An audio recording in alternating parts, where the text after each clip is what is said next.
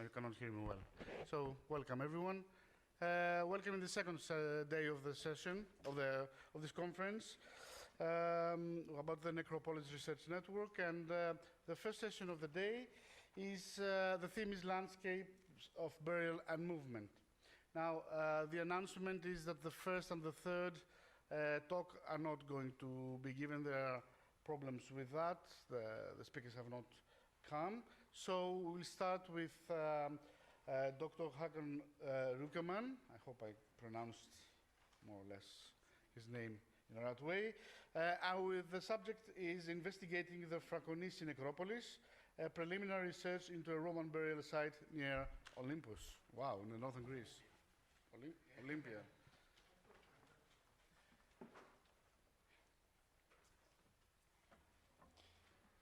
Well, yeah, Kalimera, and good morning also from me on the second day of the conference. We already had an intense day with a lot of input and fruitful discussion yesterday, and I'm looking forward to the continuation of that and also taking my part in it. Before I start, I would like to thank the committee for the organization of the conference and for admitting the presentation of my still fairly young dissertation project, giving me an opportunity to briefly introduce the place and to give some thoughts and briefly touch on thoughts on chronology and the embedment in a cultural landscape.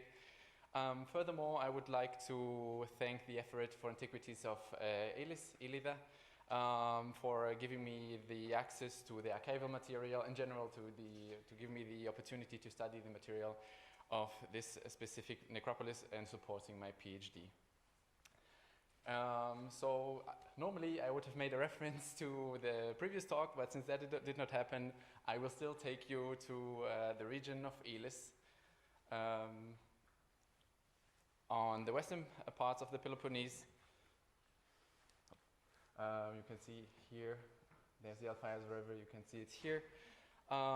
Specifically to the place where the mountain river Cladios from the north flows into the river of Alphios, which goes east-west and will end in the sea then. There at the foot of the Kronos Hill lies the Pan-Hellenic sanctuary of Zeus of Olympia, the birthplace of the Olympic Games, frequented by athletes and the faithful for over a millennium. In comparison to that, 150 years of history of research that we celebrated at the beginning of this month seem quite little. As one of the most important sanctuaries in the antique world, Olympia has been a focal point of archaeological research.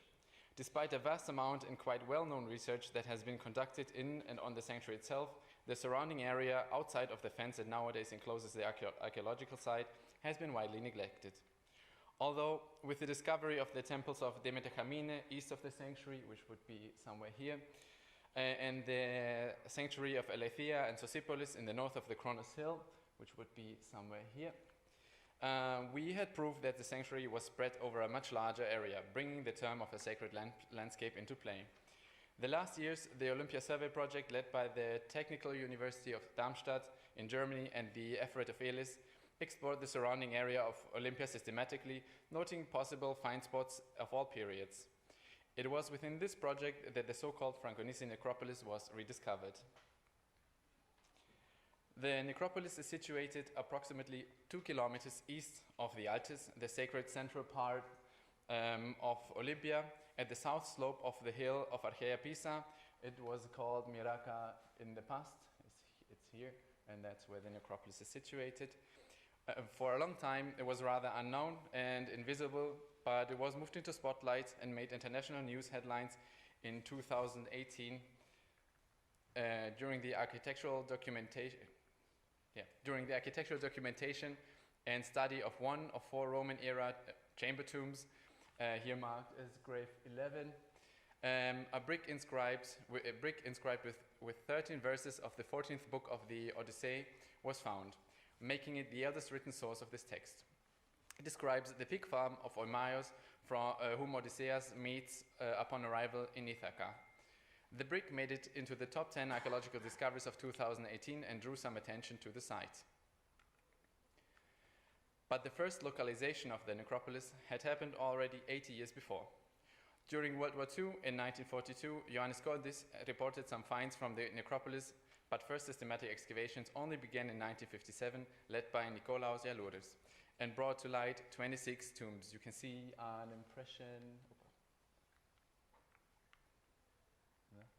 impression in these two pictures. A decade later, while building the new road to Miraka in 1967, at least 54 additional tombs were excavated by Petros Themelis. The bottom picture shows how some workers in 1967 are excavating two more grave buildings that are situated in the east of the site. After that, the place seems to fall into oblivion, and barely any word on the place is published. Only in 2019, following the discovery of the brick with the Homer inscription, another excavation campaign took place. The Ephorate for Antiquities of Elis, led by Erofili Iriskolia, excavated another 12 tombs on a plot connecting to the east side, here, basically this area. This is before the excavation, connecting to the east side of the Grave 11. It was followed in 2022 by a mainly philological publication of the Homer brick with a little fraction of the archaeological context. These three separate excavations brought a variety of types of tombs to the surface. The most opulent and visually impressive are four Roman-era brick-built graves, Alpha, Beta, Delta, and this is supposedly Gamma, but there's actually no documentation for that. And they all have at least three separate burial cysts. Three of them have three separate burial cysts and two niches in the wall opposite of the entrance. So you can see they have 1, 2, 3, 1, 2, 3, and this one is not sure if it was a burial. There's 3, and on the back side they have like 2 niches. On the first glance, one seems to differ in building technique and size from the other graves, which is the Beta one, because the main difference is actually that it has 5 burials, and it was quite a little bit bigger, so there's 2 more going here, but they're missing now. And it doesn't have a niche or anything in the back. There's nothing. But the architecture study has been done and is still to be published, but I was told it's going to be probably the next year. All of them are to be reconstructed with the vault and painted stucco all around. Some pieces are still in situ today. Other types include cistombs, sometimes built in bricks, or simple pits that were covered with reused roof tiles, in some cases still fairly complete. You can see some examples for cistombs in the bottom pictures. Here still with a complete cover, basically. And the images on the right showcase some pits covered with roof tiles. Another group of tombs appears to have a kind of pyramidal cover, as you can see here. Seem to have like a pyramidal cover, maybe as like the base for a stela or something, but there's nothing documented on that. This slide also demonstrates the possibility of retracing the location of many of the tombs using the archival material. It's kind of a detective work, but it's possible. All the tombs, except one, are oriented north-south. To my knowledge, all the burials were single inhumation burials with a few exceptions. As it was expected, the excavations brought a broad variety of finds to light. Pottery, glass, some bronze objects, as well as iron, a significant amount of coins, some terracotta plastic. It is mentioned in the excavation diaries that human remains were still preserved in many occasions, but so far it appears that only a small portion of these have survived until today. Based on the new excavations in Grave 11 and in the adjacent plots, the currently only given chronological time frame for these tombs and the necropolis is, in general, is from the 2nd to 4th century CE. For the Grave 11, a fragmented lamp of type Bronier 27A with the producer's inscription Posphoru, here, this, dated to the late 2nd to the early century CE, is used for the dating of this of the burial building.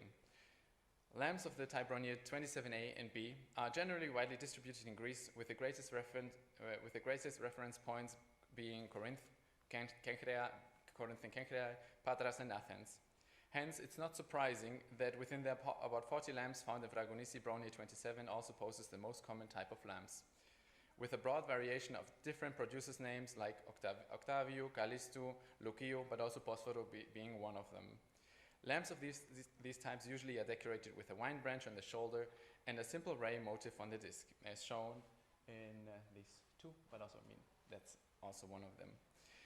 Alternatively, the shoulder is widely plain and just decorated with a decoration of ovally around the disc, as shown here. The amount of lamps possibly indicates an increased frequentation of the necropolis during the 2nd and 3rd centuries. Architecturally, the tombs Alpha and Delta could be almost contemporary to the grave 11.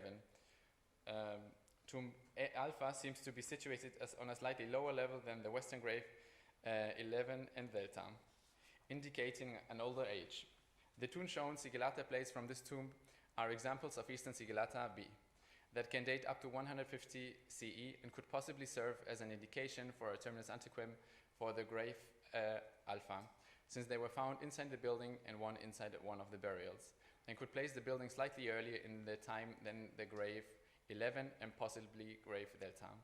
Grave Vita is which is this one, I indicated it, is situated on a similar level than grave Alpha, but architecturally differing from all the other buildings, possibly indicating older chronology. However, this needs further investigation, and finally all the tombs need to be put into context and relation. I think we can agree that the selection of the objects I showed you until now represent quite obviously a strong footprint of the Roman imperial times. Based on the existing publication and the first sighting of the object, this was nothing unexpected. What was more surprising was the until now seemingly big amount of material that is in some cases obviously of much older date. Beginning with a complete example of a black figure lekithos with a Dionysic motif, few red figure shards so far, but quite numerous amounts of mostly Ilian black glazeware, as well as some late classical coins.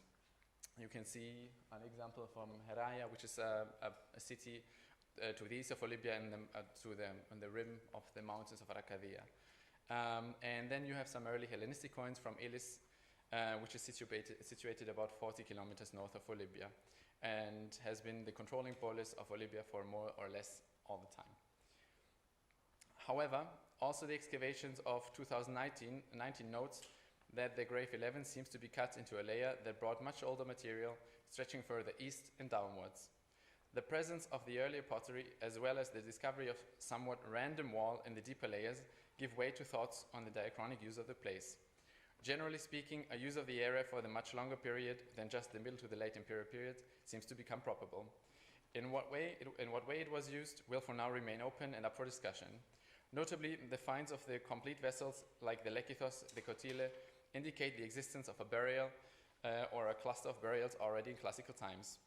A further indicator for a continuous use can be the late classic, early Hellenistic coins that reportedly stem from burials.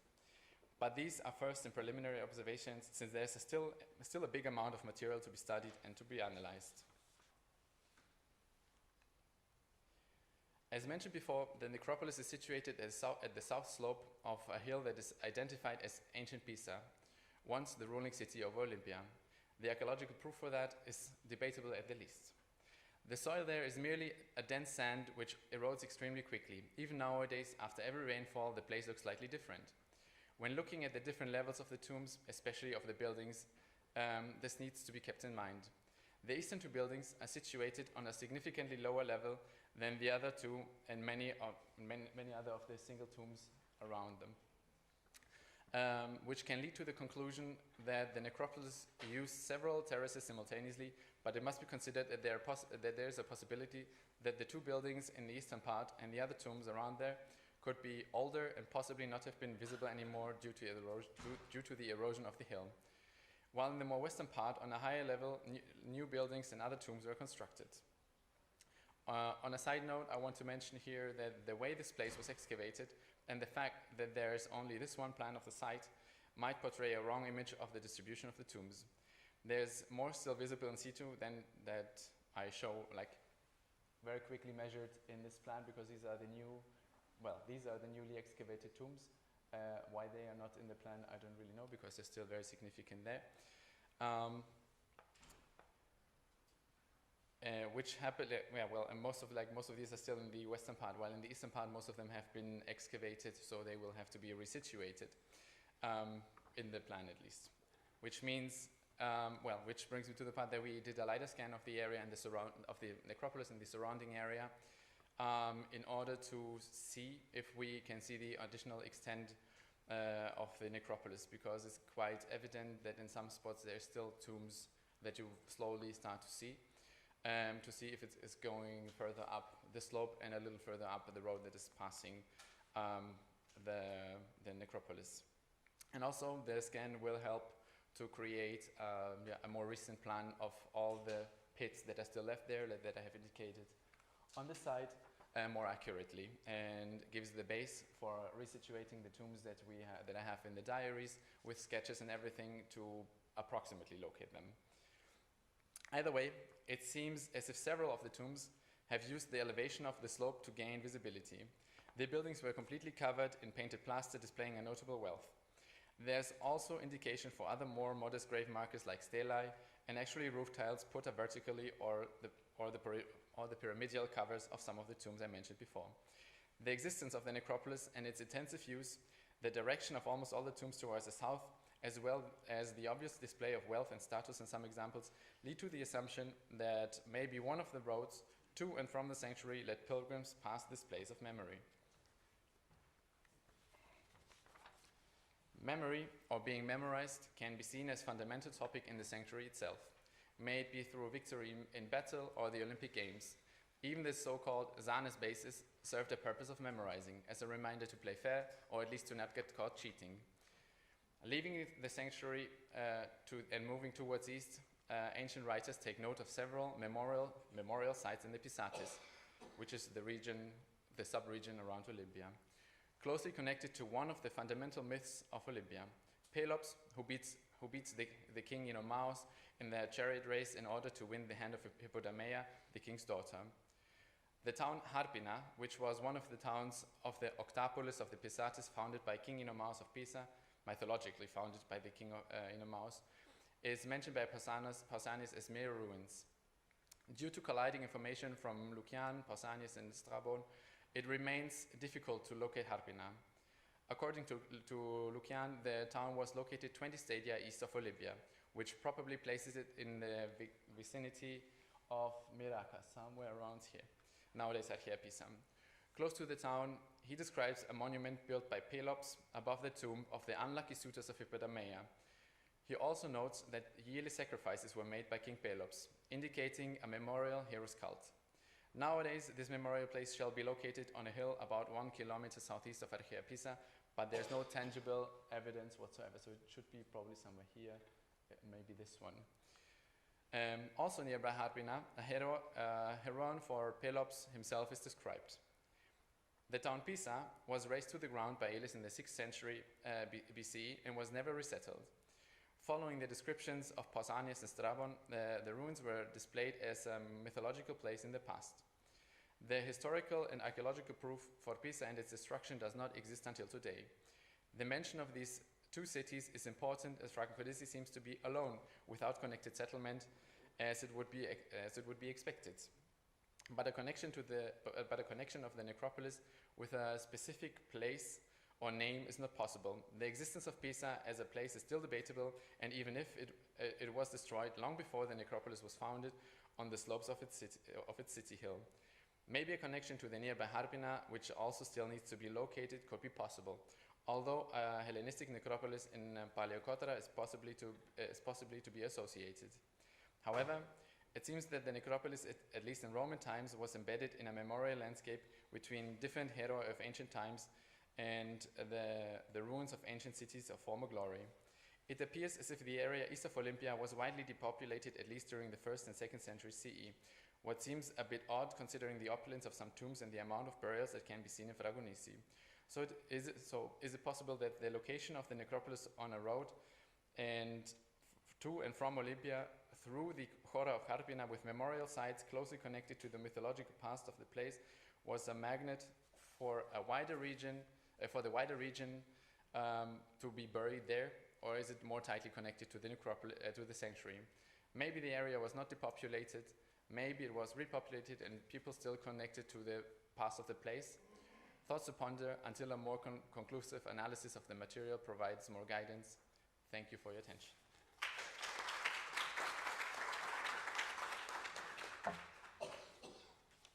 Thank you. Our next speakers is Anthiti Liakou, Andreas Kapetanios, Maria Meksi, and Alexandra Tsatsaki.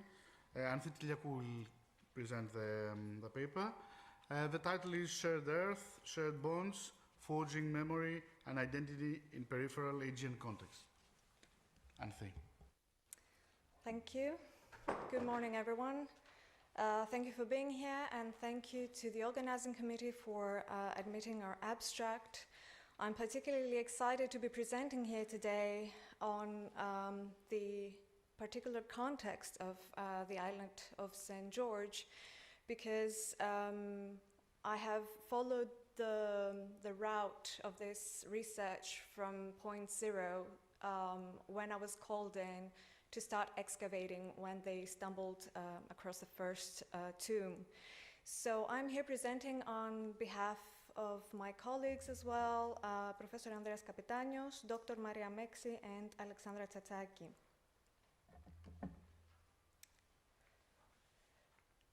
So this talk will examine how the classical Roman burial practices on the island of St. George or San Giorgi generated a durable script of belonging, and by script we mean a reproducible set of actions, architectural choices, and object placements that choreograph how the living relates to the dead, and through them to the place they're inhabiting. The island's long conservative mortuary tradition lets us watch memory becoming materiality in a stable way while still being periodically rewritten. The central question that threads the presentation is simple but productive. What makes an islet community remember? We answer that sustained reuse of tombs, characterized by standardized architecture and a set of codified depositional practices, taken together, produce a self-maintaining mnemonic device. These features do not merely reflect identity, but they are actively reconstructing it. So I will start a bit on the reverse mode.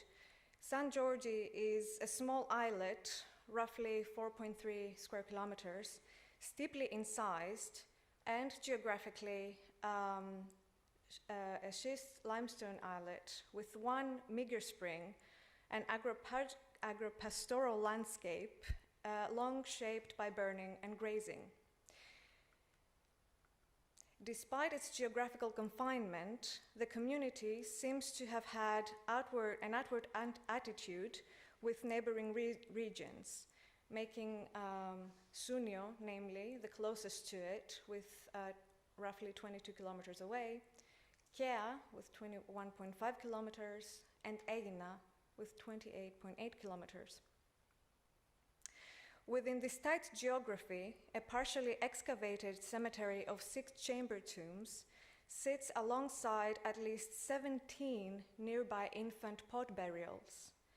And the use of the cemetery spans the 5th century BC to the 2nd century AD, with a single later reuse from the Proto-Byzantine period. Enough duration for practice to settle into habit and for habit to function as memory. Our approach integrates osteology, taphonomy, and spatial analysis. So we read the cemetery as a coordinated system in which architecture, skeletal remains, postmortem handling, and objects operate as media. The aim is not just to date the depositions in terms of sequence, but to actually trace the grammar of practice that keeps the living and the dead in conversation.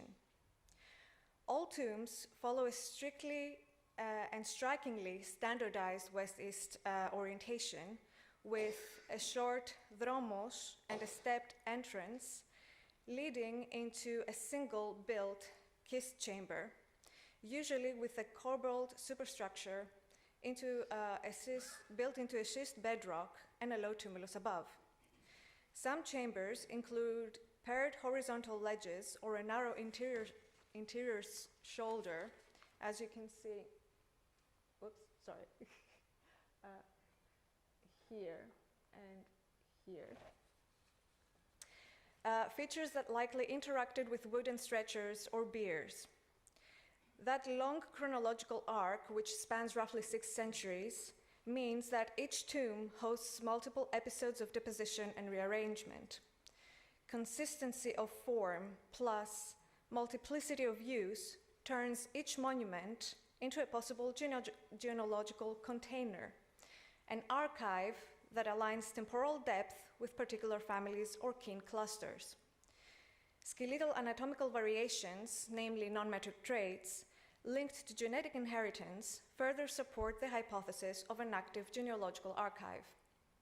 Furthermore, anatomical markers characteristic of an active life on a rough terrain enhance the hypothesis that the St. George group was a community that had a long-standing presence on the island.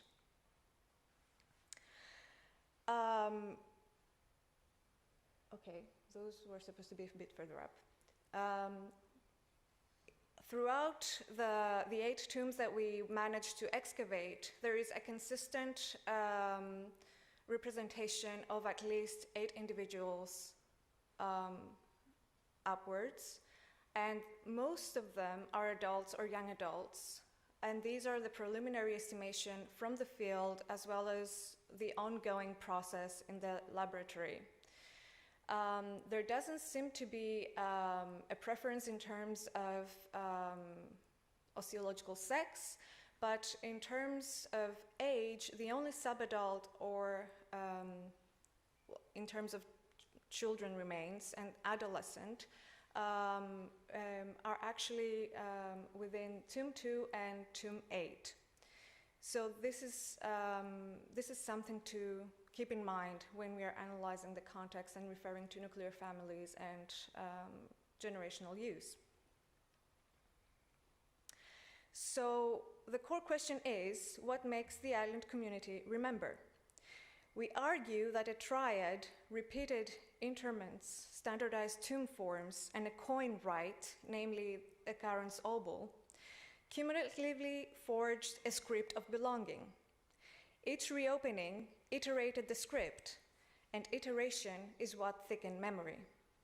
The same moves in the same spaces with the same kinds of objects performed again and again for new persons. Practically, earlier bones are often displaced with care to benches or clusters, long bones grouped, crania set apart, or else new bodies are layered without full displacement. Oops, sorry. These pattern adjustments turn disturbance into ritualized order and stage each newcomer as related to those already there. Kinship and obligation literally arranged in space. Okay, sorry. Okay. So,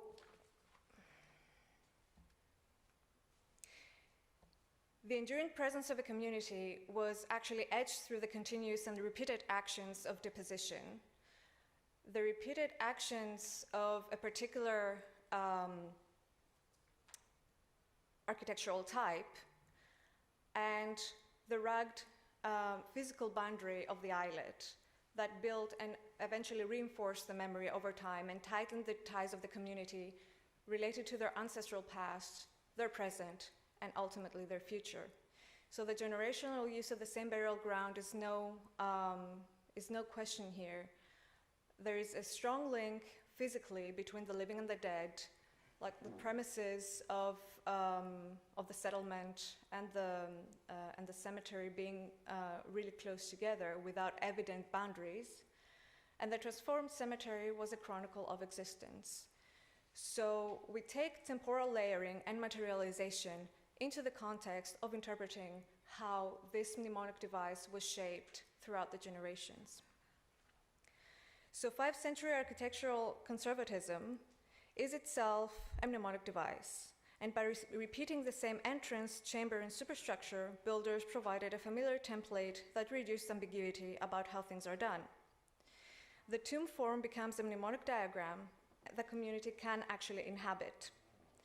Standardization also minimized visible status competition in a small community. Sameness is not a lack of imagination, but rather a social technique, aligning many lifetimes within a coherent mortuary language that amplifies group identity.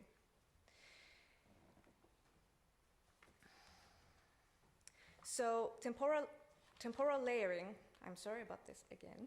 Temporal layering names the stacking of episodes within the same chamber. It is visible in cross-cutting deposits, in resorted heaps of long bones, and in articulated skeletons placed alongside other clusters. The tomb reads as a palimpsest. New inscriptions never fully erase old ones. On a small islet, spatial confinement intensifies this effect. There is little room to disperse the dead, so memory acquires a topographic density. The living learn the cemetery by re-entering it and reading earlier acts as they make new ones. Interments are cumulative, not isolated, and they come in successive depositional episodes that physically stack through generations and compel the living to negotiate with ancestral matter at close quarters. This proximity sustains kin narratives.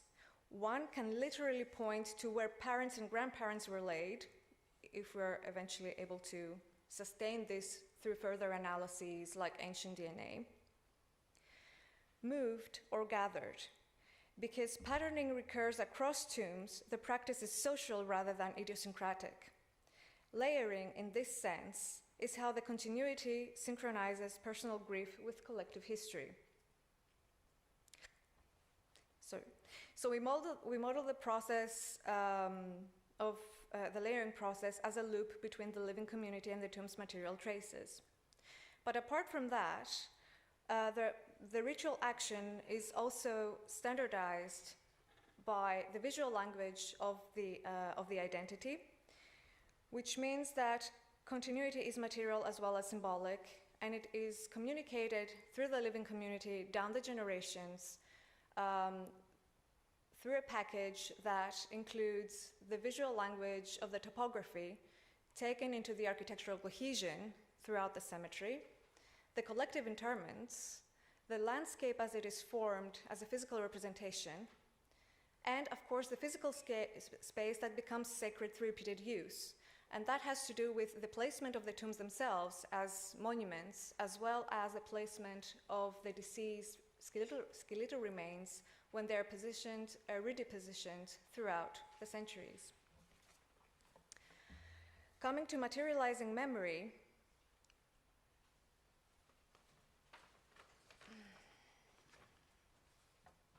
ritual translates belief into tangible residues.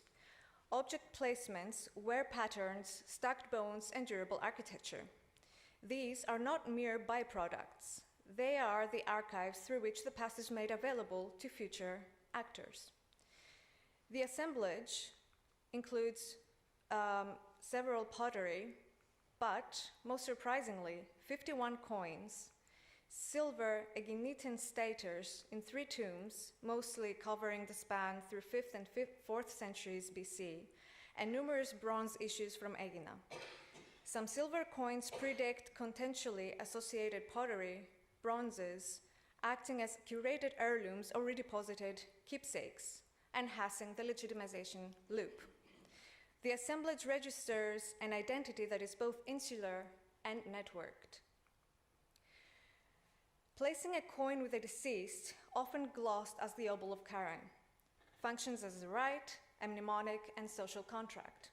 It materializes a promise from the living and standardizes remembrance across many deaths. Spatial mapping shows a strong association of coins with skulls and secondarily with upper torsos, hands, regardless of articulations. So the consistency suggests codification. The coin makes the passage legible while knitting each individual memory into a communal narrative. Because the act is repeatable and recognizable, the coin rite stabilizes meaning even as people and generations change. A small durable object condenses belief, obligation, and identity into a token that endures long after perishable signs have faded. So if you want to read more about how the current obol integrates into the St. George Islet community, I would refer you to our paper from 2019, which I could not, there was not enough space to cite in the slides, so here you go if you want to read further on. Coming to reinscription and belonging, we are approaching every reopening as an act of reinscription. Ties to ancestors are renewed. Ownership of mortuary space is asserted, and memory is converted into belonging. The cemetery thus functions as an inference structure for identity maintenance, not a static endpoint. By repeatedly choreographing the same actions in the same places, in the same physical landscape, the community produces a durable sense of us that can outlast any single lifetime. So, to conclude, on the islet of St. George, we are seeing a durable script of belonging, a remembrance that is built through generations, in stone typologies, in choreographed reuse, and in codified coin placements.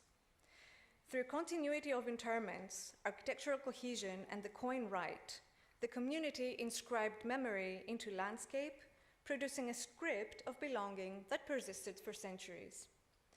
The cemetery exemplifies how small places remember by turning practice into structure and structure back into practice, making identity both visible and renewable. The point that we make as to spatial confinement on a small and distant island is that it enhances formal continuity for a significantly longer period, and that this allows us to assign social cohesion and cultural continuity for the successive communities that lived on the island for such a long period. Can we talk of a society that kept on its journey in time continuously for centuries? Probably yes, and we also need further bioarchaeological input to associate cultural continuity with the genealogy of families. Repeated interments forge temporal links to ancestors. Standardized architecture supplies visual coherence and group identity, and the coin rite materializes belief and obligation.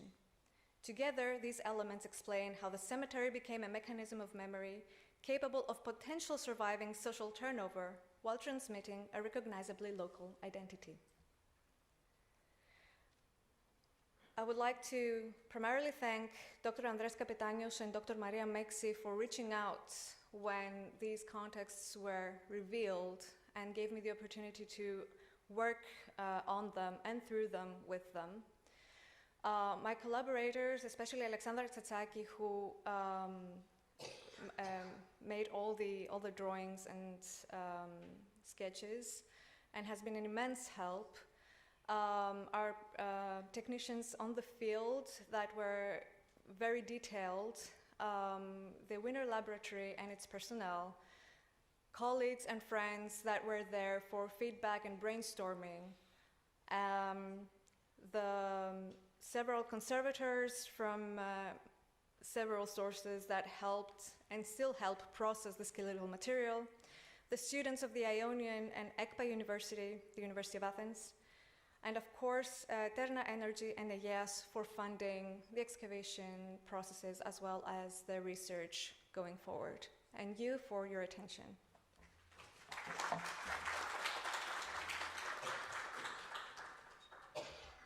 Thank you very much. Let's welcome the third and last paper for this morning session by Katerina Giannakaki, and the title is Archaeological Evidence for the Development of Cemeteries of Ancient Kydonia in Historical Times.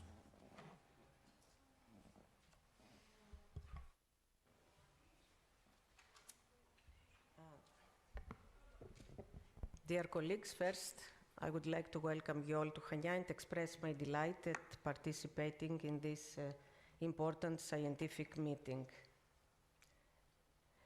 According to Herodotus, the foundation of Kydonia in historical times is attributed to Samian exiles who in 524 BC fled to its territory after the failed attempt of the Spartans to overthrow the tyrant Polycrates.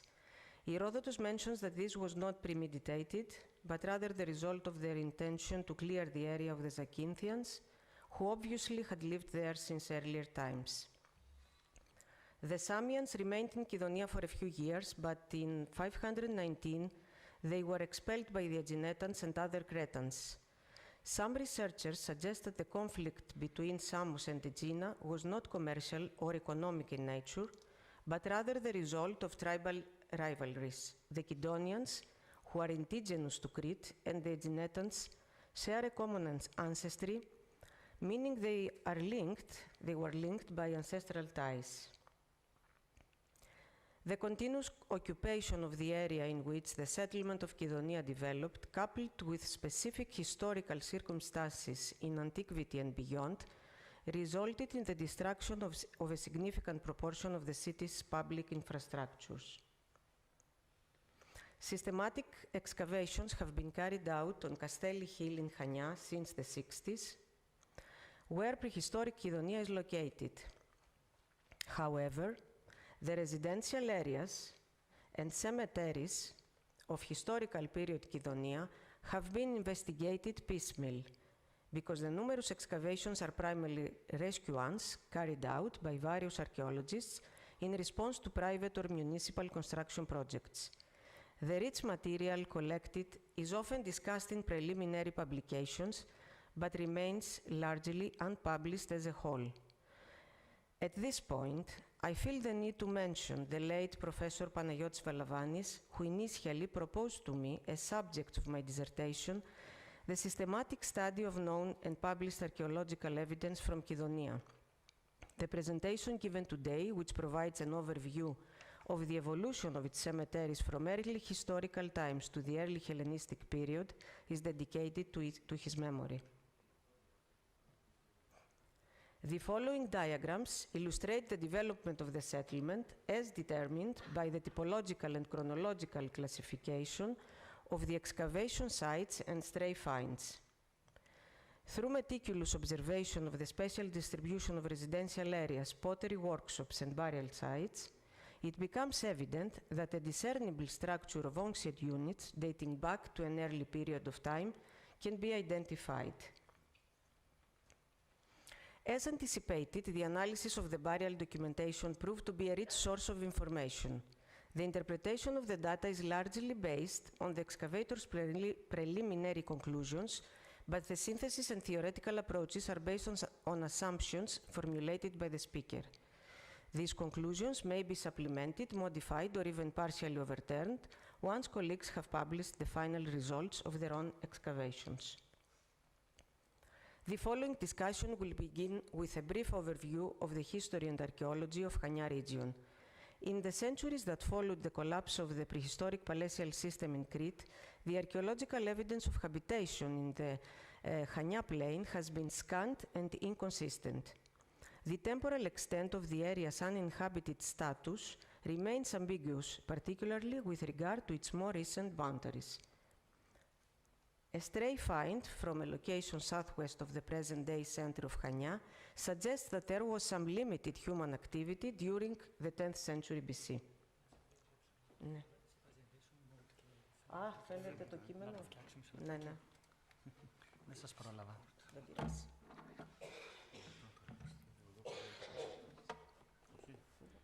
Δεν μπορώ να το χρησιμοποιήσω. Αφήστε το, θα το αλλάζω από εκεί. Ναι, αλλά δεν θα βλέπετε το κείμενο.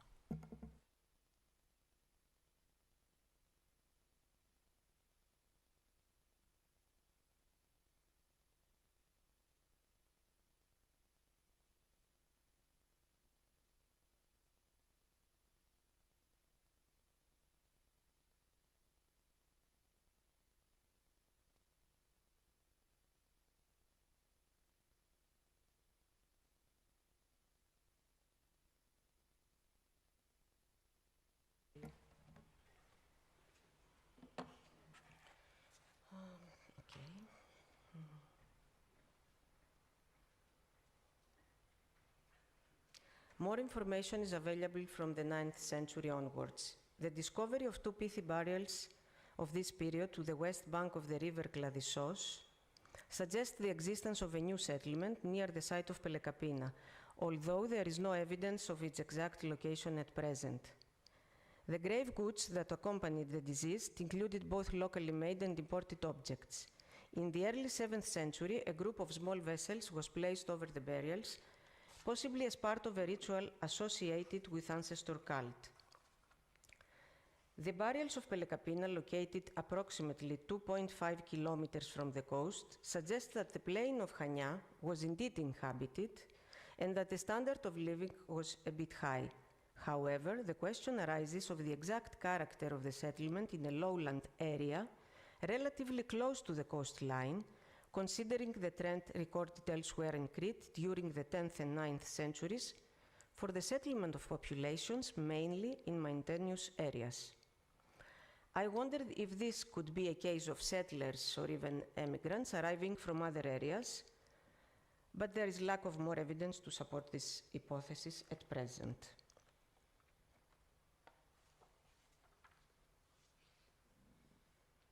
In archaeological sources, the Kidonian burial grounds are conventionally classified as Eastern and Southern cemeteries. The modern Apokoronu Street could be regarded as the conventional boundary between them. A thorough review of the extant research, as illustrated in the accompanying diagram, indicates that the site in question is an extensive cemetery situated beyond the confines of the corresponding settlement. Additionally, it should be noted that the burial grounds were not used with the same emphasis through time. The eastern and southern parts of the site exhibit notable variations in the form of the terrain, which in turn influence the typology of the burial structures that are examined below. The data as of yet indicate that the Eastern Cemetery occupies an area of 925 acres, beginning in proximity to the historical settlement, where an Oxian road leading to it has been unearthed. The area's topographical features, including a steep slope of soft marly limestone, have been identified as key factors in the selection of this location for the construction of underground chamber tombs dating back to prehistory and later periods.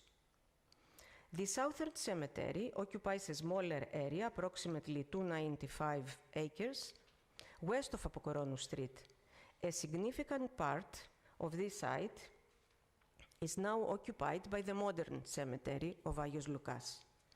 The topography of this location is distinct from that of the Eastern Cemetery, as it features less precipitous slopes and a lower altitude. The soil, which consists of soft limestone with veins of marl and has an argile texture, does not appear to have been suitable for the construction of chamber tombs, which does not exist in this area. The tombs in the Southern Cemetery are organized into clusters with denser burial arrangements. Stray finds and a few rescue excavations that are dating to the Hellenistic period also indicate smaller burial grounds to the west of the Southern Cemetery, extending into the modern districts of Pachiana and Varousi and along the north coast. The conditions under which these burials were found prevent determination of whether the site was an organized mortuary ground or whether it was sporadically used for free burials. Let's examine the archaeological data to see how cemeteries evolved over time, noting that throughout the period under consideration, in Kydonia, the burial custom of inhumation prevailed. Archaeological evidence suggests that the earliest graves in the Eastern Cemetery date back to the late geometric period. The deceased were placed in small vessels surrounded by smaller vases, which were used as grave goods. These burials were investigated in two locations close to each other. There is no evidence of chamber tombs being used, despite this architectural form being common during the city's prehistoric phase. A feeding bottle bearing the inscription Agios Lukas 1947-1948 indication and an unpainted single-handled cup are stray finds that also provide faint indications of the Southern Cemeteries used during the late geometric period too. Further evidence from the Archaic period is available. It appears that the settlement spread and covered wider area than in the previous period. Some new burial grounds were established almost simultaneously in areas that had not previously been used for burials or any other activities. It is worthy of note here that in one instance where impressive archaic pithi dating to the 6th century were discovered, as documented in the archaeological report, remarkable geometric potsherds were also collected. This suggests the possibility that the same area may have been used for burial during the preceding period. Farther south, in the area of Agios Loukas, a large pithos of the 7th century was unearthed, a unique example in Archaic Kydonia with relief decoration. In the same location, but at a higher level, tombs dating to the 5th century were constructed without disturbing the pithos. This evidence may indicate that a family used this area for a considerable period of time for its burial needs. To the east of the Venetian fortification, there are archaeological references on pre-war surveys without, unfortunately, much archaeological documentation. A group of some of them are unusually shaped vases, comes from a survey in 1929. Later, in 1934, Marinatos excavated at the same site a cluster of large jars that he dated to the Archaic period. Unfortunately, most of this evidence was lost when the place where his finds were kept was destroyed by fire. Theophanidis also carried out a research in the same burial area. To the east of them, a new burial ground close to the sea was discovered dating to the 3rd quarter of the 6th century. This find is particularly important as, in its publication, it was associated with a short-lived settlement of the Samians. If these are indeed the new inhabitants mentioned by Herodotus, we observe that they adopted the same type of burial structure that was common in Kydonia in previous periods. It is apparent from available archaeological evidence that from the beginning of the 5th century onwards, the residential area of Kydonia underwent further expansion. Evidence has been found which indicates the preliminary structuring of craft workshops. The inhabitants of the classical period buried their dead in proximity to the existing sites, but in most cases without disturbing the older graves. In the first half of the 5th century, we see that in both cemeteries, the practice of burials in Pithi decreased considerably. At the same time, box-shaped tombs prevailed, arranged in relatively dense clusters. In some cases, there is evidence, according to archaeological descriptions, that they were surrounded by enclosures. The monolithic sarcophagi, some of which are arranged in regular rows, are certainly the most expensive monuments in the classical period of the city. They are found either independent or encased in the double tombs, and there are quite a few. In the neighboring Aptera, for example, the lack of this type is characteristic, where simpler burial types prevail. This monolithic sarcophagus, found in the southern cemetery, can be from the late 6th century and is perhaps the oldest of its kind in Kydonia. In some cases, the descendants took care of earlier bones, which were collected in the same tomb. The bilateral form is a widespread architectural type of the classical period, developed mainly the southern cemetery. A limited number of such like-type examples are to be found in the eastern, a fact that may be ascribed to practical reasons. The construction of tombs requires a great deal of space, but in the east, space was limited due to the large number of the prehistoric chamber tombs. This may have influenced the decision to select a location in the south, where there was an abundance of free space. Larger tombs of the type appear to have served as family monuments and were occasionally opened to be reused for members of the same family, as one example shows observing the range in the dating of the clay vases, which extends over 2 centuries. Funerary stele and reliefs do not appear to be particularly common in Kydonia. In the southern cemetery, there are mainly inscribed plaques. Most of them are lost. One of these bears writing in the Ionic alphabet and comes from an old excavation by Xanthoudidis at the beginning of the 20th century. Before the war, inscribed tombstones were found on a hill next to the river Kladissos on the westernmost limits of the city. The oldest of them bears writing in the alphabet of Aegina. The find can reasonably be linked to the settlement of the Aeginetans handed down by Herodotus. Funerary reliefs come from the Eastern Cemetery, but most of them also are lost. One marble relief that survived, of which half is preserved, is considered a work of high artistic value, Atticizing or even from Attica. Also, the remains of a demolished monument, of which only 2 heads are preserved, are of great significance and are also considered as an Attic work of art. Research has indicated that a cemetery is topographically connected to the settlement to which it belongs, and that this connection is characterized by the presence of certain features, including but not limited to an enclosure, a normal arrangement of graves with a common orientation, posthumous repeated burial ceremonies, and the existence of an access road.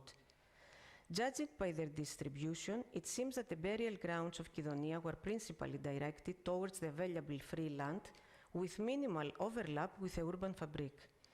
In the choice of an area as a burial ground by the locals, apart from practical reasons, ideological factors may play a role. Modern research shows that cemeteries are often located on hills or slopes so that they can be seen from a distance from the settlement, or to honor the ancestors. This factor is primarily observed in the eastern parts of the area under study, although it is also evident in several of the other locations previously discussed. A strong sense of descent from larger families is evident in the care paid to the ancestors. In at least one prehistoric tomb, there is mention of the placement of 2 figurine mourners of the 4th century, a detail that may be associated with ritual ceremony related to the claiming of ancestry. We observe isolated clusters of graves or larger burial sites which may have been associated with groups of people of similar social or even ethnic origins. Despite the lack of evidence for the accurate determination of their orientation, it is evident that the majority of graves within the same cluster adhere to a common rule.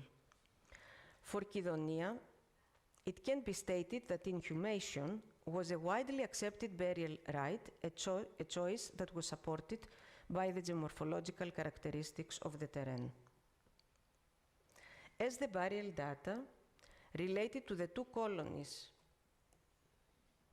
of Samians and the Aeginetans mentioned in the sources come from areas east and west of the central part of the city, we can assume that the residential areas of the Samians is likely to be located to the east and that of the Aeginetans to the west, although their exact locations still remain unknown. The colony's preference for locating their burial grounds near the coast was probably driven by an ideology stemming from their close connection with the sea, an element that played a significant role in their daily lives. The 4th century witnessed a period of transition for Kydonia as the city found itself in a challenging position due to the siege by the mercenaries of Phalekos in 343 BC. Despite the successful repulsion and death of Phalekos, the city suffered from famine later between 330 and 326. This is evident in the poorly constructed burials located in the immediate vicinity of the settlement. Accordingly, in general, the structure of this period have become more simplistic in form, and types are limited to schist graves, pits, and those covered with tiles. The reuse of older bilateral tombs has also been observed. At the end of the 4th century, the adoption of a new tomb form reflects the significant change in the funerary ideology of Kydonia at the beginning of the new era. These remarkable monuments, known already from older excavations, are mainly located in the Eastern Cemetery and are quite impressive in terms of their form and distribution. In recent years, several more examples of this type have been found. I will conclude my presentation with some photos from my research in 2021 in a multi-chamber tomb, which although was found disturbed and partially destroyed, it provided us with significant finds which also confirmed its use for over many centuries after its construction. And at this point, I will warmly thank you for your attention.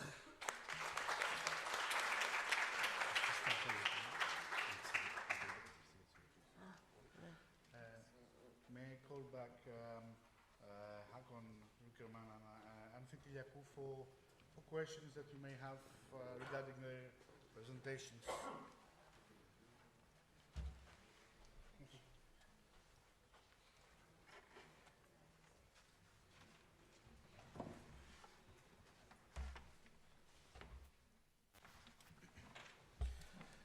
So, questions for Hakon Ruckerman on his presentation?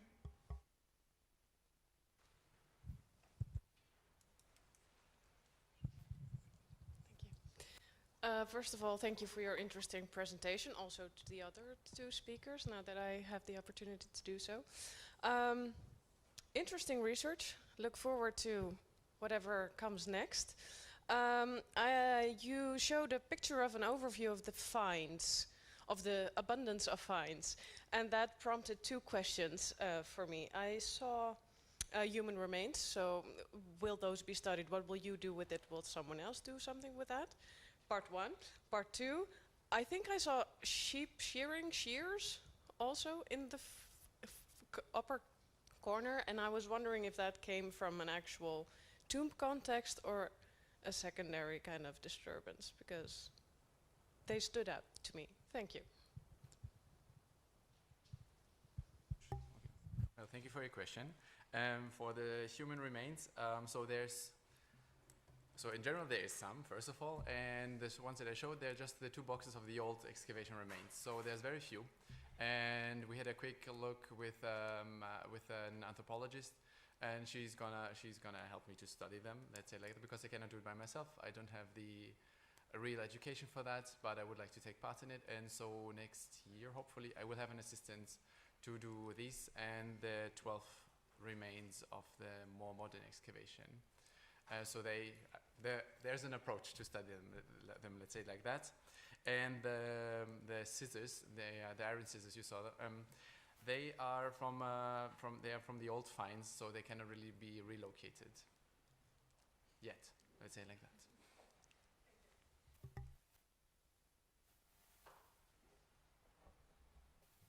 Anyone else?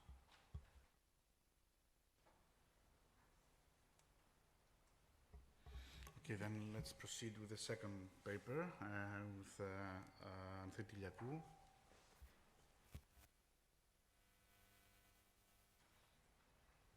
Then I'll make use or abuse of my privilege.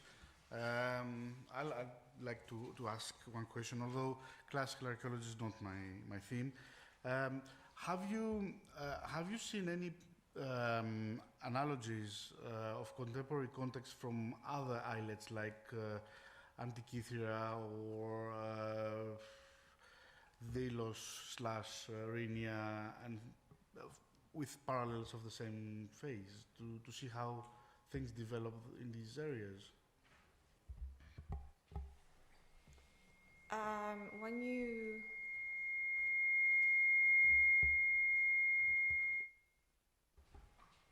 When you refer to the development, would you refer to the tomb typology, the burial practices, all the whole package as it is throughout? Mm-hmm. Yes, we are in the process of... Okay. It's an active research, actually, so we are in the process of evaluating every aspect of it as much as we can. The closest parallels at this point seem to be in Aegina, also primarily in the sense of the tomb typology.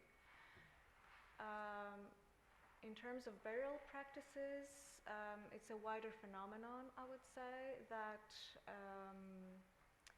The reuse, the redeposition, the careful redeposition, the clustering is not singular to the St. George Islet.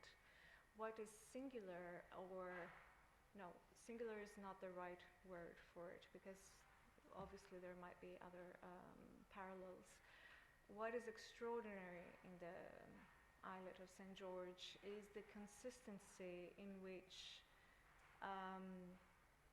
the scheme of things, ranging from the tomb typology to the burial practices to the ritual representation, is consistent throughout the centuries, regardless of other changes that might be happening across into the mainland or neighboring island groups. But of course, Delos and the remaining Aegean islands are something that we are actually actively looking at. But in terms of closer context, the Aegean island is the closer parallel at this point. Any other question? Yes, please. Thank you very much for this really interesting findings. So it was a little bit fast. Did you? What kind of evidence do you have for kinship relationship? So you mentioned metrical or non-metrical traits. So can you elaborate a little bit more on it?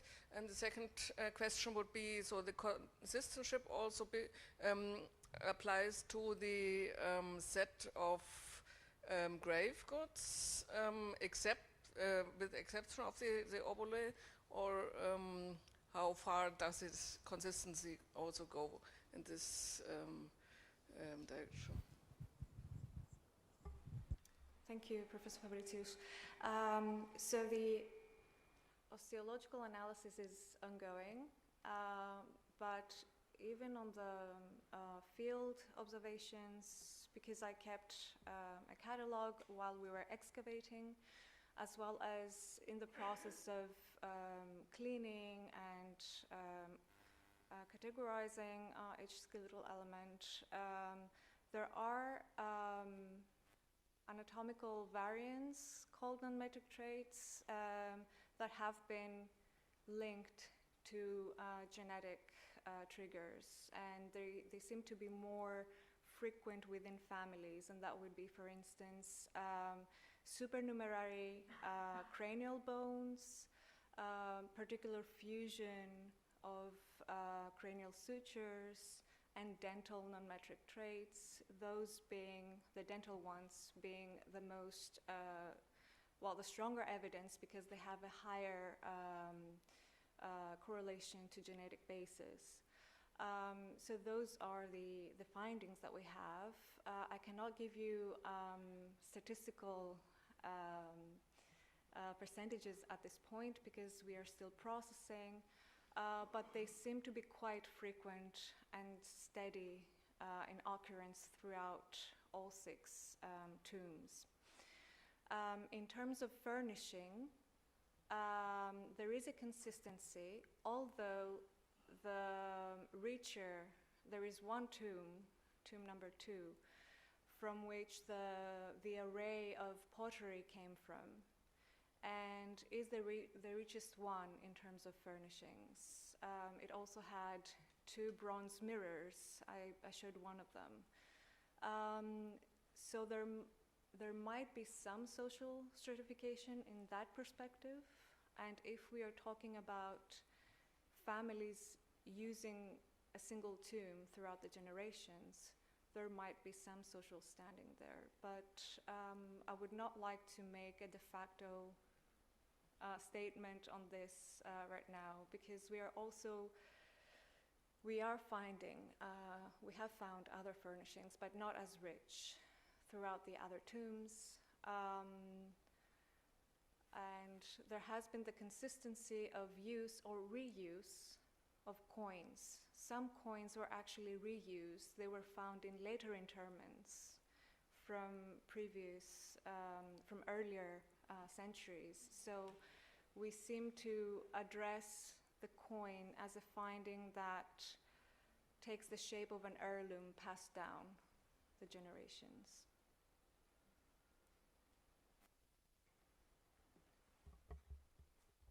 Yes, please.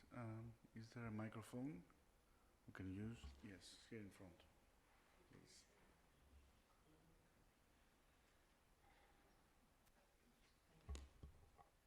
Lovely presentation. And I like the way you define terms, etc. That was very pleasing to me. The formality of the tombs and the repetitive nature for the adolescents and the adults is striking. What evidence is there on the island of deposition of the children and infants? Thank you. I'm glad you liked it. So I need to stress out, if that was not evident, that what we presented here today is not the extent, the absolute extent of the cemetery. So we have good indications that if we dig further, we will find more. In terms of the differentiation in handling subadult individuals, for one thing comes from the 17 pot burials that were actually found in a cluster in between those tombs. If we talk to the spatial proximity, so there was not a particular niche where they were outside the limits of the tombs that contained adult remains. But those jars are still being processed, but the conservators that have dealt with them so far, with particular instructions as to how to excavate, micro-excavate them, have come up with infant and child skeletal remains. I have not had the chance to process them yet, so I cannot tell you what the age range is there. What I can tell you from my observations in the field and the processing of the tombs that I'm currently on top of is that we have an individual of at least 12 years in one of the tombs, the one that is the richest within the cluster, and at least one adolescent between the years of 14 and 17 in another. But these are the only indications that we have subadult remains in an enclosure that typically seems to contain adult skeletal remains. Speaks to the social definition. Yes, but there doesn't seem to be a particular placement in terms of how they handle them, how they bury them, like are they stretched out, are they not, are they prone, are they not? They seem to follow the adult scheme. Yes, for the social context of the, exactly, yes. Thank you. Questions for the third presentation, please.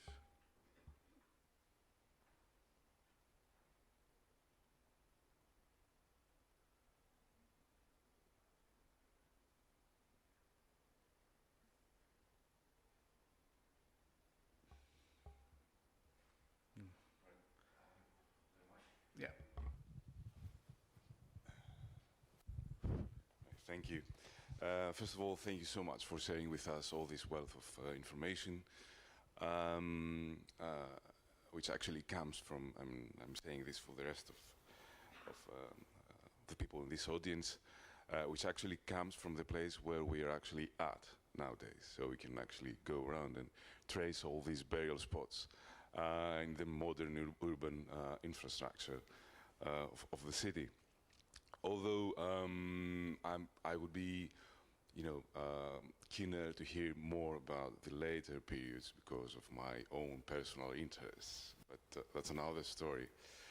I think what you've raised here is is something that usually funerary archaeologists avoid to deal with. And you did that in a rather convincing manner. And that's how, in some cases, ethnic identity might just pop out here and there through burial evidence. And I did like the conscious way you've dealt with such like evidence coming from the western parts of the city and the eastern parts of the city, and how these could have been an indication of people coming to this part of Crete in earlier times. That's one thing. The other thing is to do with the fact, could there be another similar size necropolis to the western fringes of Kydonia, or all their interest is located on the spaces to the south and southeast of the city? Thank you for your question. I think they were not used before the 4th century BC. I think that was the area where the Aeginetans fled when the Athenians destroyed their island. And they came here because the ancient sources say that they went away. Microgiannakis supported the idea that they came here. The Aeginetans came in Kydonia, so this is after the 5th century. But due to the lack of proper excavations there, we cannot say much, but what we can say is that most of the findings were from the late 4th century, Hellenistic, just tiled roofed graves, nothing of great importance, as it is important, but I mean not a nice, not an architectural type that is of interest. It's this what we can say for them for the present. Thank you. One last question, perhaps. No, it's time for coffee then. Half an hour for the next session. More or less, 40 minutes, wow. So, thank you very much.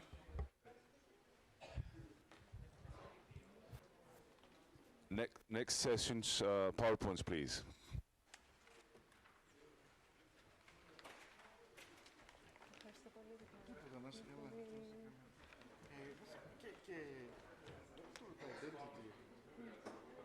Φαίνεται ότι ανήκει στα αθηναϊκό κράτος. Η κλασική εποχή. Η αναφορά της, ο κύριος Καπετάνης και η κυρία Μέξη, αυτό που μπορέσανε να βρουν σαν το νωρίτερο στοιχείο και νομίζουν ότι η πιο πιθανή ταύτιση είναι να είναι το νησί της Βέλγινας, που αναφέρεται σε μία επιγραφή του 5ου αιώνα ως χώρο υποτελής στην εθνική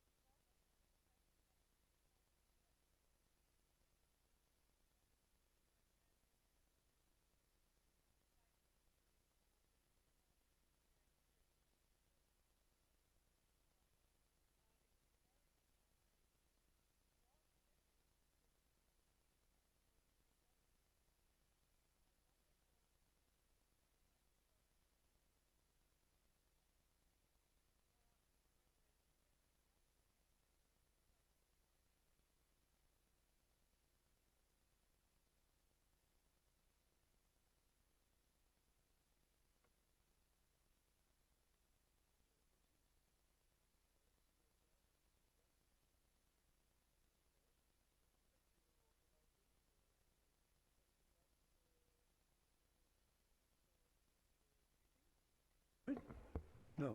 Okay. Better? Better? Okay. Let me check it. Okay. Nice. Okay. The Carchemish. Let's start with basics. So Carchemish, ancient Hieropolis, located about 60 kilometers southeast of Gaziantep, Turkey, and 100 kilometers northeast of Aleppo, Syria, which you can see here as Jarablus, and on the west bank of Euphrates River. Here you can see closer. So the areas of the city over 90 hectares, of which over 55 lie in Turkey and around 35 in Syria. I think you cannot see here, but you can see the border here passing as a white line. And after some soundings between 1878 and 1881, the British consul in Aleppo, Patrick Anderson, the British Museum obtained in 1910 a permit for the systematic explorations of the site, and excavations were carried out between 1911 and 1914, and plus one season in 1920. The latter campaign taking place under the French occupation. Later in the same year, the Turkish National Army drove out the French troops. And in 2011, just the 100 years later, in autumn in the same year, after a century of first mission, we started to dig there as a Turco-Italian team, which you can see our partners, the head of the team from Bologna University, Professor Nicola Marchetti. I served as a deputy director some 14 years, and now I'm, leading a mission there as a coordinator, head of the excavation. So, and also we were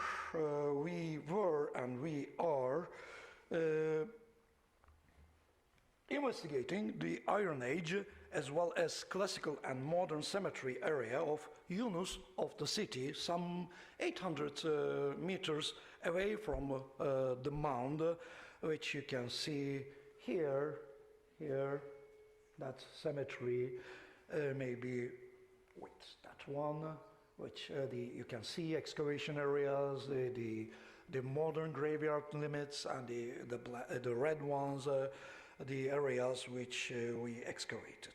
Most of the tombs of the cemetery, our tombs, are Iron II means, I brought an example, means Neo-Assyrian at there, 7th century BCE, and few from the 8th century, late Iron II. I'm giving one example only from one of the area from the cemetery, which you can see the phases of area 6 at Yunus. It's already published, which you can see the distribution of the graves, starting with simple basic inhumation on top, then Iron Age 3, the burials, and Iron Age 2. So I won't talk on these a lot, and don't ask me about these, because as you can see from my topic, I will speculate on inscriptions, some inscriptions, to introduce you the late Hittite, the idea and the connections about that and the administration. So one of the maybe few last slides, which you can see here, the most frequent custom is the pot burials. We have bat burials, and the third one, we have beautiful crater burials at Yunus. And Here you see what-if bases from the surveys which has done in 10 years. The what-if bases are rectangular slabs of limestone or basalt with shallow hollows, which you can see there. As stated from the old excavations, woolly, they are attested within the site Karkemish, in the site Karkemish itself, but they are mostly found in the Yunus cemetery. So during our surveys, we identified 30 of them, which you can see types of them, and for the ceremonies, funeral ceremonies, and they serve as an also stele or statue base, which you can see the rectangular parts could be the meaning of these objects. So the main topic which I came across, the inscriptions from there. So I could categorize 9 of them. So I will give you not only one by one, but some of them would like to talk on it before I talk in front of my community. So Itaitologist I'm talking about. Maybe we can find some way to there. So here you can see 2 of them. The one is almost, the hopeless. So on top you can see the garden of the old British excavation house, and one lost, found in 1911 or something like that. Only you can see here 2 faces. Between 2 faces there's a seal. It means the opposition, to be opposed, to litigate, etc. So I can give you some information about the formula, funerary formula for inscriptions. Starts with this stele is off, then may the gods litigate, someone do the harm or something like that. So we will observe on the actual pieces later. But here you can see at least end of that formula saying that may these gods, or may that god, specific god, litigate. So here you can see the topographic map of the cemetery and the distribution of the 1, 2, 3, 4, 5 of them. One could be, here, which means we should mention the first one, which I gave this number to. They collected, categorized under the specific name of inscriptions. The one here, Yunus 1, is, I think, interesting because it's a simple shape of the stone. There was a tenon under it, and could easily place the what-if bases, which I showed you. The dimensions fit. The content, of course, for me is interesting because there are 2 individuals on that inscription written by Anatolian hieroglyphs. A small parenthesis which I can give you: the Anatolian hieroglyphs invented by one of the the oldest attested language in the language of the Indo-European family, Hittite and Nezite. So Hittite, Nezite, same. Hittite and Luwian speakers invented in mid-17th century in Çorum, in central Anatolia, and the script were used to record the language Luwian, and here you can see one example. It is interesting for me. I'm calling them as my colleagues. So there are 2 interpreters here, 2 interpreters. One named Ta, which you can see head of a donkey here. His name is Ta, simple 1 syllable. So, and the other one is Sarpuwani. Sarpuwani means the geographical name. He who, from Sarpa, mountain Sarpa, from one of the mountain of Anatolia. And a little bit about context. I can tell you that not important, but it starts with this stele is of Ta and Sarpurwani, so Sarpurwani, interpreter's man, and apprentice interpreters made erect, set up this stele for us, it says. And there's a, the libation formula at the end, so they, poured liquid for us, and, saying that whoever or who stands against this stele in balefully, demonic way, may the gods litigate, which you can see there. You see God's sign and two faces and the seal between. So this one, the second one, maybe it's about funeral practices or the idea of the other world of these late Hittite people. This is a clue coming from that funeral stele, is asking, or they were giving food, specifically bread for the individuals. Of course, the beginning and the end of that piece is broken, but saying that to me, gods possibly gave bread to eat, recorded on that one. And we found this hand at Yunus Cemetery. It is coming from the older excavations at the beginning of the 20th century. We now, maybe we can be sure, it has to be an indirect join of that piece. It is different than the ordinary slabs, funerary stele, or which I'll show you, the coronated ones in the shape of tower, written 1 to 5 lines, the funerary with inscriptions.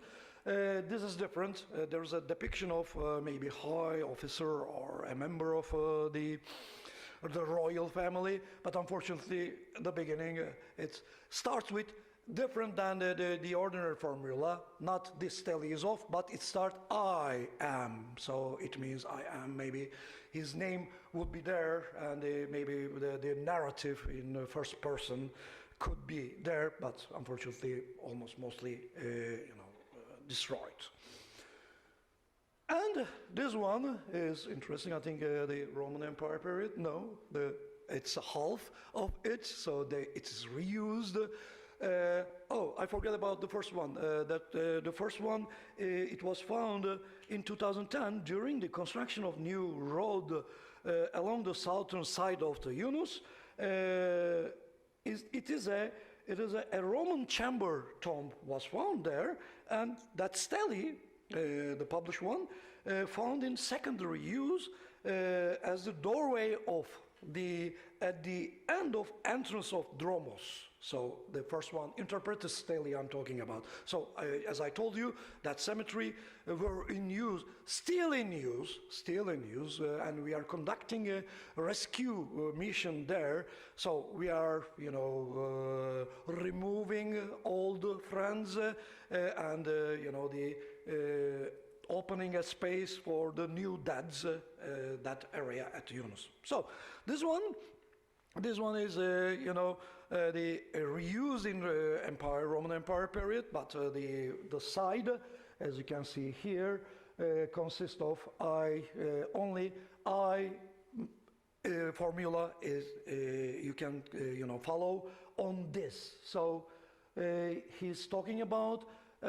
I don't agree the conventional translation of that sentence, because they are talking about the time which passed as a living being, whether they satisfied or enjoyed, or I prefer to say I consumed, I run out my time there. Which I would like to interpret another stele much more in detail. I have 5 minutes, okay. I'm going further. So one ended with, something, or for something I did it is ended. So I did. So it's about also the deceased one. We're talking about his deeds somehow. But this one is not, maybe offering or something like that, but something, concrete. It has to be because the verb is here is to do, to make. And this one found Yunus. I can show you map again. The last sentence only you can see here against him. So the one who could harm that peace, stele, gods litigate, made gods litigate, the end of the formula you can see here. The last one which found at that cemetery in recent years, which you can see Niccolo Marchetti trying to, gather information for me there. So I have clean hands. He has the dirty hands here, as you can see. It's a huge coronated piece.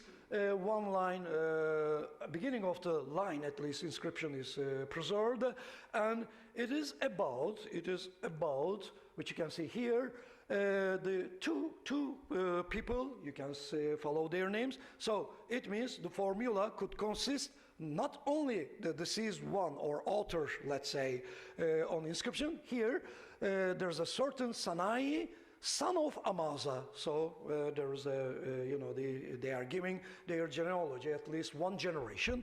The interesting part is that one known to the king. So this is one an epithet which they usually used on late Hittite period Anatolian hieroglyphic inscriptions.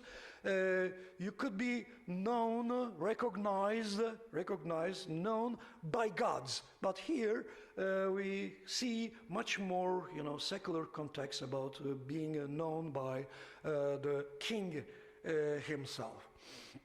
And these were all from Yunus, but I would like to show you some countryside funerary inscriptions here. Of course, all of them published, but would like to, translate or give a new approach here. One stele is coming from the just outer town. So the Carchemish, the ancient site, we have a mound. There's an earthen rampart surrounds the inner city, and there's an outer city. So the outer city. So that was found in the old excavations during the just outer town as a part of one of the Roman house, the secondary use, and his name is.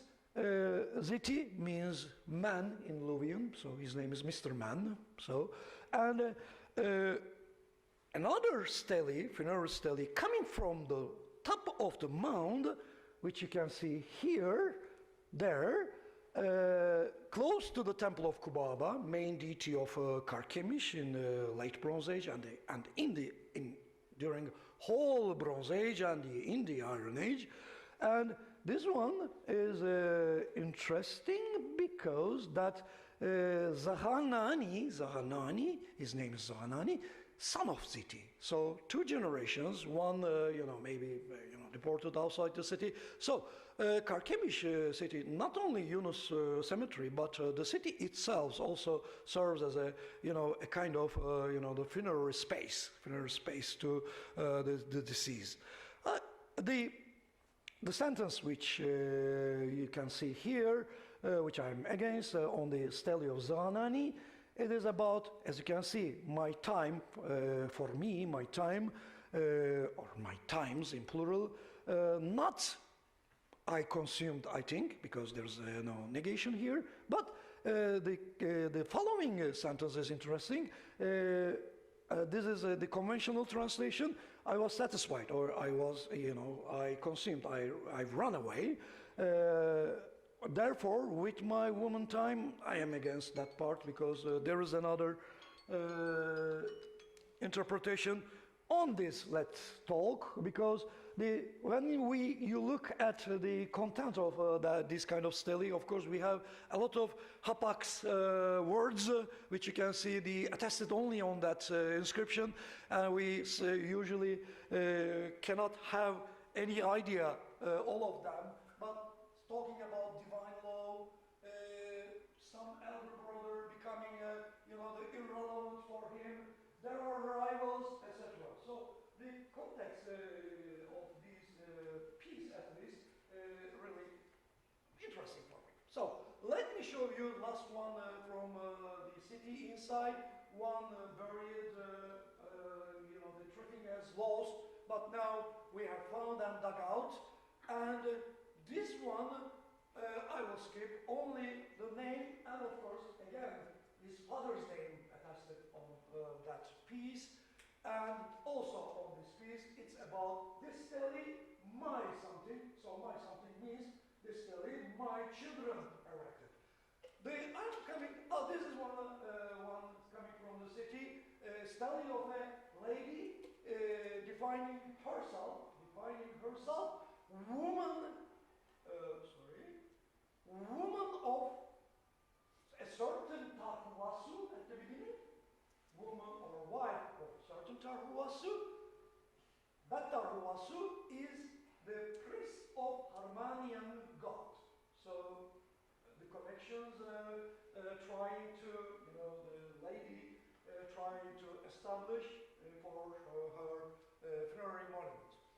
Two from the outside countryside inscription, one from Merjanis, one Tilsevet. The Tilsevet piece is interesting. There's a beautiful view. You can see Kakish, the mount behind, some flowers there. Only his name is there, so his name is Tarhuva. What was it? Astitarhuza. Astitarhuza means may, or the shall, Tarhuza shall be for him, so the etymology of his name. As for the Tilsevet, I'm finding this interesting, so I'm sharing the first time here before my community. This, as you can see, the beginning is very formulaic. You can see this stele is of the name Uvava or Uvavi. His name is Uvavi, but conventional translation is like the following two signs here, which you can see two head of the donkey. Because you missed at the beginning one. You see, this is the ear, this is the head of the donkey. Two donkeys. We were interpreting as the verb of that sentence. So it means this stele is of Uvavi. He erected. It doesn't work. We have a lot of question marks about that one. Because the following sentence is about, again, just like the previous one, about woman, being womanly. No, I'm objecting it, because it's not about a woman or womanly or something like that. It's about, it is talking about women. They are plural. There are women there, and this is his job, his profession. Maybe you can help me, I'm not sure. His job is woman tata, or woman tanta, because the one piece which was found 2 years ago in Konya, consists of that sign. You see?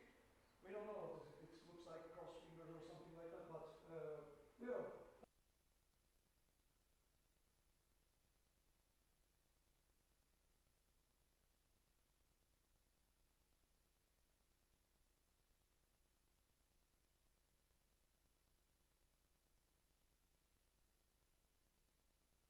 With womanly times, and I pledge, kind of, to give, to serve for it, etc.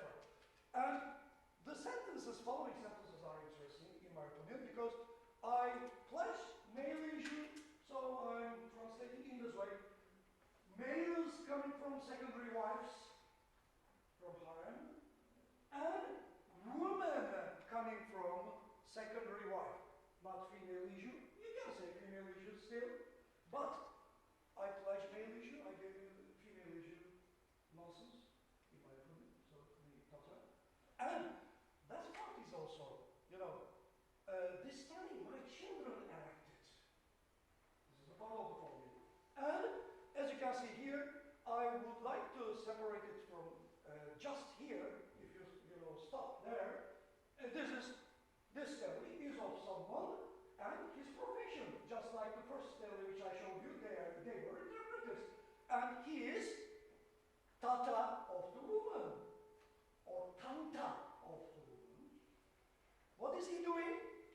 So, thanks to that inscription and that logogram's new meaning, established by us, he is sparing, saving, keeping for his house the male issues coming from secondary wives, but he was giving the female or females out coming from his secondary wives.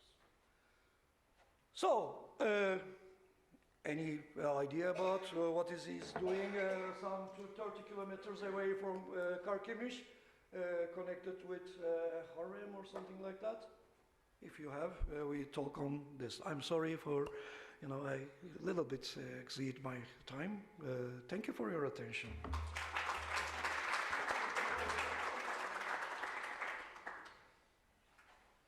Thank you for this fascinating talk. Before I introduce the new speaker, one second, I would like to ask on behalf of the organization, people who want to join for tomorrow's excursion to sign up on this list. I will let it pass through the audience. We leave for Abdera at 9 o'clock in the morning from the museum. So if you want to join, please sign up. I will...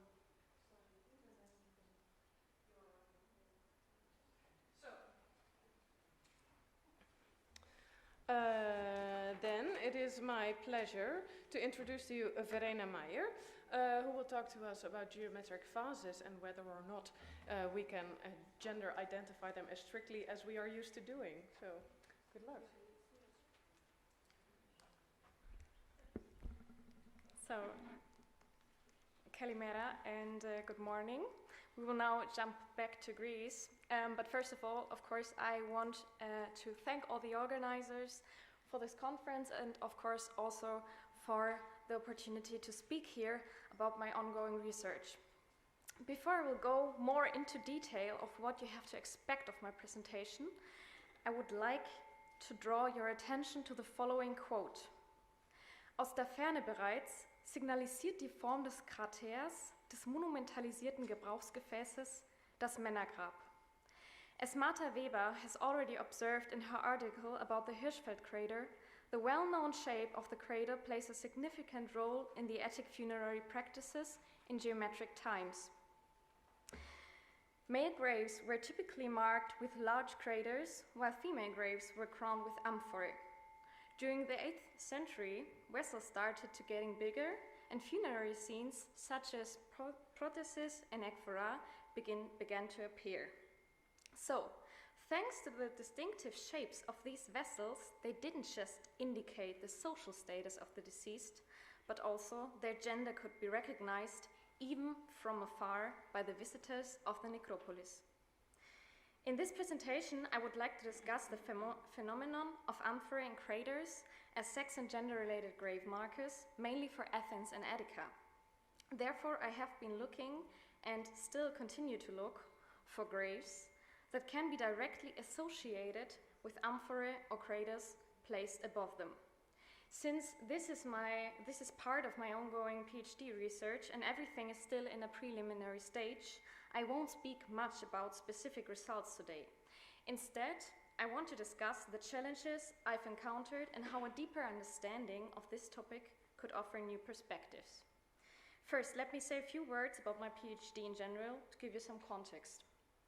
My dissertation focuses on sex and gender-related grave markers in Athens and Attica with a diachronical perspective. Over time, we can observe different groups of grave markers that indicate the gender of the deceased, sometimes more or less directly. My aim is to explore when and where the phenomenon of sex and gender-related grave markers appear and why, at certain times, it seems crucial for society to express the gender of the individual through the grave marker, while at other times this aspect seemed to be less important. One crucial aspect when discussing the craters and amphorae as grave markers and their relation to gender is, of course, the determination of the sex of the buried individual. Any proposed attributions must first be verified. The ideal scenario would be to have each grave examined by archaeologists, of course. Unfortunately, most graves with amphora and gradus as markers were already excavated many decades ago, sometimes even over a century ago, and the human remains weren't properly examined at the time. In some cases, the bones or cremation remains were not even collected. They remained in situ, were lost after excavation, or were simply thrown away. In other cases, like at the Keramaikos, where osteological examinations were conducted by Emil Breitinger from 1938 onwards, the results may not be as reliable as we might hope due to differing work standards at the time. Due to the lack of osteological examinations, many gender interpretations of graves rely on the interpretation of grave goods, of course. While certain objects may be associated with one gender or the other in specific periods, we must keep in mind that their symbolic value can change over time, and they might be misinterpreted or mislabeled. For instance, the distinction between knives and daggers can be difficult to make, particularly when these objects are very fragmentary. A utility item could easily be misidentified as a weapon or vice versa. Studies over the past decades show that very few grave goods can actually be used to determine the sex of the buried person. Primarily, jewelry and weapons seem to be the most reliable indicators, but of course not solely. Other issues arise from the nature of the clay vessels itself, as well as from their locations of discovery. Most necropoles or burial plots were in use for decades or even centuries, as I already mentioned, which can make the stratigraphy quite complex, as you can also see here with the north-south section through some graves at the Keramaikos. Graves from different time periods may overlap, cut through each other, and or disturb parts of the grave or any possible clay schemata. As a result, many craters or amphora are preserved only in fragments and often not in their original positions. It is likely that many of them were either cleared or destroyed during the construction process of new graves within the necropolis. Let's take a quick look at how graves were marked beyond clay vessels during the Proto and Geometric periods. The only other archaeological detectable markers are stones, usually placed on one of the short sides of the grave, sometimes in combination with amphora or craters, as you can also see here. All of that is evidence from the Keramaikos necropolis in Athens. These stones vary significantly in size, shape, and finish, and are often only briefly mentioned in the excavation reports. Still, their presence is well attested in Attica and in other parts of Greece. So, why do I mention these simple, unadorned stones now?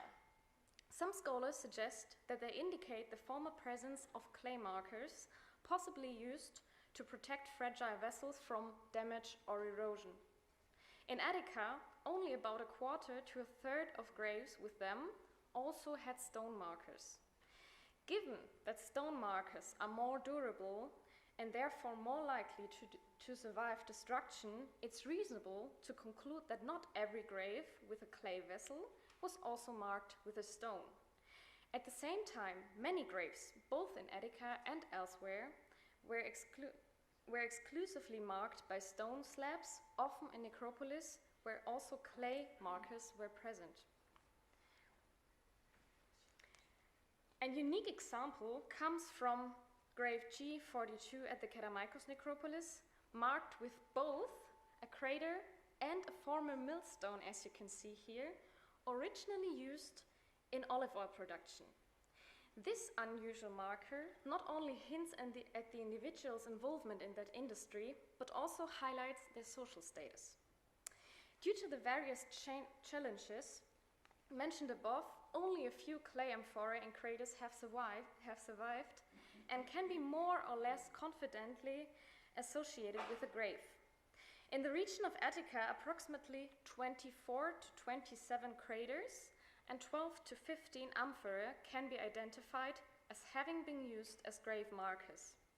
Although the area that later became the Agora of Athens served as a large necropolis in geometric times, Aside from a few sherds of craters and amphorae, only one grave at the foot of the Areopagos hill is known to have been crowned by an amphora.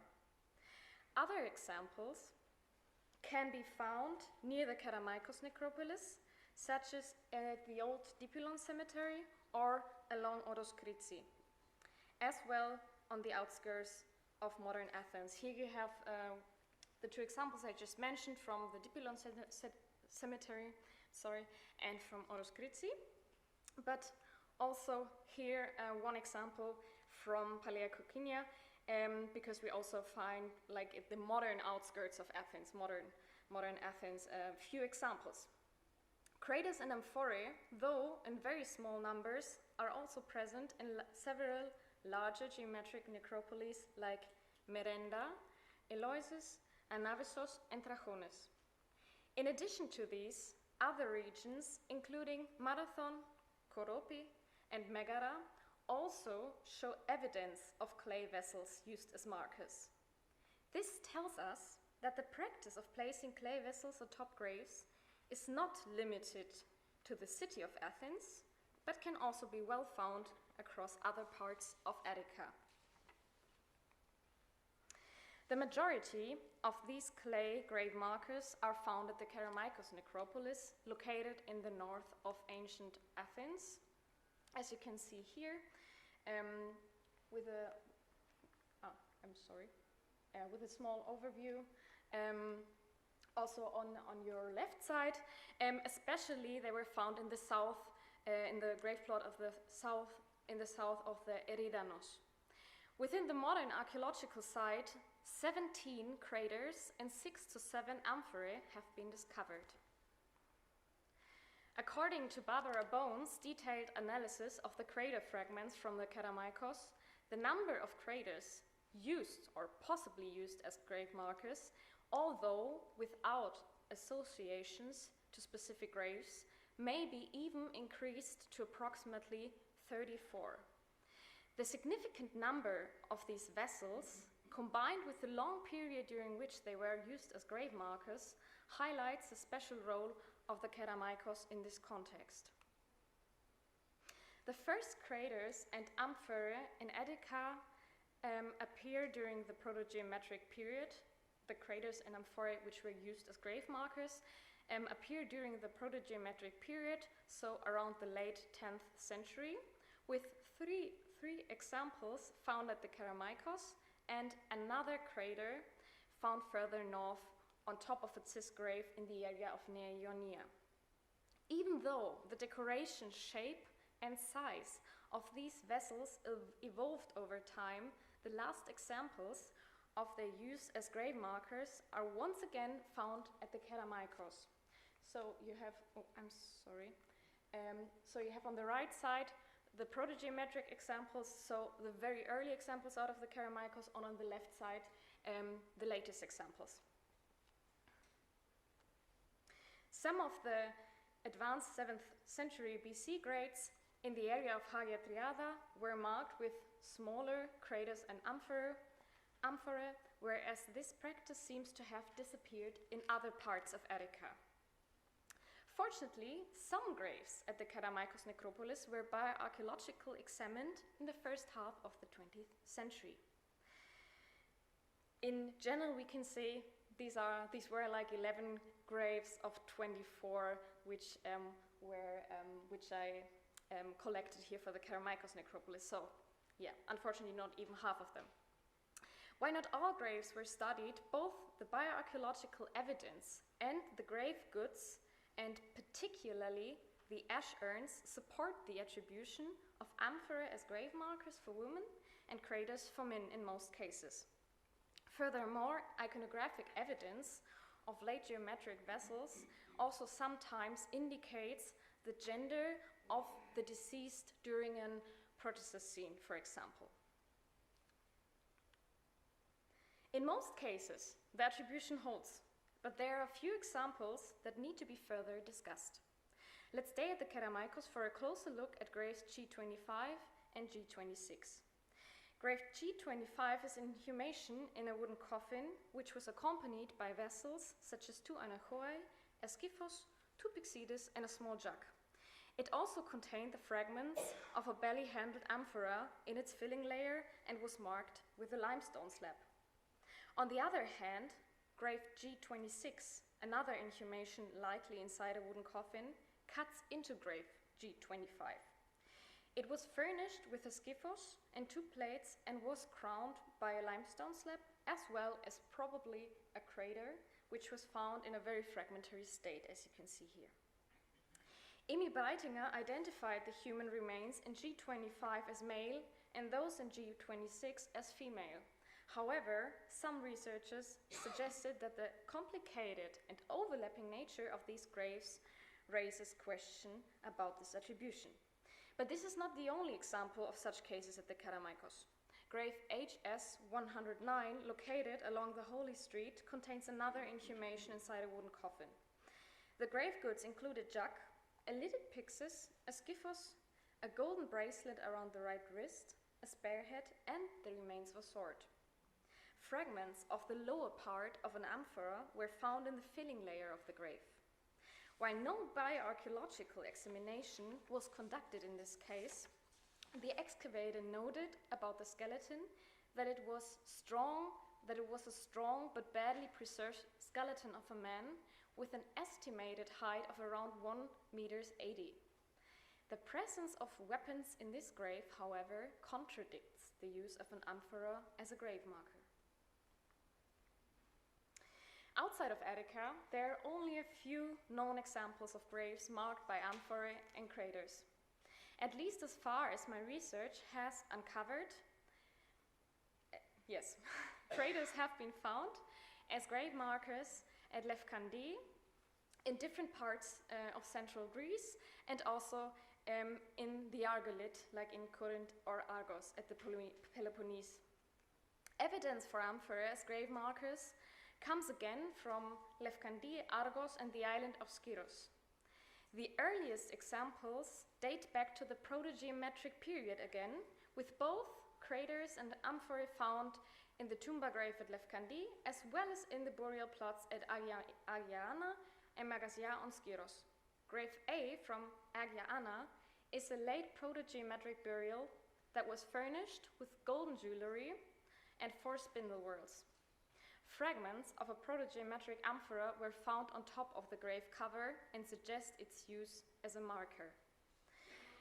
Another late protogeometric burial with a crater as a grave marker was discovered in central Greece in the small town of Atalanti. The inhumation burial contained, next to a sword and a shield boss, a knife, bronze fingerings, an iron pin, as well as various clay vessels and a bronze bowl. The excavation report notes that the fragments of a crater were found outside of the grave. Of particular interest is the use of amphorae as grave markers in what is now the modern city of Argos, again located on the Peloponnese. To date, it seems to be the only place where amphorae are more present than craters are as grave markers, which is nowhere else the case, unlike at the Kerameikos, where craters are twice as common as amphorae. Furthermore, we can identify the import of Attic belly-handled amphorae, both used as grave markers and ash urns. One example is the belly-handled amphora found on top of an inhumation burial in the eastern part of the city, which has been identified as an Attic import from the second half of the 9th century. So, let me conclude a bit. I would like to share a few final thoughts I had about this. As we've seen, identifying clay vessels as grave markers and determining the sex of the deceased presents significant challenges. Often, it is difficult to tell if a vessel originally stood on top of a grave, and the bioarchaeological evidence for these specific burials is more than sparse. What I've tried to show is that while clay cemata are most common at the Kerameikos necropolis, they were also used in other parts of Attica as well as outside from Attica. As I mentioned earlier, there are only a few exceptions that challenge this general pattern of associating craters with male graves and amphorae with female graves. So far, it seems that they were primarily used in the same way, so with the same associations to sex and gender as in Attica, although this really needs to be further investigated, and as I've showed you, the comparison with the evidence from Argos. Argos is also a very special case. I mean, compared to Attica, the burial practices really differ from Attica, and I have to look further into that, but I think this might be very, very interesting. So, in the end, craters and amphorae were more than just grave markers. They were objects of commemoration. They were used to remember the deceased with a clear emphasis on their sex and gender. By placing these vessels on top of the graves of certain individuals, the living expressed key aspects of the deceased's identity, not only their social status, but also their gender. So, thank you very much for your attention. I would be very grateful for your opinion on this.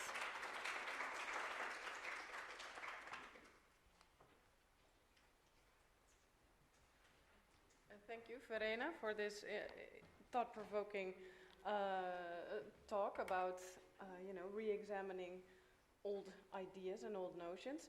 It is now my pleasure to welcome to the floor Tasos Kakamanoudis, who will give a talk on behalf of both himself and Mirina Kalaitsi, and they will take us to Macedon. So. Thank you.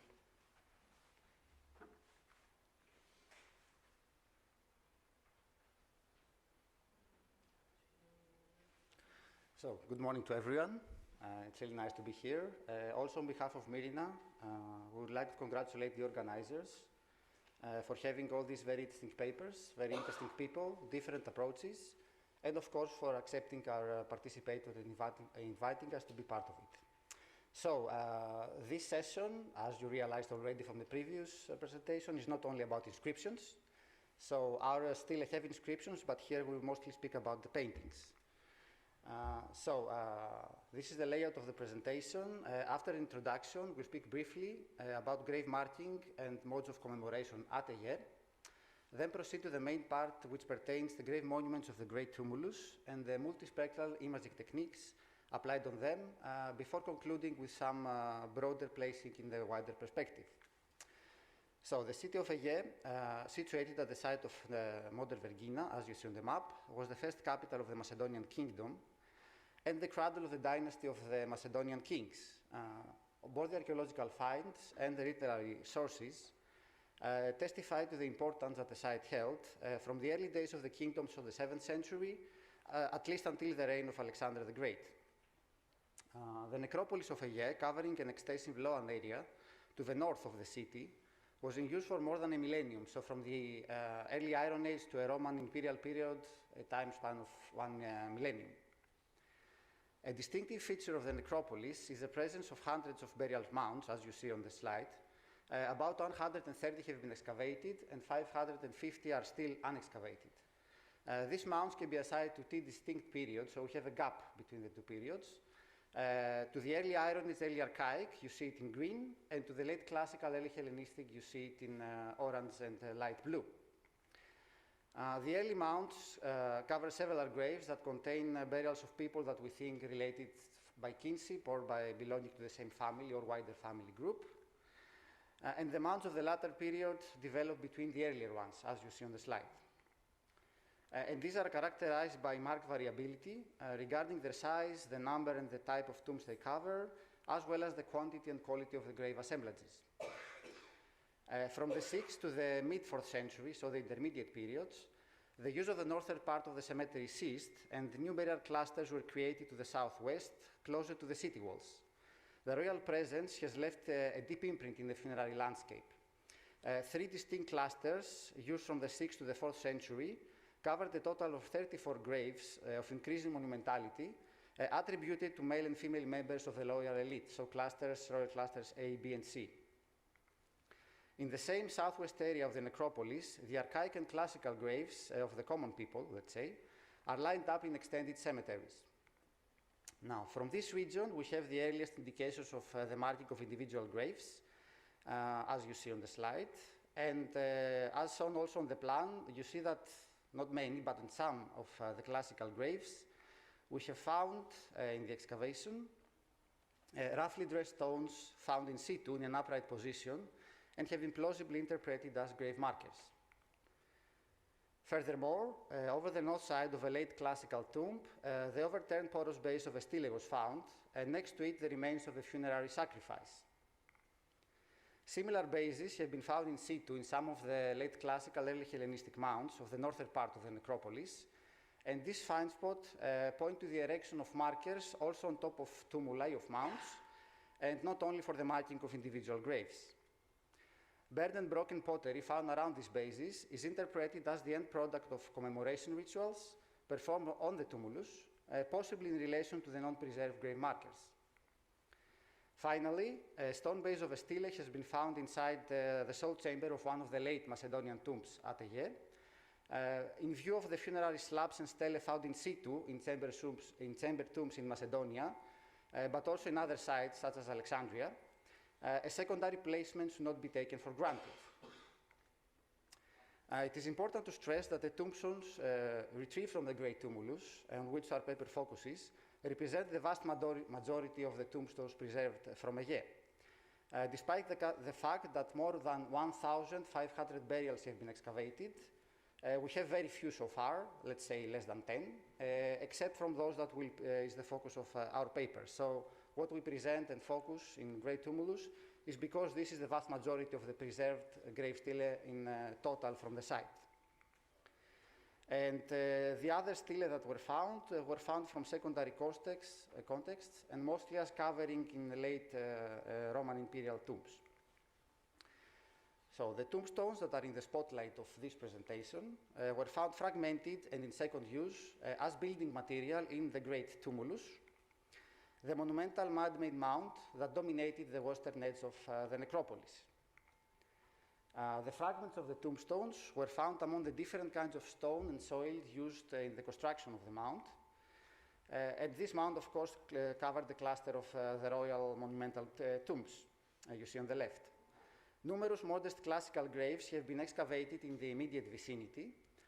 However, none of the stele found reused as building material in the Great Tumulus can be securely connected to any of the individual graves investigated beneath the tumulus or in the wider area. The first scholar to systematically study this group, the 67 grave monuments retrieved from the Great Tumulus, was Professor Sartsoglu Paliadeli in her dissertation, and more than half of them preserve some kind of painted decoration. The tombstones span roughly 1.5 centuries, so they're dating from 430 to the beginning of the 3rd century, and their lower limit is marked by the plundering of Ayer's royal cemetery by Pyrrhus gold mercenaries in 274-73 BC. As the excavator Manolis Andronikos suggested, the erection of the Great Tumulus, for the construction of which the shattered tombstones were employed, was undertaken by King Antigonos Gonatas, who wished to restore order and reassert the sanctity of the royal tombs. A few things about the technique, we won't stress that in this presentation. So the tombstones are considered as products of local workshops, although the identification of the provenance of the marble is still a desideratum. The case for local manufacture is further supported by the use of relatively rare pigments, such as magnetite and serpentine, which are otherwise seldom attested in paintings in the Greek world in general or in Macedonia in particular, and were most likely locally procured. The surface of the stele was smoothed, although the traces of the stone working, as you see, remain visible. The use of preliminary drawing is limited, and as already noted, the identification of rare pigments strengthens the idea of a local production. Another common trait is the extensive use of lead white, both mixed with various substances or as a substrate.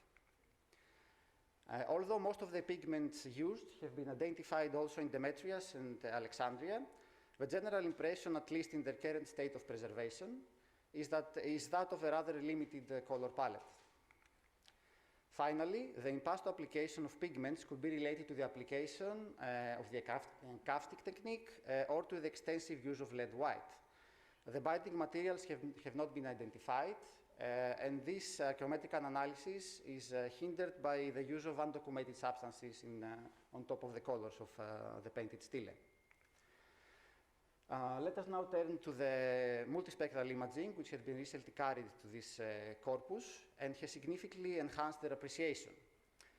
Multispectral imaging can be described as the process of capturing images of an object at specific, well-defined wavelengths across the electromagnetic spectrum, covering the visible range and extending beyond that, so to the ultraviolet and near-infrared regions.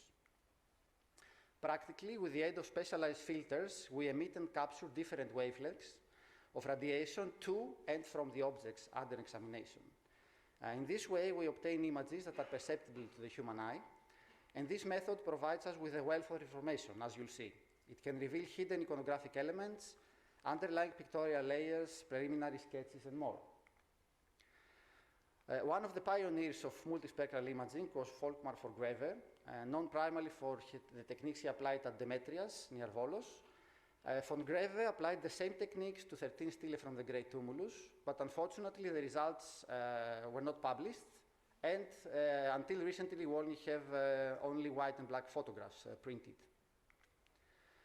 Owing to multispectral imaging undertaken in 2013 and 2018-19, we can now more accurately assess these painted representations with regard to their content, style, and technique. Furthermore, we have been able to identify scenes that had previously gone unrecognized. Giovanni Verri, who carried out the new multispectral imaging, has developed a portable, fast and flexible system capable of adapting to real, non-ideal photographic conditions.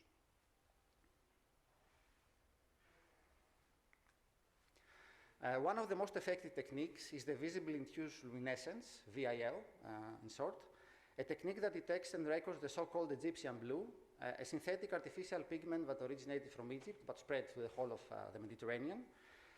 Whenever the painter has used it over large surfaces, the visual results we obtain is highly illuminating and help sometimes even to restore what is shown in the painting. The first multispectral imaging undertaking was carried out in 2013 on all painted stele exhibited in the Museum of the Royal Tombs at Aie. And the results of that campaign were eventually published by Mirna Kalaidji and Giovanni Verri in 2024 and are now accessible, so we'll not present it here. You can find, and you see the link and the publication there.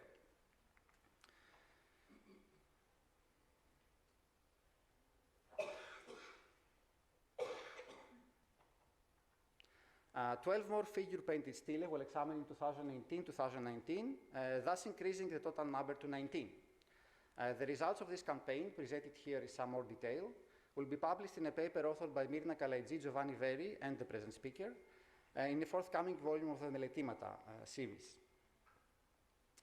The 12 stele can be divided in 3 groups, so in 4 cases the MSI did not reveal substantial new evidence, and we were unable to extract more than the visual information that was already visible to the naked eye. On the stele of the reading Antigonos, the subject, which was already visible, was confirmed. However, it's not easy to address more specific questions regarding the characterization and the garments of the figure, on which we shall not dwell here due to time, of course, constraints. In a second group, we were able to identify the iconographic theme and obtain a clear imaging of the figures, where previously, as you see, only distinct pigment traces, confusing visual information, or severely eroded areas could be seen. Important new insights were gained in the case of the stele with a young man. The previously unidentifiable upper part of the composition has now emerged with the special techniques. And thanks to VIL especially, the figure can now be recognized as a man of letters, reading from an open papyrus. The object depicted in the lower right part of the scene most likely represents a case for papyri. It is interesting to note here that 3 inkpots found as grave goods in Hellenistic tombs at Aie, so these are the only that have been found, all come from male burials and were discovered together with spearheads and strigils. So this association suggests that the promotion of the profile of the man in letters was in hand with the promotion of the ideal of the man in arms, and was commemorated both in funerary iconography and through grave offerings. The recent discovery of Hellenistic vase that you see on the right, inscribed with a poem of the Palatine Anthology, tells us something and offers something tangible of the intellectual pursuits at the city of Aegae in the Hellenistic times. In the case of the stele of Lila, the new MSI has revealed with absolute certainty the upper part and the chest of the chest and the head of a woman shown in three-quarter view to the right, her himation tightly wrapped around her body and head. The unusually large scale of the figure in relation to the size of the tombstone provides one of the clearest and most expressive portraits among the stele of Aegae. In the third group, we were able to discern and reconstruct latent elements, eliminate previous misconceptions, and achieve a clearer understanding of the representations. In the stele depicting a man holding a spear, the figure's legibility has been enhanced by the extensive use and remarkable preservation of Egyptian blue in the background. The warrior is represented in an imposing pose. His chest is bare and an himation covers his lower body, his left hand and shoulder, so following the iconographic types usually associated with kings, heroes, and divine figures. At the left edge of the scene, a red helmet of the so-called Phrygian or Macedonian type is recognized, a type well known from other painted scenes in Macedonian tombs. In the stele of the Little Verrenault, which preserved its painted decoration in a fairly good condition, strong luminescence emitted by the bird which Verrenault holds in her left hand revealed that it was shown with open wings, as if it was ready to fly away. So this first time was seen with these special techniques. A poignant antithesis is created by the bird's attempt to fly away while it's held fast by the girl with a cordon, as the child is trying to hold on to life. So this special technique enables us to view again this image with a different eye and understand better the meaning of what is happening with the bird. In the stele of Dimino, the seam of the figure scene was recognizable, with the greatest part occupied by the city Dimino to the right and the smaller female figure to the left. The object she offers to Dimino is identified as a pyxis, while the calathos at the lower right part of the scene sets firmly the environment in the women's quarters. The new MSI made it possible to clearly discern the pose on Dimino, dressed in a chiton and a himation worn over her head, similarly to the figure from Pompeii, you see to the left. Her right arm is bent and her right forearm leans on her lap, while her bent left arm gently supports her chin, so similar to the maiden from Demetrius. And we have a sketch to help you visualize what we think that we see or we actually see with the new techniques. So Dimino's face is seen in three-quarter view to the viewer's right and not to the left, as was previously thought. So we think that she's looking away from the plane of the scene, and this changes how we now perceive this figure. With her left, she holds a fan close to her face, similar to the way that Aphrodite holds it in the gold hair ornament you see on the right. Finally, the MSI of the so-called stele of the Madonna offered a clearer understanding of the figures. So, of course, this is one of the best preserved. A standing woman shown in the drawing in red, a seated woman shown in blue, and a young girl in between them shown in the drawing in green. VIII again has yielded particularly impressive results, revealing the extensive and sophisticated use of Egyptian blue. Apart from the strong luminescence of the girl's chiton, the same vibrant pigment was also applied to the background, against which the windows was rendered, in the upper left corner of the scene, and thus offering a visual escape to the light and the blue of the sky. The depiction of architectural elements in painting tombs and tombstones is rare. So you see some examples, some prone examples from Demetrius with the stele of Hedisti and Hephaestion, the daughter of Hephaestion. And these are some of the rare examples when we have this depiction of the interior space. The spaces are dark. In our case, we have the windows, but at the stele from Demetrius, it's a dark space, and it's fitting to the theme that is these women dying in childbirth. We also detect similarities with the stele of VIII, again from Demetrius, where we see objects shown against the blue sky, so possibly another opening to the sky. The VIII imaging further revealed the intricate and extensive use of Egyptian blue for the modeling of the seated woman garments, for the naked parts of the two women, and maybe the composite image that you see to the left offers us the overall best appreciation of this intricate painted scene. So as you see, sometimes techniques can be combined and you get a better optic result. In all, the Great Tumulus still represent a vivid image of a dynamic society at the heart of the Macedonian kingdom, one that, while displaying certain idiosyncrasies, at the same time shares and embraces key aspects of the social and artistic modalities of its contemporary world. The figure of the man in arms, reflecting the military ethos of the ancient Macedonians, is now accompanied by the figure of the literatus and more broadly the educated man.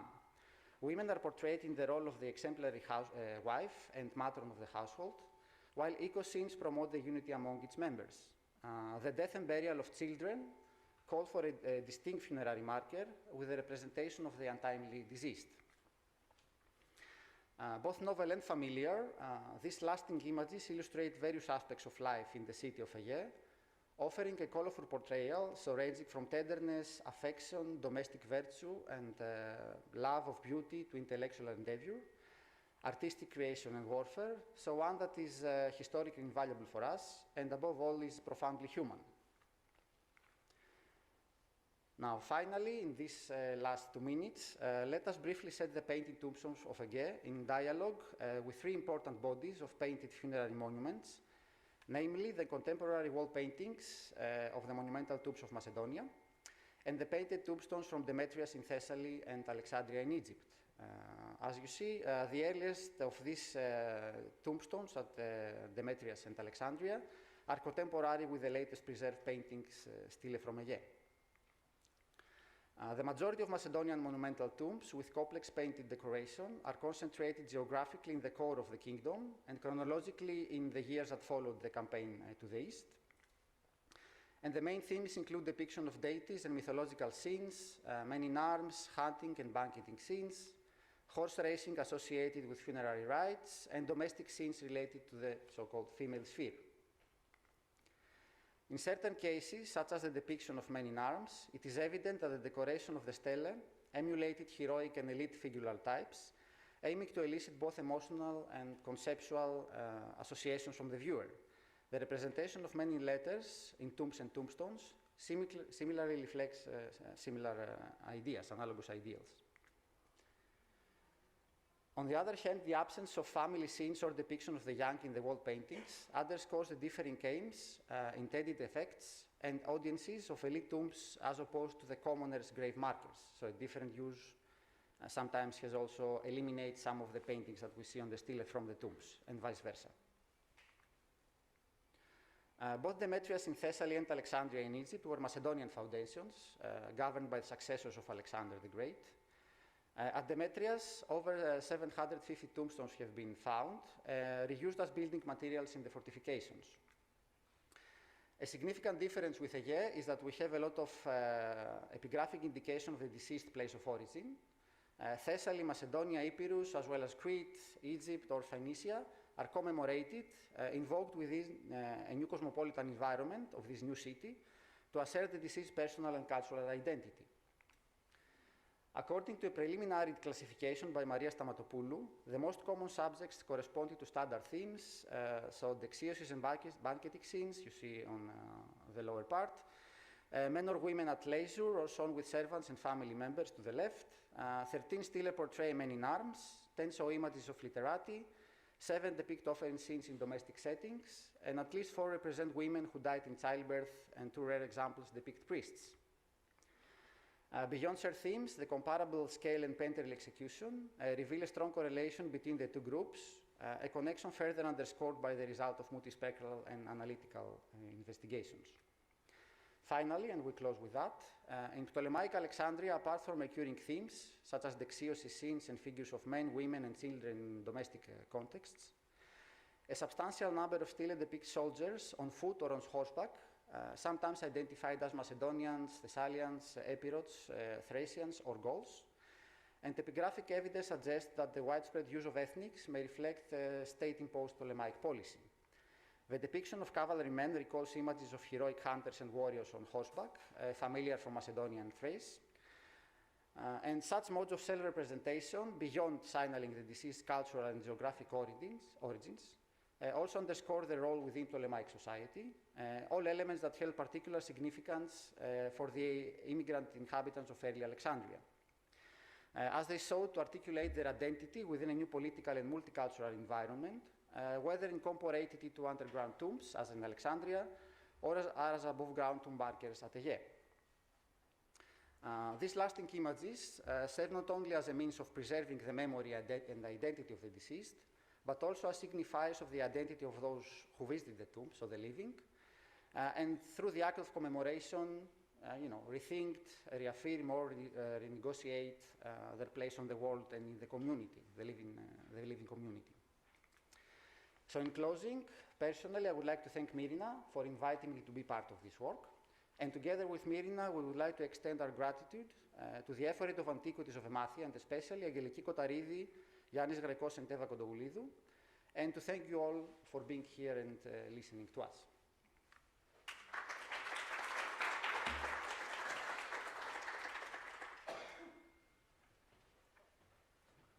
Thank you very much. Then now it is time for the last talk of our session this morning. Please welcome Dr. Korsakova, who will take us to Israel.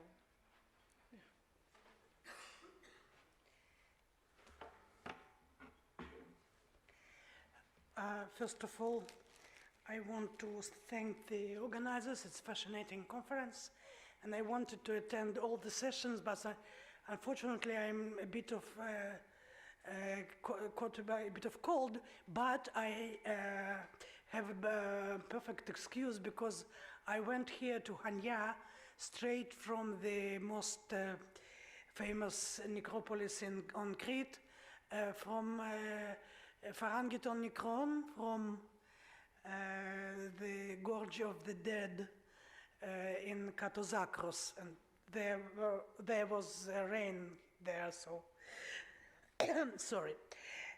Different types of inscriptions in Sidonian Bureau Cave and Marisha, and their significance for studying the local discourse. The city of Marisha in the Judean Valley is already mentioned in the Old Testament as a Jewish city.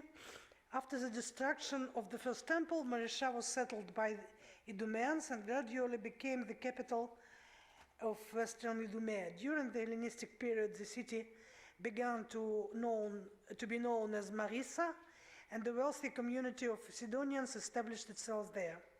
The Hasmonean king Hyrcanus I conquered Marissa, and it remained under the rule of Judean kings until Pompey's campaign. In 55 BC, the Roman governor of Syria, Gabinius, rebuilt the city, but in the 14 BC, the Parthians finally destroyed. The fact that the city was never resettled again contributed to the exceptional preservation of this location, particularly its underground part, and what ended up under the ruins and was covered by earth. The first archaeological discoveries in Marisha were made back in 19th century, and systematic excavations continue to this day. The burial caves of Marisha were in use during the late Hellenistic and early Roman periods before being abandoned and fortunately forgotten. At the beginning of the 20th century, they were rediscovered by Bliss and McAllister expedition, and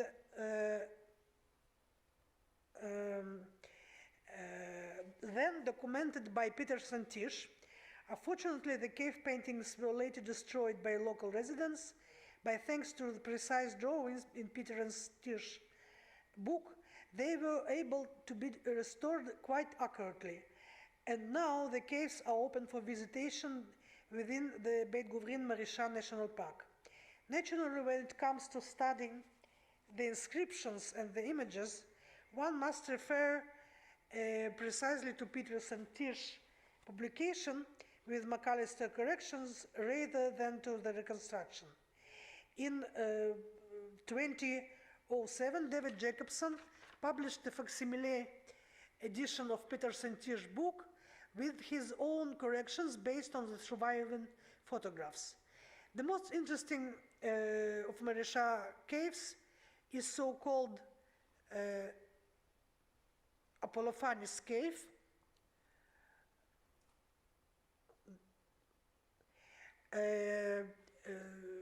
whose burials belong to the Hellenistic period. This cave, namely its inscriptions and wall paintings, is the subject of extensive literature, including several articles by a participant of this conference, Professor Boz Zissou, in collaboration with my late mentor, Professor Amos Kloner, the head of Marie Chabet Gouvrin project for many years. I have also made my modest contribution, publishing 2 articles in the subject. My chapters on ostraka, lead weights, and other written objects from Marisha can be found on Academia. The goal of this present talk is to sum up some points from my previous studies, as well as to present a couple of new ones that are relevant to our discussion today. According to Zissou and Kloner, 30 inscriptions, mainly names of the deceased, and 5 graffiti, all in Greek, were found in the tomb. In addition to the 16 labels of the animals and men,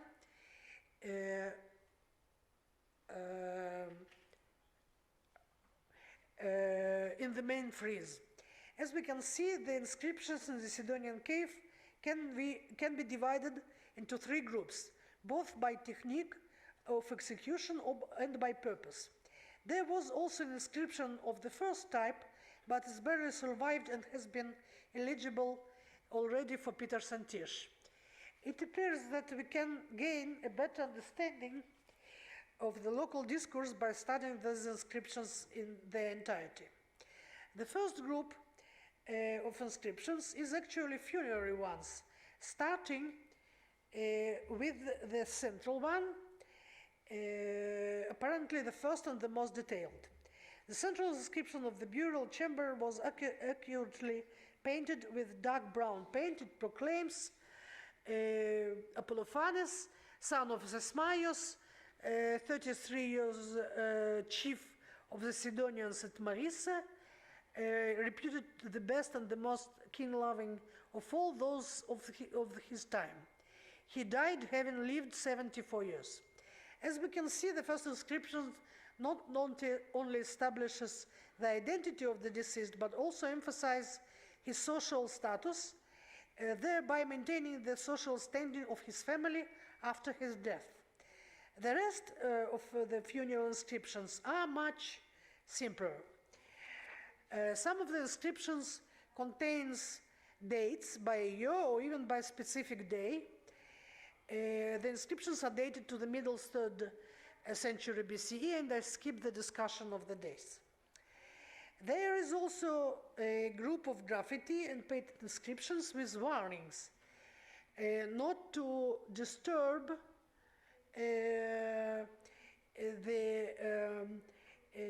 tomb. The one interesting case in the animal frieze beneath the rider and above the first loculus under the painted inscription mentions Strato. Here.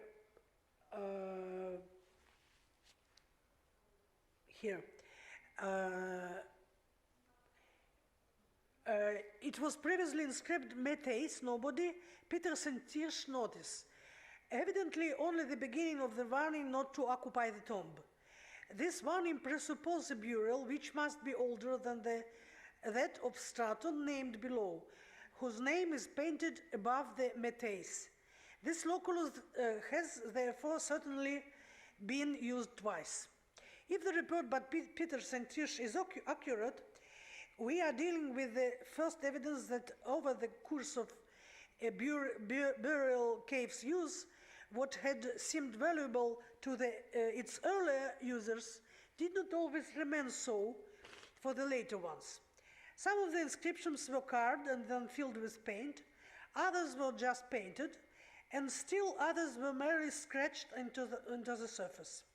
It is not always clear which technique was used for each specific inscriptions, as the descriptions are not always accurate. The interior of this cave did not survive, but I have personally crawled into another tomb, also documented by Peter Santish, in which fortunately the inscriptions were not destroyed due to the absence of figurative paintings. I discovered that there is considerable confusion in their reports regarding the inscriptions techniques. It was truly a unique experience, I must say. I was crawling with some red to my side. It was very nice. What we can learn from the inscriptions of this type is mainly the variety of names of different oranges. Igal Levin, in his article, The Formation of Idumean Identity, published in 2015, notes, Apollophanes, which is Greek in form, was common among Hellenized Phoenicians. The same is true for Sismaios. Sismaios' daughter, also present, is Sabo, apparently an Arabic name, possibly of Nabatean origin. And the additional epitaph is that of Kosnatanos, son of Amoios, son of Sismaios. And finally, there is also Babas, son of Kosnatanos, son of Amoios, son of Sismaios. So it would seem that the Phoenician Sismaios gave one son a Greek name, the second an Idumean name, the third an Egyptian name, and his daughter an Arabic one. Nearby lies Demetrios, son of Meherbal, which would be Meherbal in Phoenician, the Greek named son of Phoenician father. All the inscriptions are written in Greek letters. Also Levin on Marisha. Out of 300 or so ostraca found there, not all of which have yet been published, about 15 are in Aramaic and the rest in Greek. An Aramaic marriage contract found in Marisha and dated so and so. The name of the groom is Kos Ram or Kos Sayad, while the bribe is Arsinoe. Sorry.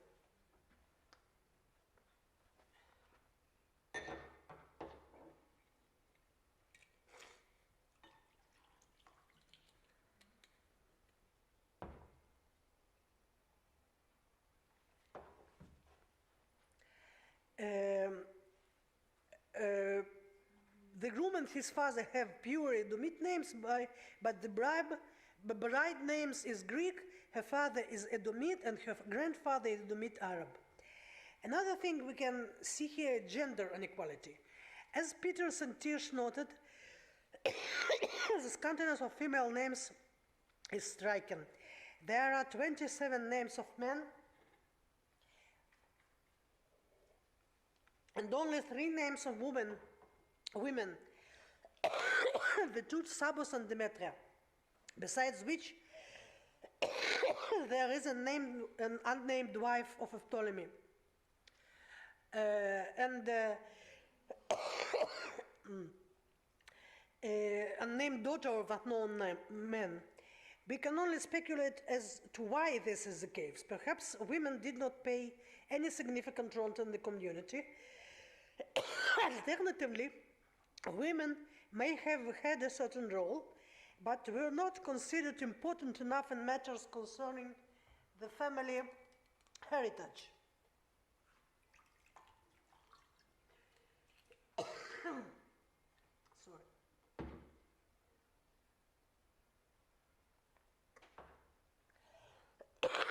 And therefore, were not mentioned alongside their husbands in the burial inscriptions. Since the cave was looted, we cannot determine whether the wives were buried in the same niches as their husband.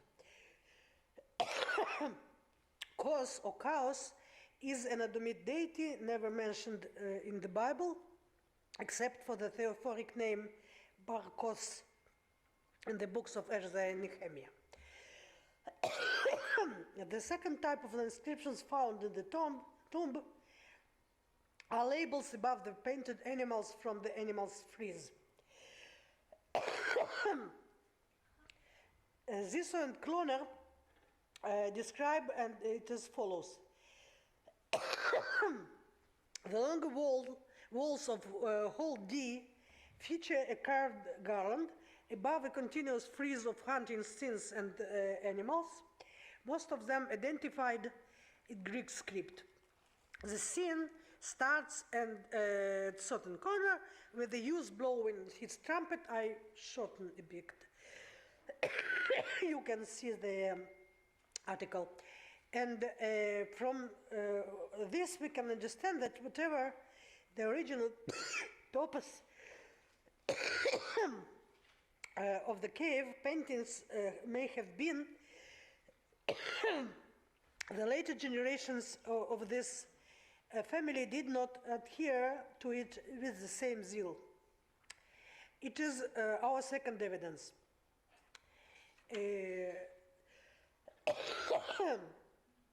So I'll show you the pictures. They don't cough. Anyway, the paintings of the Sidonian burial cave are discussed in detail in a earlier book devoted to the art of Hellenistic Palestine, as well as in a Mayboom book on the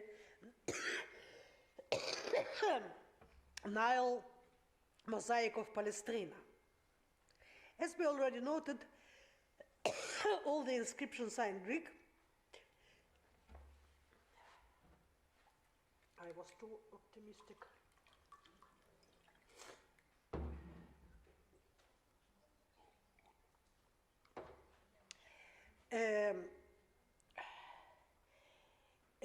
The names of animals depicted in the frieze of the cave main chamber are also written in Greek.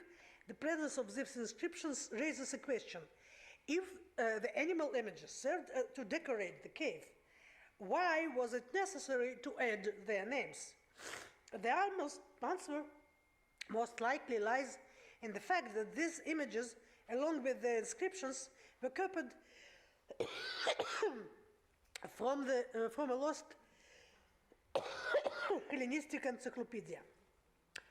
In my latest article, I note the stylistic similarity of the paintings from the Sidonian burial cave to the illustration of burned Physiologus, an illustrated copy of the 9th century Latin translation of the well-known Greek didactic work Physiologus, as well as in medieval bestiaries such as Aberdeen and the Ashmolean bestiaries. On the wall of the antechamber, here,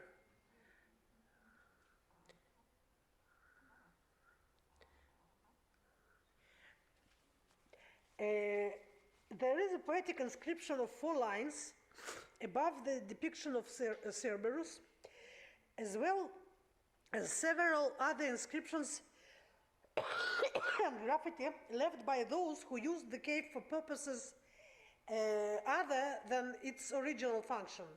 And that is the third type of the inscriptions in the cave. Peters and Tirsch.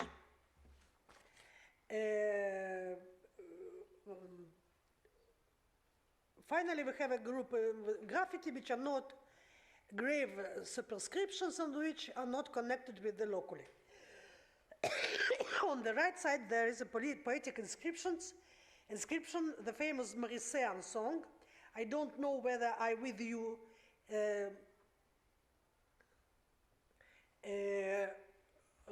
there will be pain or happiness, with another I lie, loving you.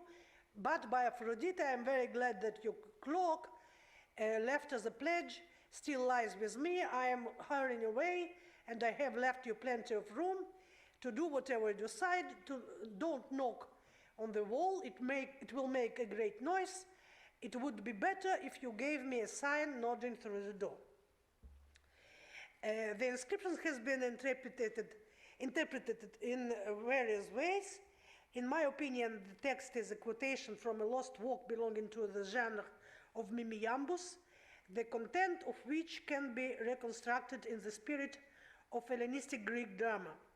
If so, the inscription may attest to the high level of familiarity of the local population with Hellenistic literature.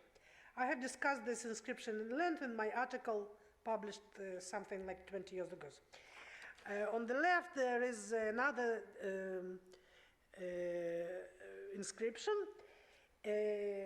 burning Helios Myron, the priest, at the nod or command of Calypso. The Greek is not perfect, therefore the meaning is not obvious. In Greek mythology, Calypso was a nymph who lived in the island of Ogygia, where she chanted the hero Odysseus. In this context, however, the name is most likely not a personal name, but a nickname, meaning the hidden one, or the veiled, that is a married woman. Alternatively, it could be a metaphorical designation of someone who, by some magical tricks, causes the priest Miron to burn with desire.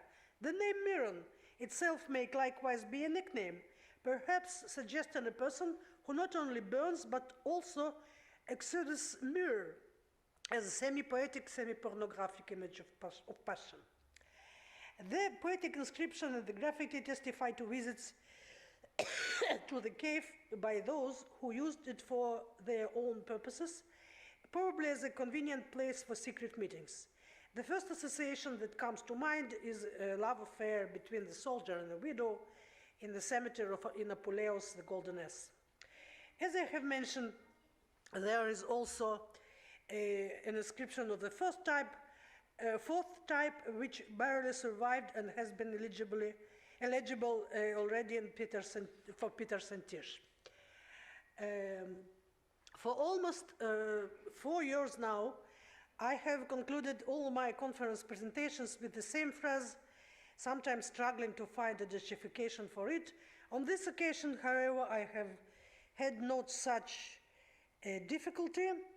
The love inscriptions and the burial cave, though somewhat unexpected, may be understood as expressions of celebrating life within the context of death. Such a phenomenon highlights the human need to affirm vitality, even in the funerary spaces, an experience that I would suggest may prove equally necessary in the aftermath of the present war. Slava Ukraini, יחד ננצח.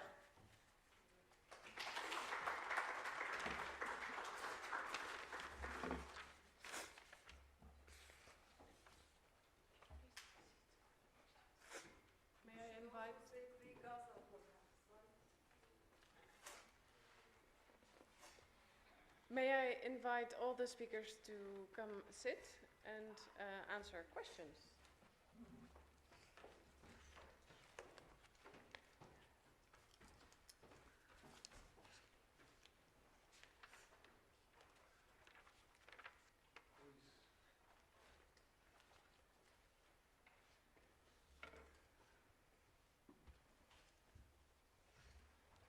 One seated, yes.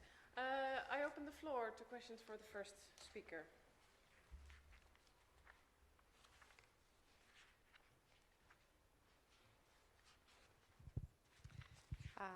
Thank you for this very exciting presentation of Hittite funerary inscriptions. My question is one of complete ignorance because I want to ask, how often does one meet Hittite grave inscriptions overall, not just in that area which you mentioned, but in general? And do they follow the same pattern when it comes to language and formulae and what one usually meets? Thank you. So, no, it's not about complete ignorance, because we are almost at the same situation, let's say. It is, most of these funerary inscriptions belongs to the 8th century, so in 8th century, and some of them, which we can easily say even late 8th century. So just like the one who is saying that I am known to the king sentence, etc. So it is also, let's say I gave the examples from only Karkemish, Kingdom of Karkemish, but of course there are several funerary inscriptions in a, a little bit different way there, because the shape, let's say, round top shaped stelae we have from the central Anatolia, namely Kululu near Kayseri. They are almost, let's say, almost the same formula they have. So, two formula. This stele is of someone in genitive case, and they can add that kind of funerary inscriptions, their professions, their family members, so it means father's name, etc. And about the construction of the monument itself. Monuments, you cannot call exactly as monuments, maybe directly connected to the deceased one, the remains of the deceased one, but of course funerary monument. One example, we were talking with Bilge at the break. One example from Kayseri region is talking about bed. He was saying that we ate and drank with Santa, God's name, at the bed or at my beds. So, and the bed sign is there, is a cleaner. So late 8th century. So there are really, much more interesting examples, but for 20 minutes I pick for Karkemish. Maybe next time I can prepare much more compressed one for all late Hittite period. Thank you. Fascinating talk. Thank you very much, Hasan, and especially for the Yunus cemetery. That's really very interesting one. I'm not going to ask about that because you said don't ask. But I will ask you later. It's really amazing. Any ideas about how these stelae were erected? It's a good question, We had none. No, we had none. We had none in situ. And we had nothing, remains of deceased or anything, close to or really undisturbed and related to that, votive basis and the stele. But as for the votive basis, the square parts, at least the remains of the tenons, we can guess that it fits the bottom of the stele and that square space, and raised at the corners. Some examples are raised, so it means it has to be about whether the stele with tenon, as for the first example, or the square one can fit directly without tenon. So do you think it's like belonging to one grave or like good question. Tumba? Whether, how can we, think on this? Because the mostly cremation we have at Yunus Cemetery. And the one which I showed you at the beginning, the examples are coming from Neo-Assyrian period. So it means post-late Hittite. But we have no individuals can be dated to the late Hittite period. So there is no connection between the remains and these monuments which I showed you. If we look at the context of the inscriptions, the one found at the Roman tomb as a door entrance, it's the inscription or the stele itself, the object itself, belongs to two colleagues, let's say, two colleagues. We can speculate about that one, whether these two colleagues buried or remains buried in somewhere in Yunus Cemetery, But as for the commemoration, just like the pilgrimage roads or something like that, they erected these monuments. It looks, I don't know, maybe it could be a little bit speculative, but it could be connected with the way of ancient Egyptian, showing the individual's name, some important things which he did, and naming them, because the script is hieroglyphic script. So it is about the the common sharing, the common visual world. It's based on the acceptance of that visual. So you can see the sign for stele. It is a piece of stone showing an arrow inside. So connected with being straight or something like that. So we cannot say the communities who can read the script, but they can interpret. So these two distinct concepts we have to put and remember, and shouldn't forget about the concept of writing if there is an hieroglyphic script there. So he can understand, the head of a man means whether nobleman or loyal man. That sign which I depicted you, it's a stele, monument or something like that. Pointy hat of a divine being corresponds to the king. It's a lot of common imaginary they share, and they can interpret, and of course they can speak aloud in their language, because I was talking about interpreters. These interpreters, translating which language to which language. So these are Luwian speakers, it's clear, Luwian speakers. Who else around? So the Neo-Assyrian speakers, Neo-Babylonian speakers, Aramean speakers, Phrygian speakers are around.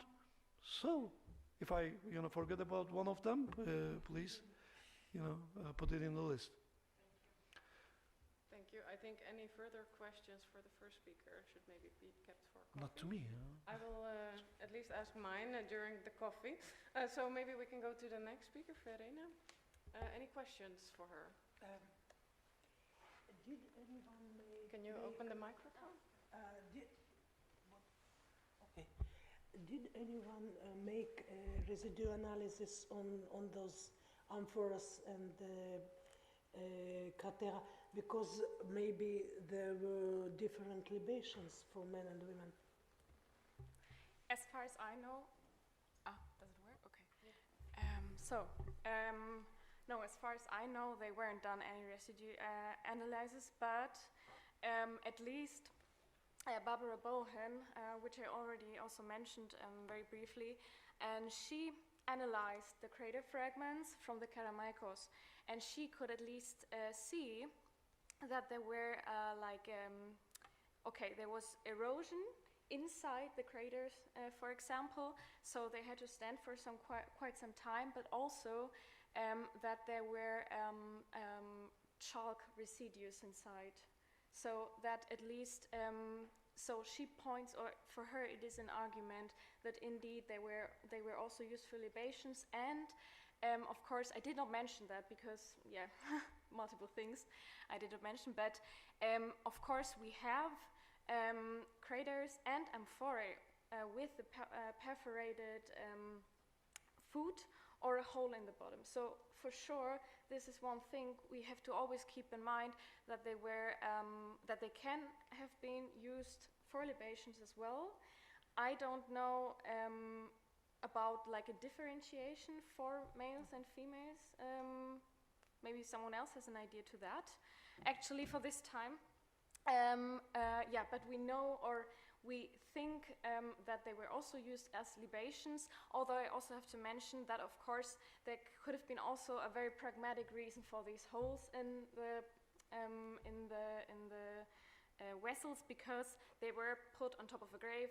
I mean, in case of rain, etc., maybe it was also just, in order to not have like a little pool inside. Yes, exactly. So, yeah.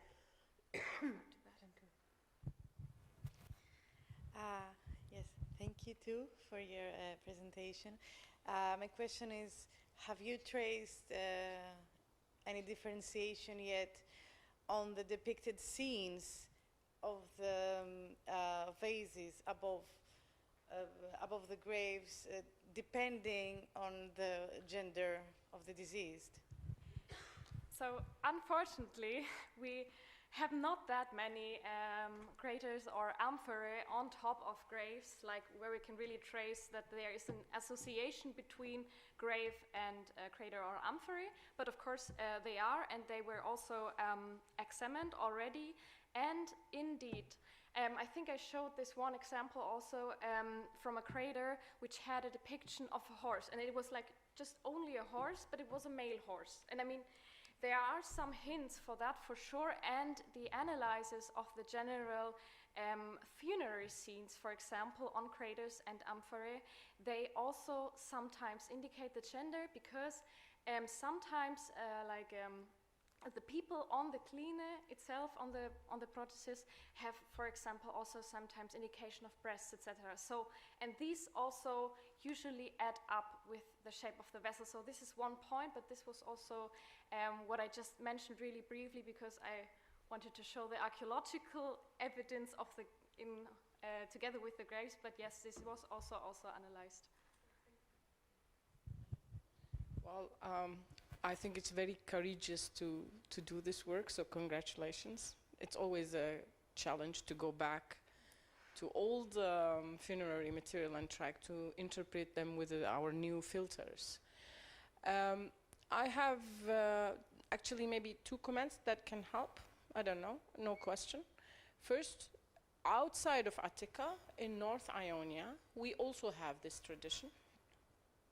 In early 6th century in Clazomenae, in one of the burial cemeteries, Yildistepe Cemetery, there is this tradition of not using stelae in 6th century, whereas you have them in South Ionia, like in Miletos and others, that they erect stone stelae, but in Clazomenae there is this tradition. They put a big pyxis on as an indicator of the sema, let's say. So maybe that can help. I can later send you some info as well.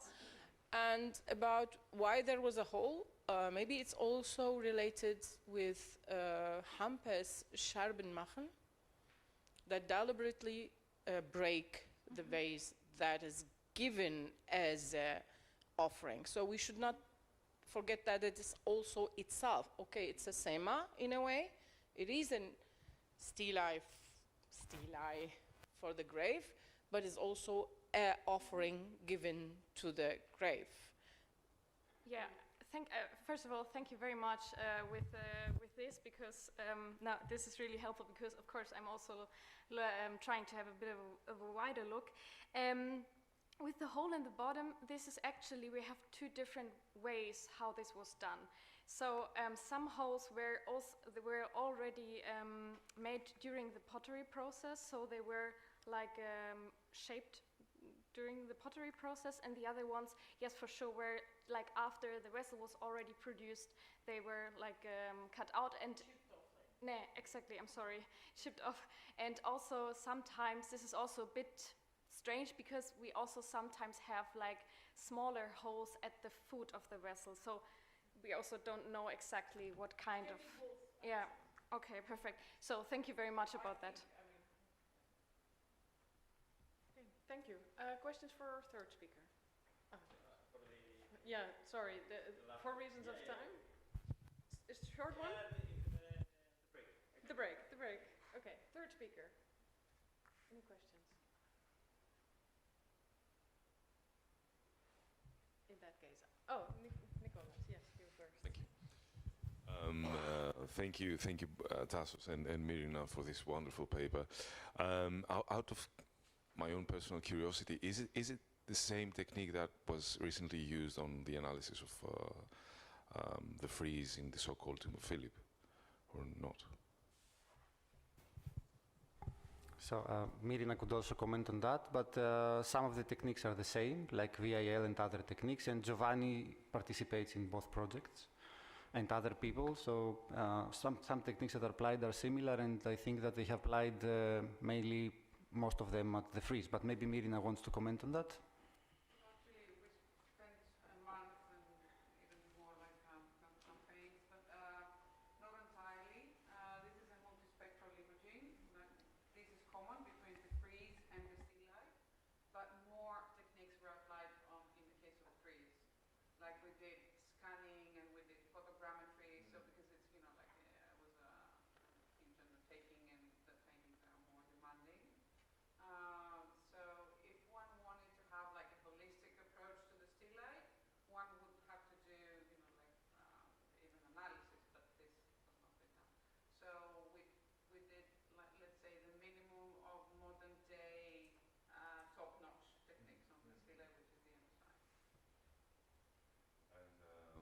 one more. This one is more like of a question. You've included your research evidence from Macedonia, Thessaly, Demetrias, and Alexandria. How come Cyprus is not included? Because we have painted stele there as well, and these are not necessarily associated with the Alexandrian influence, because there is Ptolemy living there. There is a base there. There's an actor. Yeah. So initially we intended to speak more about also stele from other regions. Then we decided to keep it minimal and try to keep the time. And also because we have this Macedonian connection with both sides, and we see connections in the technique, things that we don't present here, but even the technique shows that many things seem to be similar. So we think the connection is stronger, but of course you can draw connections to Cyprus or other material that we didn't have time to present here. But there are connections, and of course also Mirina in her book and in her studies has included these parallels. And in the final publication, in the article, probably we'll have more things to say about this in written form. Okay, thank you. Yes. Yeah, thank you very much. The material is fascinating. I have a question regarding iconography and color. Can we define some patterns, like one specific garment has specific colors or an attribute has a specific color? Do we have anything about this? So as you saw in our case, the preservation of most is not very good, or very bad, to be honest. And with the techniques you kind of see things, but it's difficult to see the actual colors. Actually, the one that was the man with the spear and with the blue sky, today it's brown. So today you see it as brown because of incrustations and changes in the color, while we know that it would be blue. So actually it's misleading to try to, we tried to do that, and we have tried to see colors and see if there are patterns, but our material is, I think, too little to try to see these things. For example, the helmet that we have in this stele is red. Also in most of the paintings, when we have it in Macedonian tombs, it's also red. So maybe this has to do with the material. So we'll try to draw these connections, but in the stele itself we don't see colors or color codes, at least on how we see them, because most of the times it's too little to try to find this code. I suppose in places like Demetrias, where you have much better preservation and hundreds of stele, and now it's studied, so maybe there they can really make this analysis. And they have done it. They've shown that sometimes men dressed in different colors come from different places and things like that. But if you want to find these connections, maybe Demetrias would be a better place to see these real connections with a verifiable way, and verified in a lot of cases. Okay, thank you. A short question from me. On the methodology, I mean, can this type of imaging also be applied to materials that have been in the open air for a long time? Or does it have to be where paint is visibly preserved, let's say? No, I have seen that his practice also in Chersonissos and other places, where things were, some stele were kept in the storerooms, but many were kept outside. And Pozamentir has managed there to reconstruct elements even from things outside and in other places. So I think even if you don't see anything, and also for other places, smaller cemeteries, in museums, as we know, there are many plain stele only with inscriptions. So I think if some specialists like Giovanni go and work there and have some time, maybe they can find things even with things that were outside for many years. Yeah. So it's promising even in unprotected storage conditions. Thank you. Questions for our last speaker?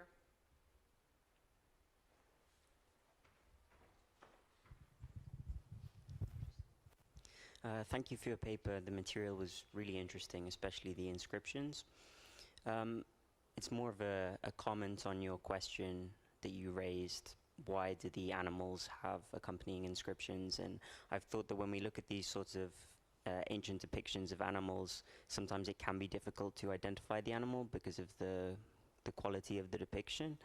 But this is something that you also see in Greco-Roman tombs in general. Painted images are often accompanied by inscriptions. So we have the same, as I'm sure you're aware, with mythological figures in the El Awatine painted tomb in Tyre, but also across the empire. So it seems just to be just part of the visual package that was taken all together? Yes, the question was why is it so? I mean, maybe in those tombs it's the same. They just copied the images with the inscriptions, with the names of the animals. Because I don't know otherwise why to write which animal is here if it is a tomb. For what for, or whom for? So it's my suggestion, I don't know, but yes, I know.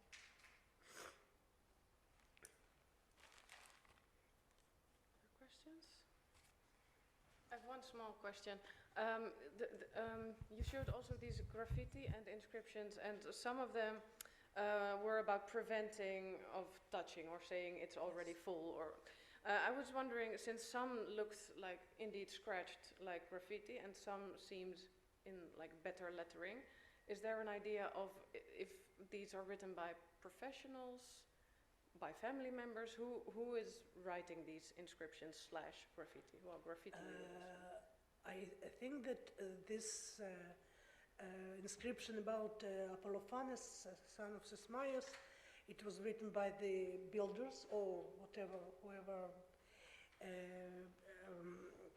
made the decoration of the tomb, but the others, partly when it is accurately made, it's maybe by some professional, but it just scratches daughter off.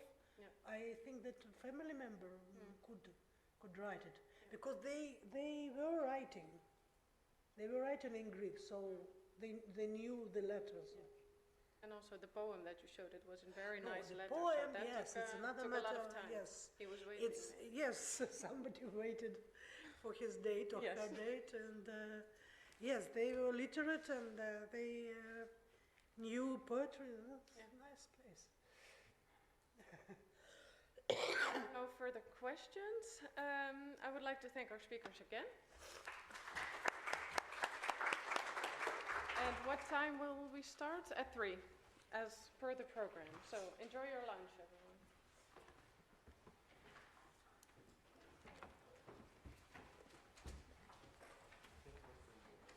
No, I'm not.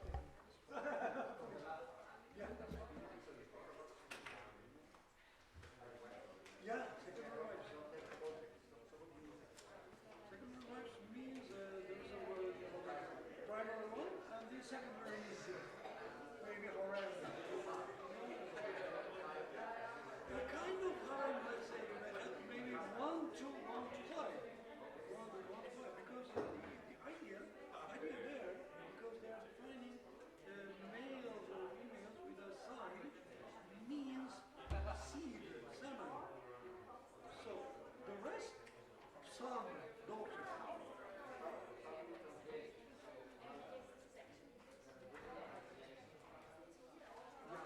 Sign or the illustration. This is new, very new, brand new. My interpretation.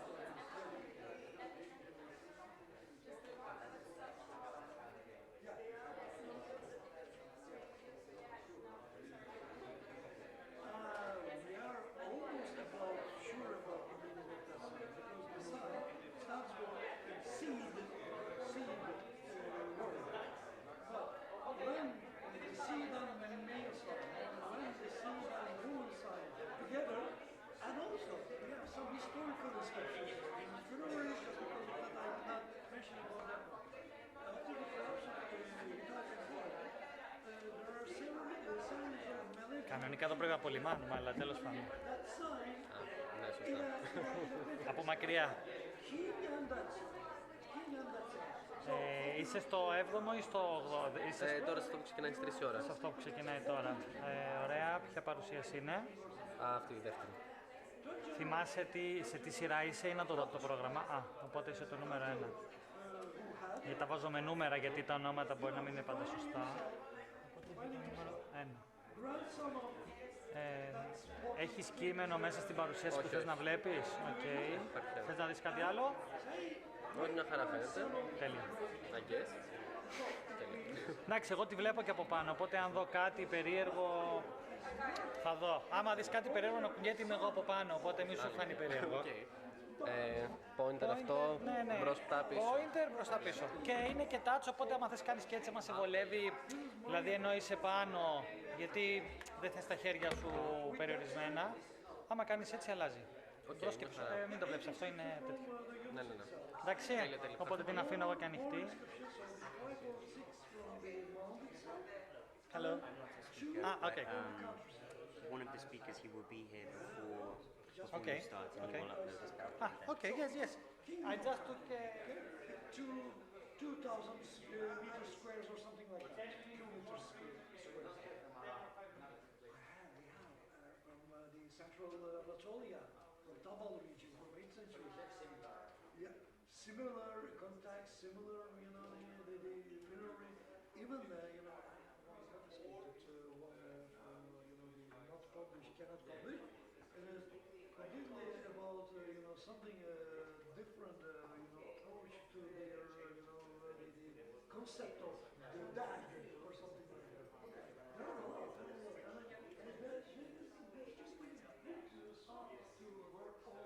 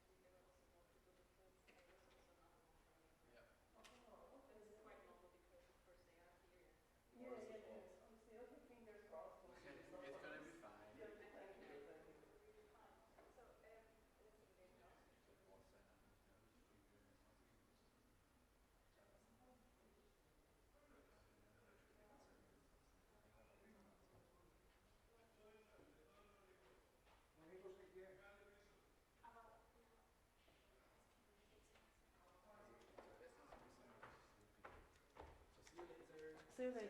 Have a good time. See you.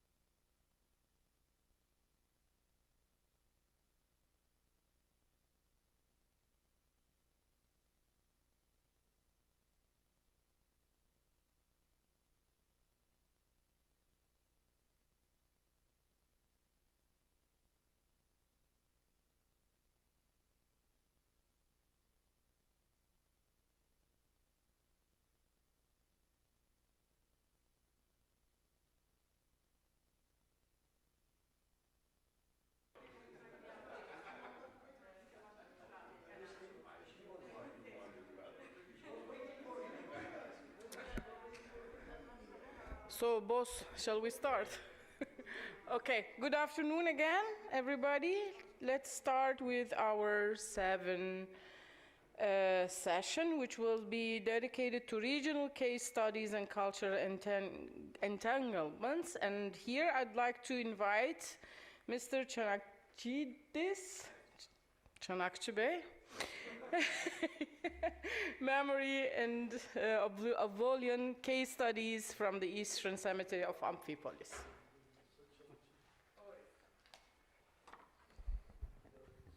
Can you hear me?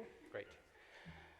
Hello everyone. At first I would like to thank the organizing committee for letting me present here to you today, and of course the Archaeological Museum of Chania for being such a great host. Well, this paper attempts to investigate the role of death and memory in ancient Amphipolis, and how these themes correlate with the landscape in which people are buried. In ancient necropolis, the selection of the place in which the tombs are created was based not only on practical reasons, such as the suitability and availability of the soil, but also on collective ones, but also on collective and personal ones related to the remembrance of the dead. My involvement with funerary archaeology began with my ongoing master's thesis at the Aristotle University of Thessaloniki, in which I studied an unpublished part of the Eastern Cemetery of Amphipolis that was excavated in the period 1999 to 2001. The Eastern Cemetery is located at the foothills of Mount Pangaeon and extends approximately from the Kastas tumulus to the north, so here is the Kastas tumulus, to the intersection of the old Thessaloniki-Kavala National Road, approximately here. The tombs that have been uncovered so far number several thousands and date from the early Iron Age to the late Roman period. More specifically, the excavation of the period 1999 to 2001, here is the full, all the limits of the Eastern Cemetery, and the excavation was approximately here. Was carried out under the supervision initially of Dr. Dimitra Malamidou and then under the direction of Dr. Penelope Malama, whom I would like to thank for providing the material. This excavation covered an area of approximately 1 kilometer below and on either side of the road under construction. A total of 800 graves were discovered in 10 sectors, with the majority of these being found in the sector Vita Delta Epsilon, where the material under study comes from. The sector Vita Delta Epsilon is located on the eastern side of the modern road and contains 438 graves of all types, spanning from the late 5th century BC to the early imperial period. A characteristic of this area is a pea-shaped enclosure, a perivolos. It's pretty evident, you can see it here. 60 meters long and approximately 80 centimeters to a meter wide, which presents 2 construction phases. Its period of use is generally defined as the 4th and 3rd centuries BC, without further dating data being given, as it has not been systematically studied. Furthermore, within the enclosure, a Macedonian tomb carved into the natural rock, here, a clay pipeline, here we'll see another blueprint later, and some horse burials, both inside and outside the enclosure, were found. The last have been interpreted as sacrifices in honor of the dead, while they have not yet been associated with specific burials. In the sector under study, both the practice of inhumation and cremation are found, with the former significantly prevailing. Several graves were found looted or without any artifacts. However, rich burials that have been attributed to women and children were also discovered. The subject of my thesis is the extensive study of the graves and the funerary environment of a small part of this sector, basically only the tombs that you see lined with red, blue, green, or yellow. The selected section is located within the perivolos and its southern part and includes 19 graves that extend chronologically from the late 5th century BC to the early imperial period. the selection of this particular section was not based on any logical organization of the tombs into clusters or a clear distinction between them in relation to the rest of the sector, but on the basis of the available material. In this part of the cemetery under examination, there are mainly peat and schist graves. You can see the peat graves with blue color and the schist graves with red, while the practice of inhumation and cremation, either primary or secondary, coexist. Through the study of this sector, an issue arises concerning the collective memory around the dead.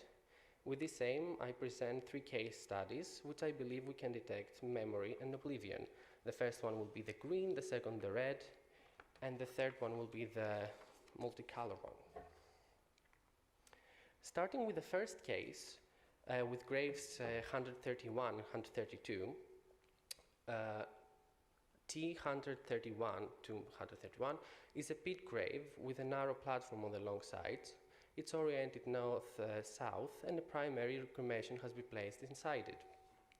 Regarding the offerings, on the narrow platform of the tomb, a black glazed attic type A skyphos was found, and inside the grave 3 aritires, a black glazed salt cellar with concave walls, and some nails. According to the finds of tomb 131, is dated approximately to the second quarter to mid-4th century BC. 132 is also a pit grave that intersects 131 without, however, disturbing its content. An inhumation has been discovered inside it. The skull of the deceased has been displaced and is located on the southwest side near the left leg. So it should have been here, and it was found here. Yes. While his left hand is located on the abdomen. The histological study, which was conducted by Dr. Dimitra Ermioni Michail as part of her postdoctoral research, indicates that this is probably a male individual who was approximately 25 to 35 years old. A red glazed lamp, an unguentarium, an iron strigil, and some nails were found inside the grave. This burial dates back to approximately the middle of the 2nd century BC. In this first case, the graves have a time difference of approximately 2 centuries, which indicate that, logically, when the later burial took place, there was no indication or memory of the 4th century burial. As for the second case, 127 is a schist grave made of limestone slabs. It was found filled with soil up to the height of the side walls, and 2 distinct burials, both inhumations, were discovered inside it. On the right side here, here is the earlier burial, and here is the later burial. The skeleton of the earliest burial, to the right, is not preserved in good condition. Though the skull is missing, it would have been located to the east. Also, the skeleton has been shifted to the south. The histological analysis indicates that this is probably a male individual, approximately 17 to 25 years old, and the 3 finds associated with this burial, a white ground and a patterned lykithos, also a black glazed squat lykithos, we'll see them later, date this tomb to the late 3rd to the 4th quarter of the 5th century BC. In order for the second burial to be made, the one on the left side, the grave was filled with soil up to a point where the earlier skeleton was not visible, and an inscribed marble tombstone was placed horizontally. So the tombstone is here, and it only has a small inscription here, on top of which the burial was deposited. In this case too, the skeleton is not preserved in good condition. The skull is located to the east, halfway outside the tombstone. The histological analysis indicates an individual of undetermined sex, approximately 17 to 25 years old. The offerings probably support the identification of the deceased with a female individual. Here on the left side you can see the offerings from the earlier burial, and here from the later one. Among the finds were an attic type A skyphos, 2 iron rings, and a bone bed. This grave dates to approximately the second half of the 4th century BC. The deliberate reuse of the grave is obvious. The 5th century burial was not set aside or removed by the individuals who undertook the later one, but was preserved in situ and protected by the partial filling of the grave and the placement of the funerary stelae, which possibly constituted the marker of the aerial burial. Whether this is the case or not, the funerary stelae certainly did not come from far away. The two deceased are reasonably related to each other. Either they have family ties or they are members of a group of people with common characteristics, since it is completely unlikely that the 4th century burial took place within a random grave found during the excavation of the burial trench. No other case like that has been found in the Ancient Cemetery of Amphipolis. However, we must take into account that only a very small part of the material has been studied and published in an analytical manner, approximately 10%. Finally, a special case is that of 119, 120, and 360. In reality, the first two are not graves, despite their code name as such. 119, you can see it here, is a rectangular structure made of porous stone that constitutes a funerary monument. Along the eastern side of the monument, there is a series of unworked stones, and its inside is filled with stones and soil. 120 contains a concentration of finds, mainly figurines, but also some pottery that have been associated with the monument. So the monument is here, and all the finds were found here to the east, whatever.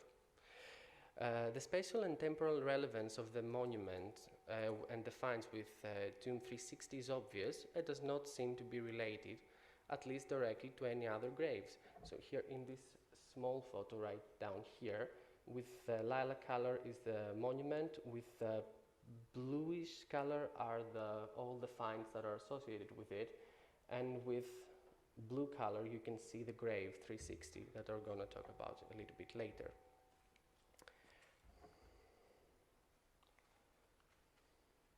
Okay. Among the finds, figurines of standing and seated female figures, busts, figurines of Aphrodite, dancers and musicians, animals, and inanimate objects, eclini, are included.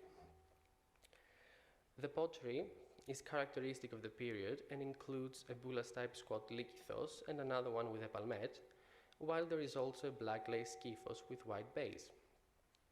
The assemblages may not be closed, but based on the dating of the objects, they must come from one phase, or at least several, which are not far apart in time.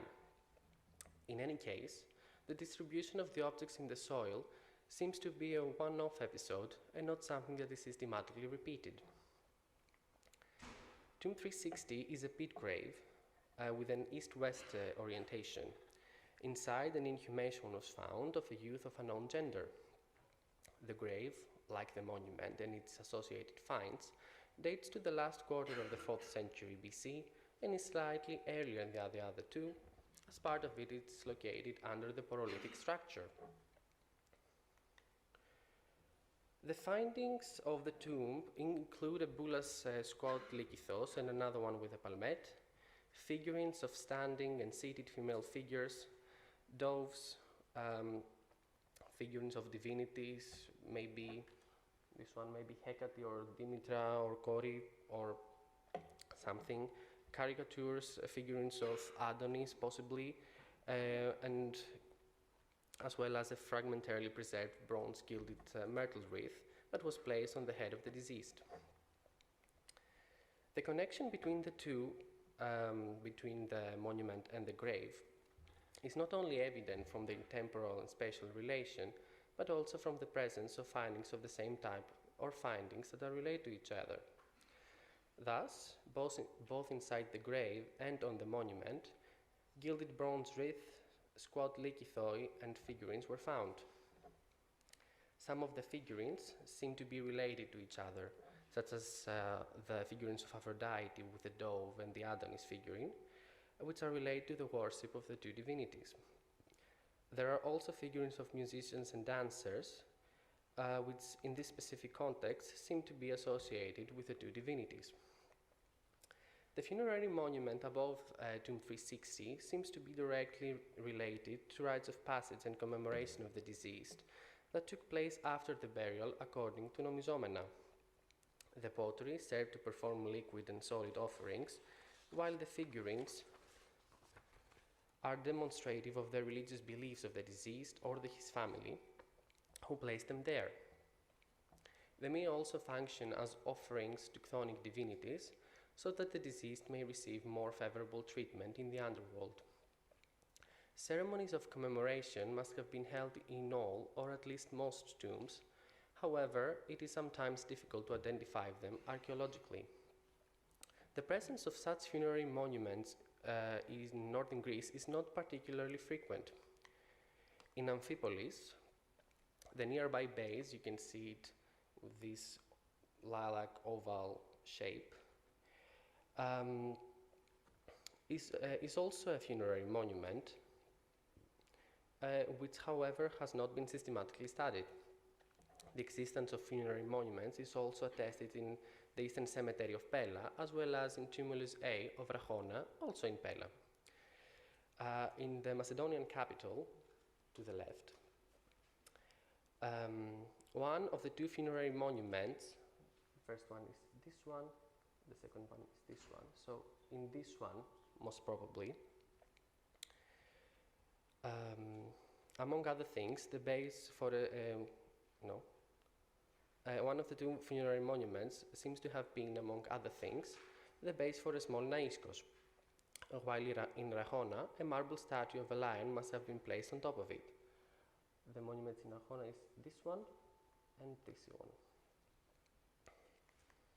The same thing seems to be the case for the funerary monument found in Stenomakri Tumba in ancient Aegean, where on top of the structure, at least one marble crater and a statue of a lion must be placed.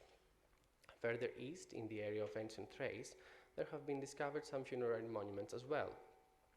In the necropolis of Avira, two funerary monuments that date, the first one to the late 6th and 5th century BC and the second one to the 5th century BC, are found. In both of these, a flat surface was prepared to receive offerings. Whole and broken vases, as well as burnt organic material, was discovered. On the exterior, they were surrounded by graves and other offerings. 5 funerary monuments were also discovered in ancient Strimi. The potsherds that were found right next to the monuments C and E, Gamma και Epsilon, led the excavator Georgos Bakalakis to believe that the fragmentary vessels found in the soil were probably placed on top of the monuments, and thus they functioned not only as grave markers, but also as surfaces on which people could place offerings or even hold funerary banquets, necrodigna. At last, many similarities with the funerary monument in ancient Strimi are to be found at the necropolis of ancient Zoni. The monument in Amphipolis does not seem to serve as the base for the placement of a funeral marker, as no architectural members or pieces of sculptural decoration were found near it. This may of course be coincidental. The only objects associated with it are the ones that I mentioned above, the pottery and the figurines, and one of the 2 wreaths. Perhaps the porolithic structure of Amphipolis functioned as a marker, while providing at the same time the necessary surface for the placement of offerings, as in the case of Avira, Strimi, and Zoni. All 3 case studies mentioned above do not constitute a particular feature found only in the Eastern Cemetery of Amphipolis, but have been found both in northern Greece and further south. Before reaching our conclusions, however, let's examine the cemetery a little bit more. According to the publications of the works, the construction of graves in the Eastern Cemetery is dictated by the suitability of the soil and the existence or non-existence of available space. In the first case, this might explain why we have all this area here that has no tombs, but here we have so many. More specifically, in the sector under examination, the burials were found in a dense arrangement, in successive levels, without any distinct organization. while it seems that even in a relatively short period of time, as the excavators have indicated, that means 1 or 2 generations later, the tombs might have been disturbed. This arrangement is interpreted as a result of the lack of available and suitable space for the construction of graves and the big inclination of the ground from east to west. In the first case, in the green case, the first burial disturbs the second burial. The large time difference between the two perhaps indicates that any evidence of the existence of the 4th century tomb must have been lost in the 2nd century when the later burial is dated. Thus, in this case, we cannot speak of a deliberate destruction of the older tomb as a consequence of the lack of space, but rather of an accidental one.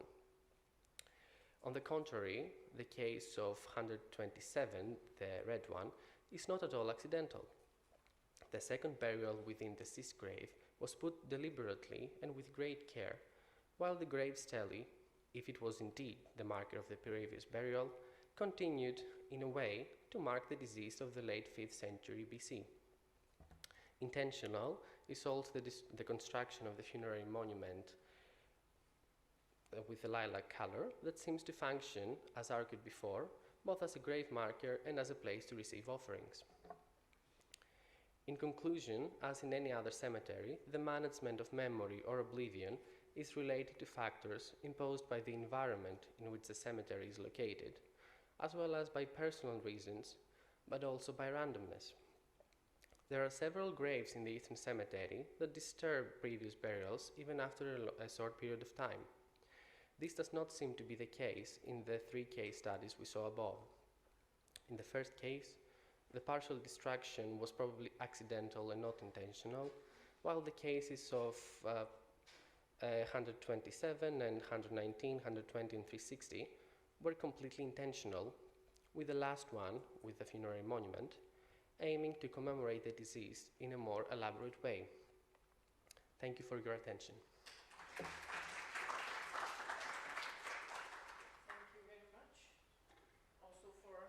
The time very well.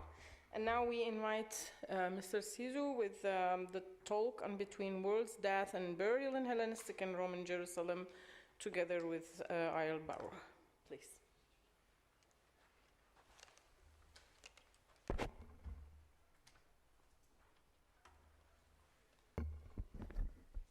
Okay, good afternoon, everybody. Thank you. First of all, Nicholas Dimakis and the organizers of this wonderful event for accepting our talk. I will try to summarize today about 150, 170 years of research in 20 minutes. Is a difficult task. So first of all, we are here and we'll fly about 1,100 kilometers to the eastern coast of the Mediterranean, to Jerusalem.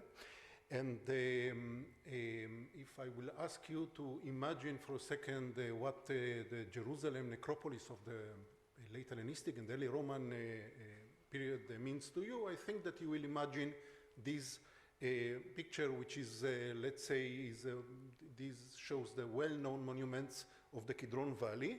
But today I will show that the data is more complex and more a bit more sophisticated. Regarding the chronology, most of the data that I will show you belongs to what we call the Second Temple period, or the last 200 years before the destruction. So we are dealing more or less with the late Hellenistic or late 2nd century BCE. 270. 70 is a watershed. 70 is the date of the destruction of the Second Temple period and the end of Jerusalem as a Jewish center. So, my data will deal with this period. Another issue is the rabbinic literature. I will embed in some of my slides relevant citations from the rabbinic literature, and from the beginning I have to say I won't read them. You will read them on your own, but we have to keep in mind that this literature was crystallized discussions, or let's say religious discussions held during this period, but it dates to a somewhat later period. I mean, most of my citations were put in writing around 200 CE. And this literature was not intended for us, for posterity.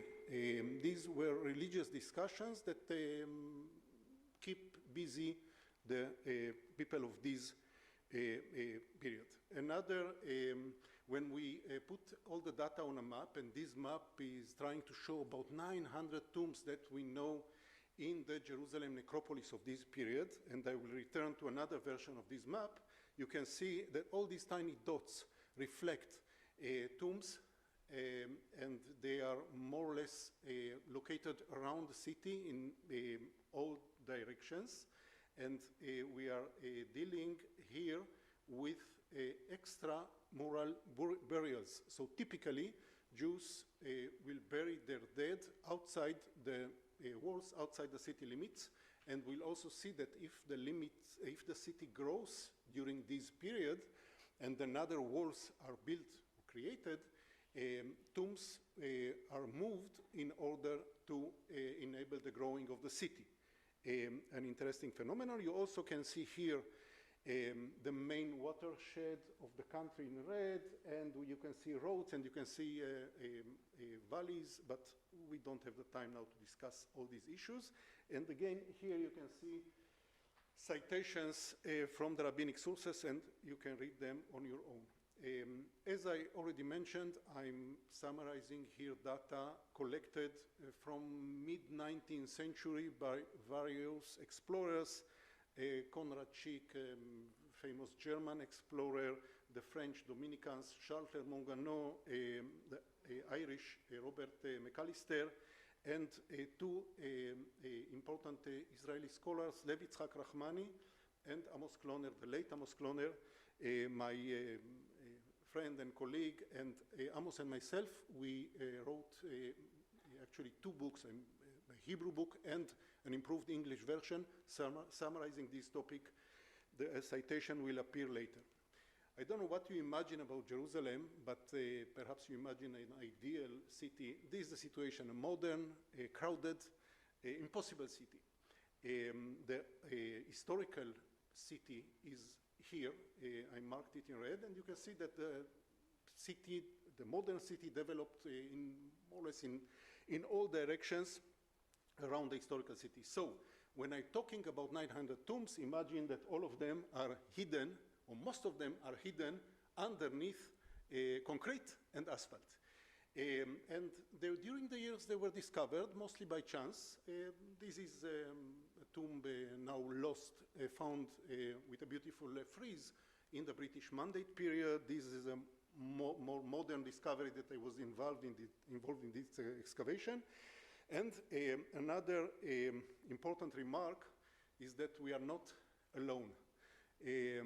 We are on a daily basis, the research, the scholarly research of tombs is limited by these characters, and they have a lot of political power, and let's say they supervise the archaeological work, which means that nowadays no osteological bioarchaeological research is undertaken in this country, which is, from the scientific point of view, it's a pity, it's a tragedy. So again, but I'm summarizing here 150 years. So another one of a case that I was involved in a couple of years ago. And another problem that we have is with, let's say, illegal development, illegal destruction, combined with looting. So in many cases, we arrive late. We arrive late at the site. We arrive after the tombs were cut, destroyed, and we simply document what we can document. This is another case that I was involved in a couple of years ago, and in this case we were lucky, or the contractor gave us a call, and I was able to excavate this tomb very fast. I mean, in a couple of hours before I was caught red-handed by the ultra-Orthodox people. So it depends. I will now take you to a tour to this spot, which is called Dominus Flevit, following the story told in Luke about Jesus who wept there on the slope of the Mount of Olives, prophesizing the destruction of Jerusalem. And here on the Dominus Flevit, I want to show you, let's say, a small test case, an old test case from the 50s. And the Franciscans own a piece of land, and in the 50s, Antonio Barluzzi, the Italian architect, designed this beautiful tiny chapel in the center of the Franciscan spot. And the Franciscans are, let's say, highly motivated archaeologists. And I want to show you, this is the church from above. This is the Franciscan plot of land. And around, or surrounding this Franciscan area are all kinds of Jewish cemeteries from the last hundreds years, Russian property, Russian church property, private properties, etc., etc. So now remember this yellow area, and now I will show you the results. This is one of the tombs, and the publication of Bagatti from 58. One of the tombs that it's shown to the visitors, and this is the plan that Bagatti and his colleagues published in 58. So in this plan, you can see that in this tiny plot of land, 19 tombs from the Second Temple period were discovered, containing 125 ossuaries and 7 burial chests. I'm marking now all these tombs that are our topic in red. And in addition, 42 tombs and 60 shaft tombs from the late Roman and Byzantine period were found. This is a Byzantine chapel built on the same, discovered and built on the same spot. So the idea is that when in the 50s, the Franciscans had the time to excavate properly this piece of land, this is the data that we received.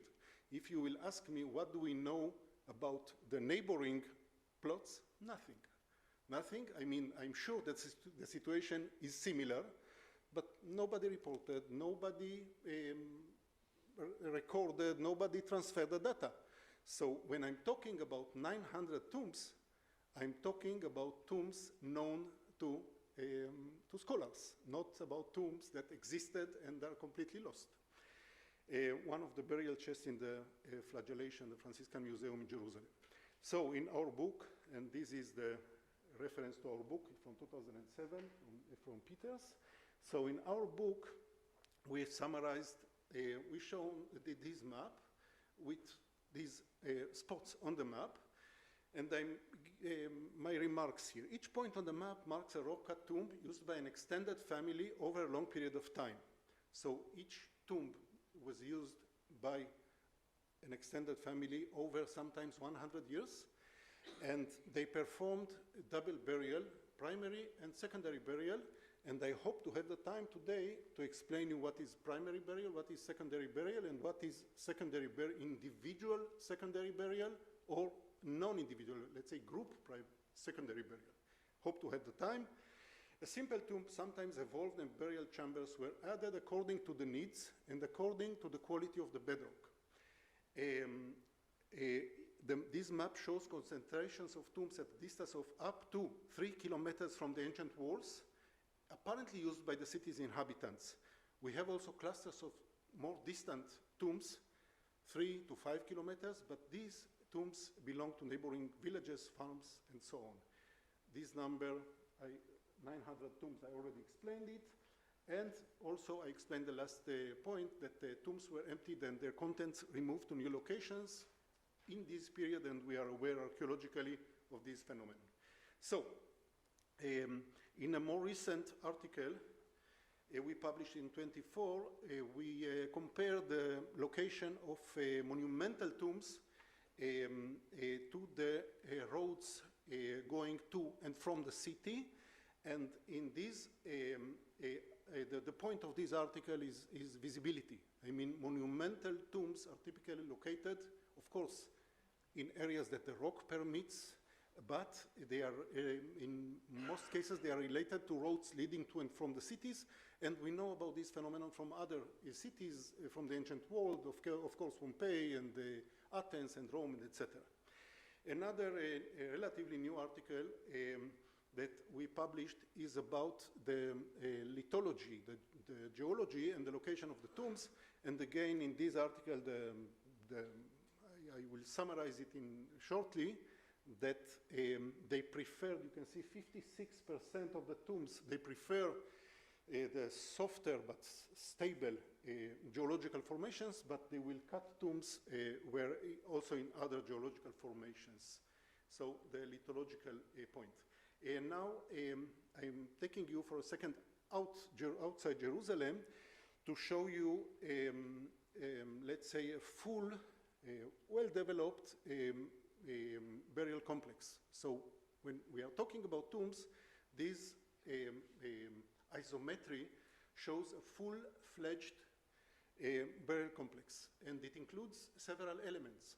It includes a courtyard, and it includes a vestibule or an antechamber, and you can see that the passage from the vestibule to the burial chamber is blocked, in this case, by a rolling stone, blocking stone, which is uncommon. I will return to this point if time permits, and a burial chamber with kochim, or burial niches. I will explain this issue also, hopefully, and the storage chambers for ossuaries, for bone boxes for secondary burials. There are also three other elements, external elements, that we sometimes find them in such systems. This system, as I explained, is not located in Jerusalem, is located in Judea. And I like it not only because I excavated it, I like it because it shows all the elements beautifully arranged in line. In Jerusalem, sometimes a tomb, only this burial chamber is cut, so we are aware only of this part that was damaged, and we excavate it, but we don't see all the other elements. So sometimes we have three external elements. Here I explained that there are internal and external elements. The external elements that we sometimes are able to locate and study are mourning enclosure, or called in Hebrew Bet Vad, and this is, let's say, an area with benches for the mourners, ritual bath located outside tombs, and sepulchral monuments. And now I will bring examples of these items. So again, we are returning to the Kidron Valley, and we are returning to these two markers. By the way, we use the term nefashot. Nefashot is a Semitic word, means soul, and we find this word of course, in Hebrew, Aramaic, Nabatean. In the Nabatean areas, we find these Semitic words used in inscriptions, including in a famous inscription found here. It mentions the nefesh, and the nefesh, of course, is this tomb marker.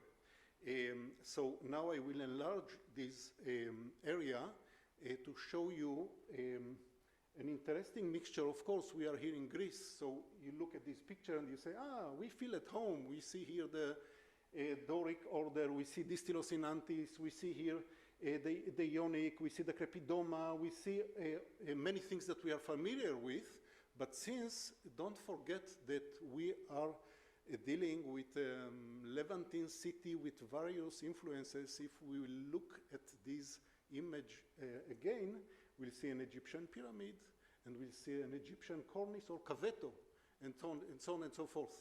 And again, we don't have the time to discuss it, but we see in Jerusalem an interesting mixture of course, Greek classical Hellenistic elements and various, let's say, Eastern influences, Egyptian or other Eastern influences. We are here we are in the late 2nd century BCE, and here we are already in the 1st century CE. I won't discuss this nefesh now, we don't have the time, perhaps in the later phase. and we discussed this issue. The Beit Vad, or the area with the benches, the morning enclosures. Here you see I'm preaching here to some poor people that were ready to listen to me.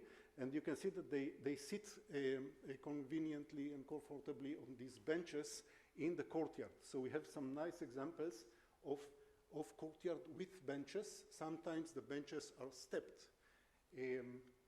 Now we'll take a look at this monumental facade. And again, you look at it, you feel at home in Greece. You see the pediment, you see the acroteria. But if we look at the pediment closely, you will see that a lot of acanthus and other vegetal motifs, but we don't see gods, we don't see human, we don't see any human figures, and it's typical, according to the second commandment, it's typical to the art of this period that we won't find any human or animal images in this art. So they are adopting from the Greek, Hellenistic, or Greco-Roman art, whatever they like, but they refrain from showing any human or animal images. Let's take a look at the inner pediment again. They play with the acanthus. They show here even this nice attic frame and the nice acroteria and so on and so forth. A typical blocking stone, which is square. This is the typical blocking stone in the open position. And again, the round blocking stones, which are uncommon. We have some of them, but they are uncommon with other interesting aspects. We'll now enter the tomb, and we'll see here. This is a bit an outstanding example. As we can see here, the combination of arcosolia and the kochim. Kochim, again, we use a Hebrew, Aramaic, or Semitic term that we know from ancient inscriptions. Koch is a burial niche, but interestingly, in Jerusalem, it's a trademark of all these tombs, but the question is, what is the source of these kochim? We heard the talk about Maresha. In Maresha, they are much earlier, and the question is if they arrived to this country from Alexandria or from Phoenicia, or perhaps they are local development or source of inspiration. Again, we won't discuss it now. And now a word about primary versus secondary burial. A plan excavated, of a tomb excavated many years ago by Lev Yitzhak Rahmani, and here you can see, for example, primary burials. Yeah, they lie nicely undisturbed, supine in the kochim. Sometimes the koch is used for storage of ossuaries, like here. Here in the section, you see the same idea. So this was the basic tomb. Here you see that such a basic tomb is developed in the underground according to the needs, according to the quality of the bedrock. Another example, and now what we miss in Jerusalem, but I have to show you from Judea. Two interesting things, because you can ask me, okay, these skeletons were lying in the kochim, so nicely, but don't you have remains of burial chests, of coffins? Don't you have remains of shrouds? Because the sources mention shrouds and mention chests, including chests made of wood. So here, okay, you can, in red I'm marking the primary burial. You can see this poor guy is lying here undisturbed for 2,000 years. And in white, I marked a wooden chest. This is Rachel Chachlili's reconstruction.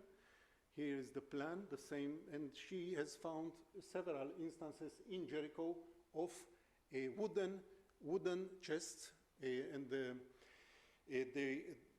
these wooden chests didn't use iron nails. They used a wooden items in order to combine them. Another interesting issue is the issue of shrouds. Again, the sources mention shrouds. The archaeology has few shrouds to show. This shroud is from Egede. This is a shroud that I found a couple of years ago in Jerusalem as an outstanding example. We have also some shrouds from Nabatea, But again, shrouds are uncommon. We keep in mind that the climate in Jerusalem is Mediterranean, so the humidity doesn't allow the preservation of the shrouds. We have the famous story told in Matthew and Mark about the shroud of Jesus and so on and so forth. A nice wooden coffin from En-Gedi, again, the area of the Dead Sea, beautiful preservation of wood, and take a look. I'm enlarging it a bit now to let you enjoy what we usually don't see in archaeological excavation because of the climate, wood, and beautifully preserved. So now in the few minutes left, how many minutes? You have 1 minute. 1 minute, okay. The question is if now I'm going to talk about ossuaries, or I will do it fast. So, okay, some ossuaries, only to show the phenomenon. Nikolaos is laughing because he's aware of this problem. Okay, so ossuaries. In this case, we use an Aramaic term, but the Aramaic term, gluskama, arrives or enters Aramaic from Greek. And this is the term known or used, commonly used, gluskema. So we are dealing with these nice, let's say, bone boxes or ossuaries, again mentioned in the written sources of this period. And we have, let's say, many of them. And here I'm showing you two examples of secondary burials. On the left, you see, again, it's for illustration purposes. I'm not sure about the date of these bones. This is a picture taken in a Dominican cave in Jerusalem. It doesn't matter. So here you see bones collected in a communal pit. So all the family, 200 years of family members are lying there happily together. On the right side, I'm showing you what is supposed to be the wonderful solution that an ossuary provides, which is individual secondary burial. But if you will count carefully, you will see one femur, another femur, and the third femur.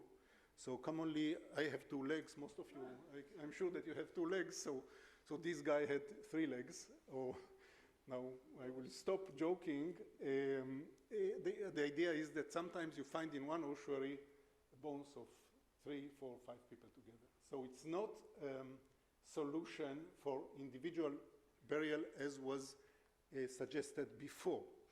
So individual with a question mark. We have inscriptions on ossuaries. These inscriptions are not, again, not made for us. They were made for other family members to inform them who lies there, who is collected there, and if you can add another family member or not. So this guy has very common names, Chania ben Shimon. The term ben means that it's Hebrew. But we'll see Hebrew, we'll see Aramaic, and we'll see Greek inscriptions, and sometimes a mixture of all of them, and sometimes Hebrew with mistakes derived from Aramaic, and so on and so forth. So Hanania ben son of Shimon, we don't know who this guy was. Yeah, I will show you now another example of someone which we can identify. So here, another group of bones in situ in an ossuary. Again, where is the head? It's a headless guy. But here on the right, you can see somebody was very, very happy with his wife. So he is buried here, Elazar veishto. Again, Hebrew, not Aramaic. Elazar veishto, and Elazar and his wife. And again, the rabbinic regulations regarding collection of bones in ossuaries. Whoever sleeps with, whomsoever a person may sleep with when he's living, he may be buried with when he's dead. So Elazar and his wife together. Now I'm showing you in 1 second a famous ossuary kept in the British Museum, the ossuary of Nicanor of Alexandria. Alexandria for you, Nicholas. So Nicanor of Alexandria, we know about this character from the Tosefta. Tosefta, another rabbinic source. This is the source here.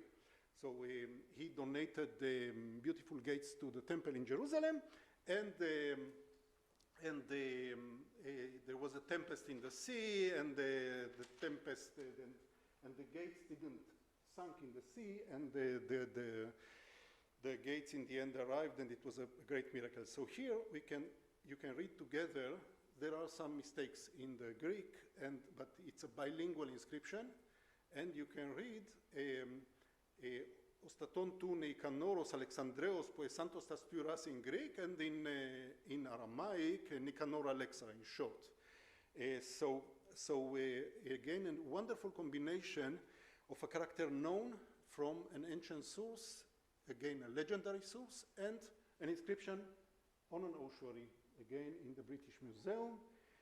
Regarding the decoration of these ossuaries, geometric, schematic decorations, again according to the second commandment, horror vacui, a lot of Kerbschnitt decorations, and regarding why ossuaries, the traditional, this summarizes the traditional view, and in recent years, several scholars suggest that let's say it's a Jewish version of the Roman custom of burying cremated remains in a cinerary urn. Perhaps, again, we don't have the time to discuss it. This is a cinerary urn from the Metropolitan. It's not from Jerusalem, but only I wanted to show you a cinerary urn, and I'm summarizing here the picture. Regarding grave goods, gifts, offerings, we won't discuss it now. We don't have the time. Some iron nails, Haron's obol, some interesting examples from Jerusalem and from Jericho of this pagan custom in completely Jewish context. And I will finish with this slide, and I will thank you for your attention, and thank you for the extra time that you gave me, and see you at the next talks. With pleasure. Okay. Yeah, thank you. It's really interesting, of course. We can hear more and more about it, but we have a limited time. So now time is to hear about Hellenistic family graves of Assos necropolis. Professor Nurettin Arslan and Nilden Ergün. Nilden Ergün is going to present their work in Assos.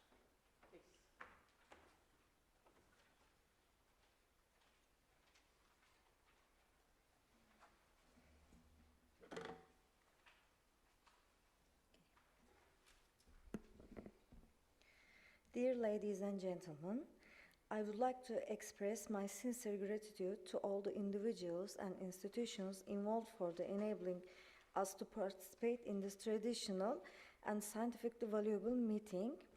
And also, I want to thank to the Archaeological Museum of Chania and Hellenic Minister of Culture.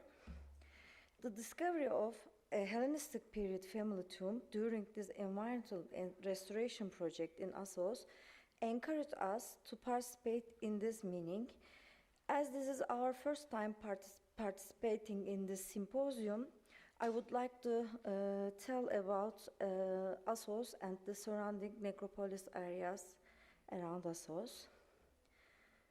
Before beginning my presentation, I would like to convey the apologies of Professor Dr. Nurettin Arslan, who is unable to join us today due to his official duties.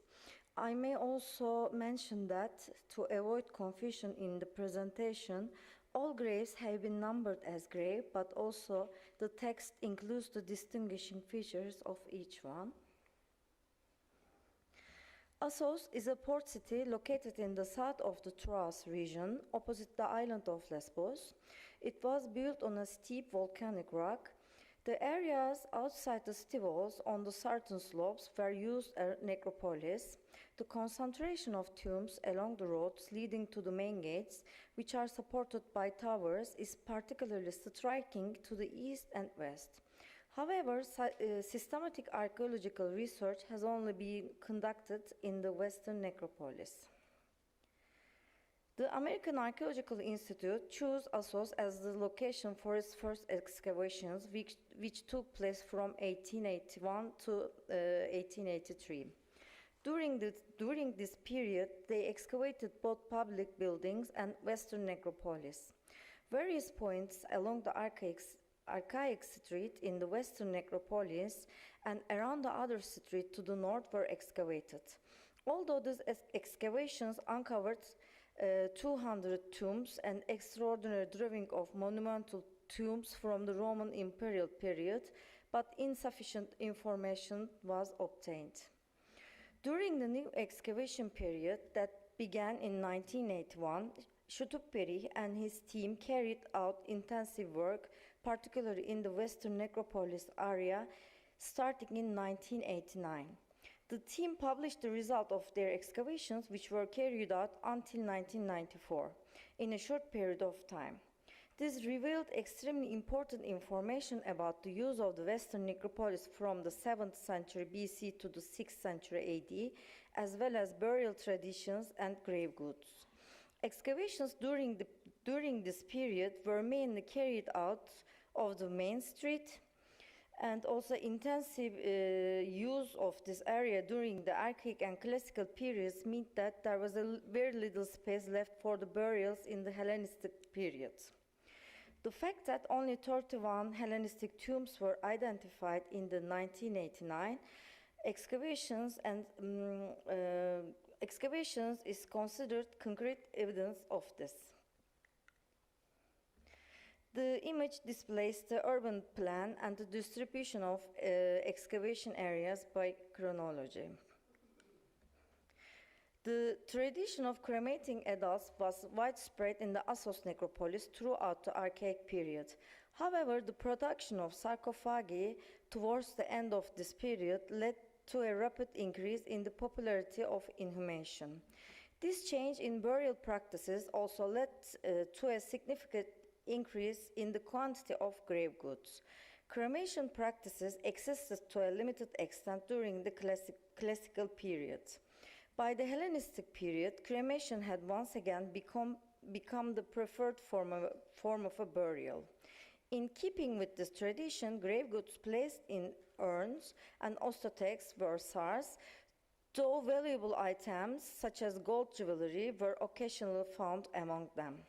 5 different types of tombs were used in Assos during the Hellenistic period. For cremation practices, amphoras and jars and ostotex made of andesite were preferred. For inhumation burials, cist graves, tile tombs, and sarcophages were used. Rectangular cube-shaped andesite ostotex and tile tombs emerged during the Hellenistic period. Examining the distribution of Hellenistic tombs in the Western Necropolis reveals a striking pattern. While all the tombs on the eastern side of the streets were used individually, the western side appears to have been reserved for family cemeteries. This is due to the lack of sufficiently large empty spaces in the eastern section of the street to create family cemeteries. Sarcophagi is used for inhumation burials, box tombs made of 4 slab stones, and tile tombs nearly 1 meter long show differences between periods. Archaic and classical period sarcophagi have lids made of roughly cut flat slabs and thick-walled coffin sections. In contrast, Hellenistic sarcophagi have thin-walled coffins with smoothly finished surfaces and lids featuring the low triangle pediments. This is no clear evidence of a specific orientation preference in the placement of these tombs.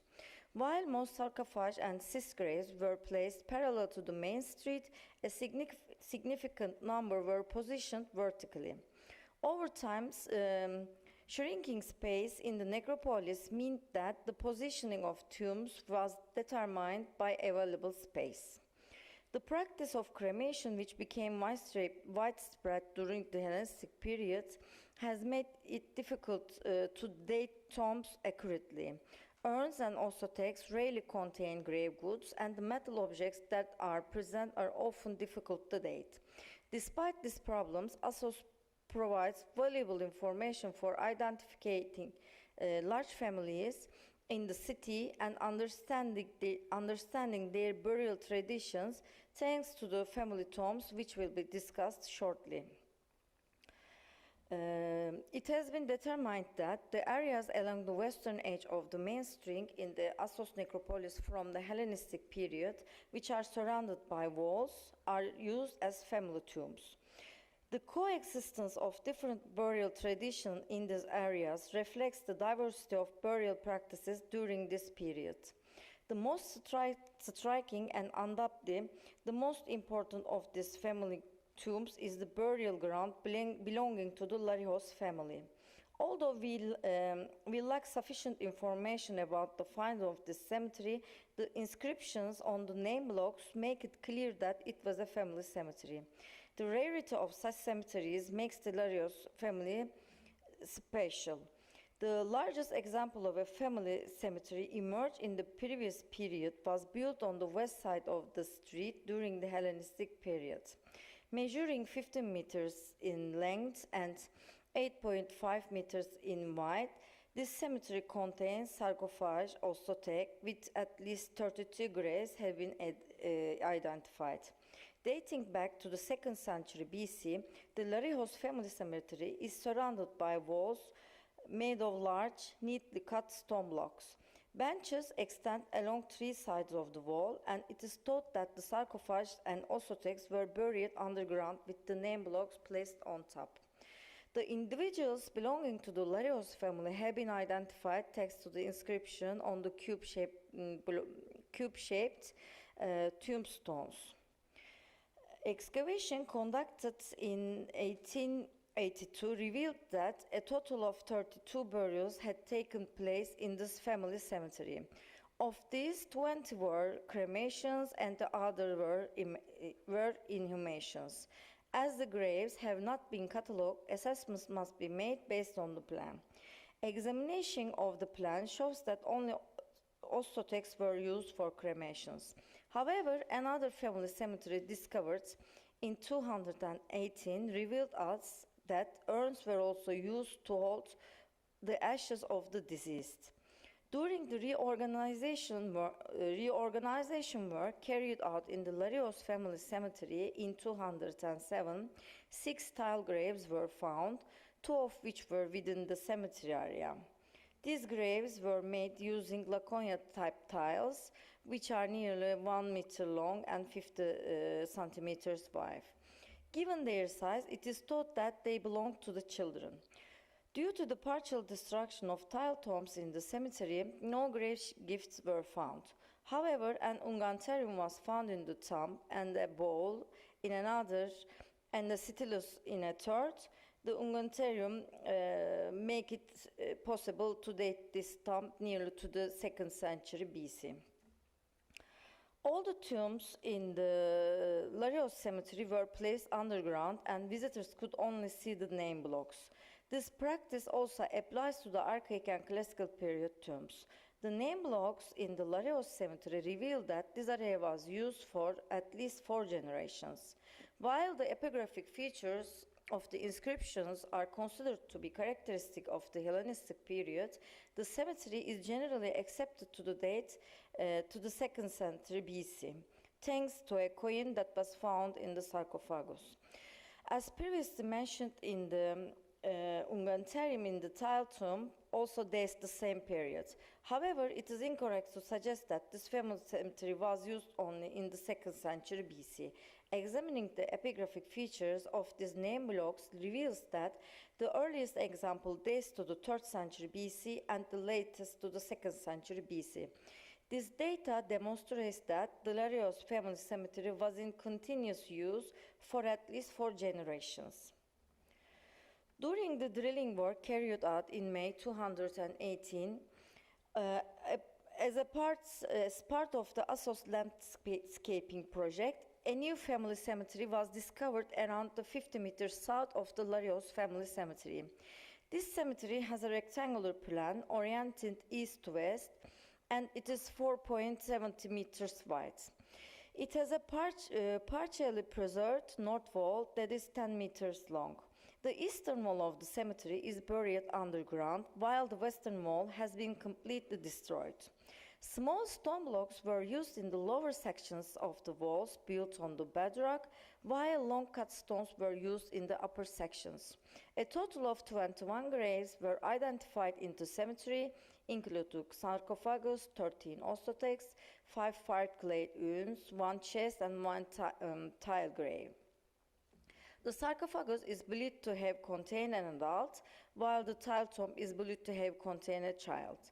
All of the other graves were created using the cremation method, and the bones were placed in clay pots or andesite ossetex.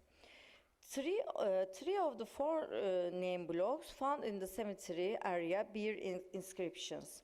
These indicate that the graves belong to the Aristias, son of Eratosthenes, Hagesis, son of Aristias, and Moskion.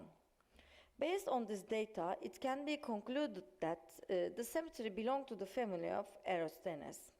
Situated away from the main street but close to the city walls, the cemetery provides a valuable opportunity to address many unanswered questions concerning the Hellenistic family cemetery tradition. Furthermore, the discovery of an offering area in front of the north wall of the cemetery indicates that this area was used for ritual purposes. The sarcophagus tomb is made of andesite, a locally sourced building material from Assos. It is believed that this tomb contains the earliest burial in the cemetery area. The sarcophagus is positioned in northeast to the southwest direction, leaning against the north wall. There is a base connected by large clamps on the sarcophagus lid, and it is understood that a name block, stela, or monument were previously located on this base. It has also been observed that stones were placed in the space between the lid and base of the sarcophagus to keep the base stable. The sarcophagus features a low triangular pediment structure, which is typically of Hellenistic sarcophagi. The white material between the lid and coffin ensures the tomb is insulated. The skeleton inside the sarcophagus has crumbled due to the physical properties of andesite stone. The small amount of soft, light brown soil inside is likely to be the remains of the original burial. Based on this information, it is believed that the individual was buried in the tomb using the inhumation method. Apart from the bone, fragments measuring a few centimeters, no other remains of the skeleton were found. Gold threads were scattered throughout the area outside the northern section of the sarcophagus. Some of the ends of these very thin twisted gold threads were attached to the gold stone beads. The presence of gold threads attached to a small bone fragment suggests that the person buried in the tomb was interred wearing a gold embroidered garment. In the western corner of the tomb, a glass plate, an iron knife, and a bronze plate were found 5 centimeters from the western wall. Nails were uncovered from 45 centimeters from the northern wall of the sarcophagus. A painted wooden piece and a red carnelian bead were found in the soil shifted from this area. Silver coins and bronze rings were also identified. An iron pot and a terracotta vessel were found next to the outer part of the eastern wall of the tomb. These findings reveal both the ritual and status aspects of the tomb to provide important information about the Hellenistic burial practices. The 5 ossetex surrounding the sarcophagus are made of andesite, which is local stone of Assos. Although 3 of these tombs were found without lids, it is noteworthy that their interiors remain undisturbed. The ossetex are placed at different distances from each other, but are all oriented in the same direction. In the southern part of the site, there are 2 clay urns. These base and surrounding wall of the sarcophagus clearly show that all the tombs were buried in the ground and covered with soil. The sarcophagus was clearly placed at a deeper level due to its height, while the urns and ossetex were placed at the same level. Ossetex number 3, located at the edge of the northern wall, was found without a lid and undamaged. Inside it, a bronze triglyph, a coin, and a bone object consisting of 7 interlocking pieces were found next to the remains of bones from a cremation.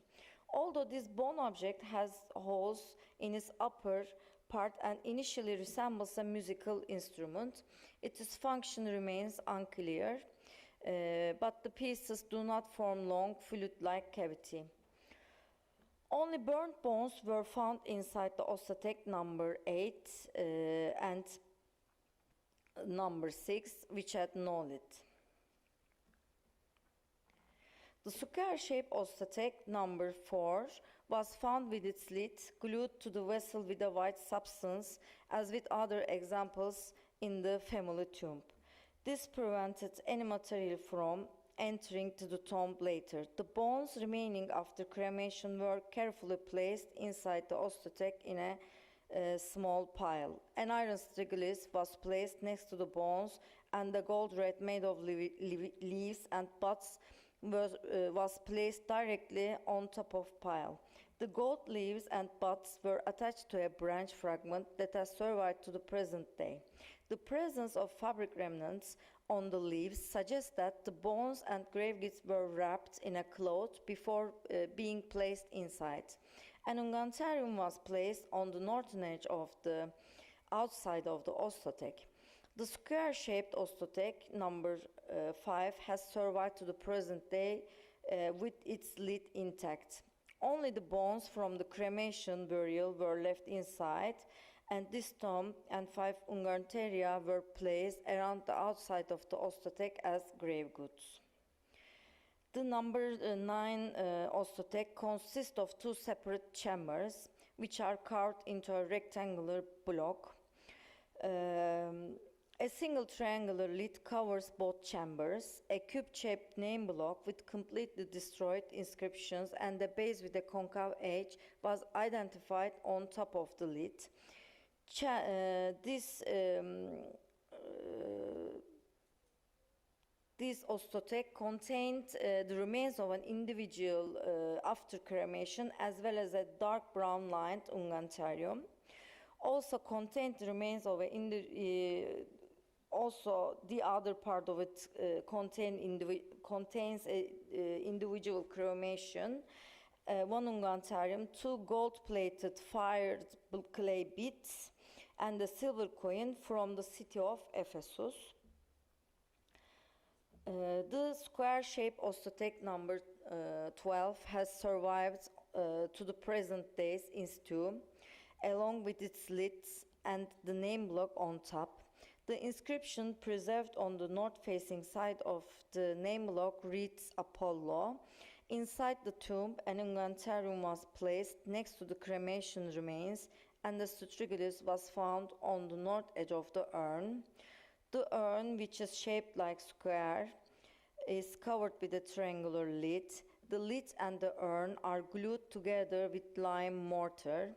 A profiled base sits on the top of the tomb. Inside the grave, cremated bones and iron objects, a silver coin depicted Alexander the Great on the front and Zeus seated on the throne on the reverse were found.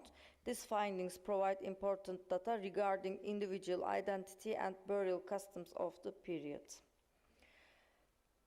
The Ostatek number 15 is roughly square in shape, and the lid also the name block top on have preserved in situ.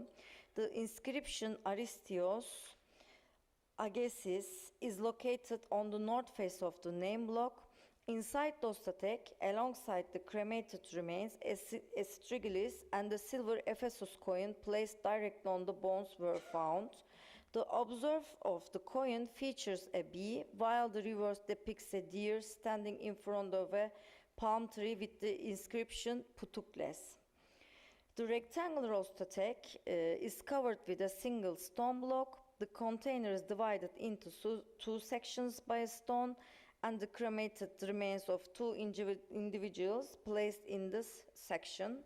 1 red-lined ungantarium was left in the compartment, contained also the other ungantarium and the iron needle with an iron object. The 19th Ostatek is a square in shape and was probably located under an altar. Its lid was glued to the vessel with lime. In addition to the cremation bones, a strigolis and bronze object were found in the tomb.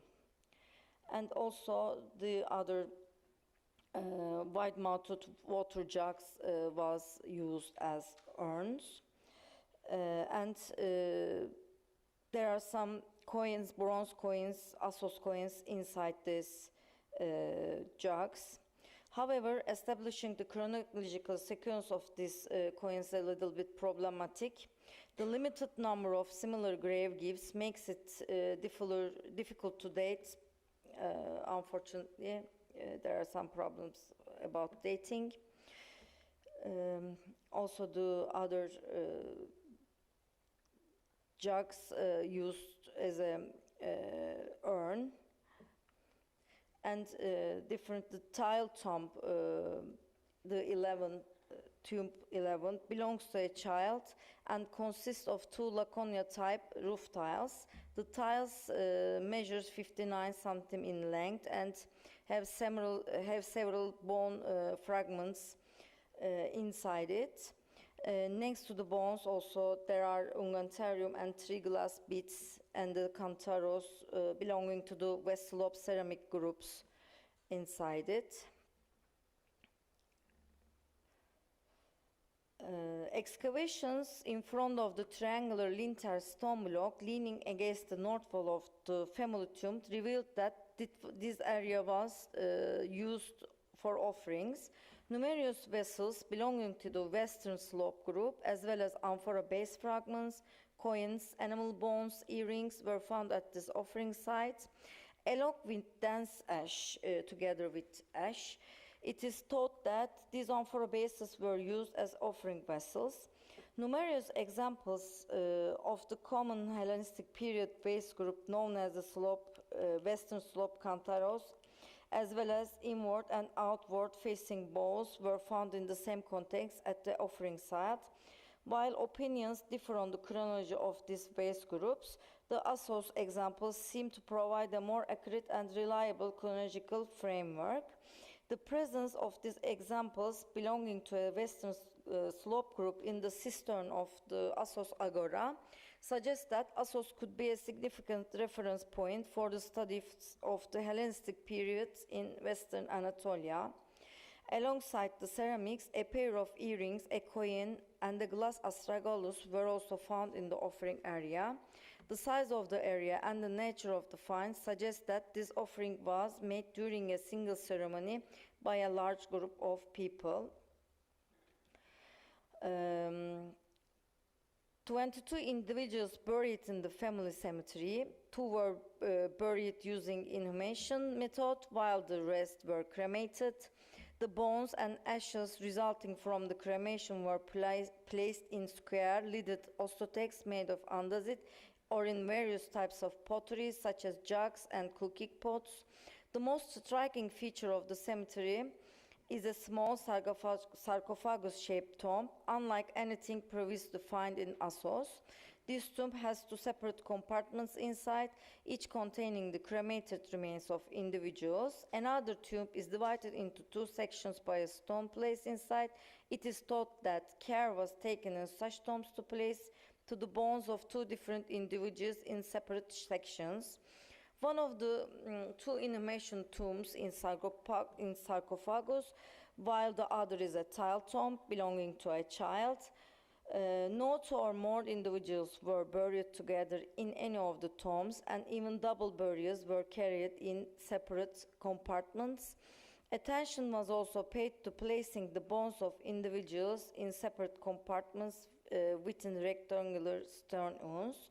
As in other ancient cities, the burial practices observed in Assos necropolis, namely cremation and inhumation, varied over time. The only known example of cube-shaped name blocks outside the Troas region has been found in Alexandria, Troas. The inscription in the city is written in Ionic dialect, and name blocks were widely used on some islands, particularly Lesbos, opposite of Assos, and especially in the Kerameikos necropolis in Athens.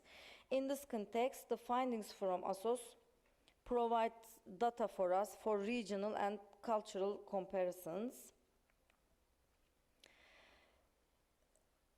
And it has been observed that an unguentaриum was placed inside or outside most of the tombs in the family cemeteries. Noteworthy among the grave finds are iron scalpel shaped tools, and striglis have been found in many tombs. The gold crowns and clothing decorations found in some graves provide insight the economic power of those belonging to this family.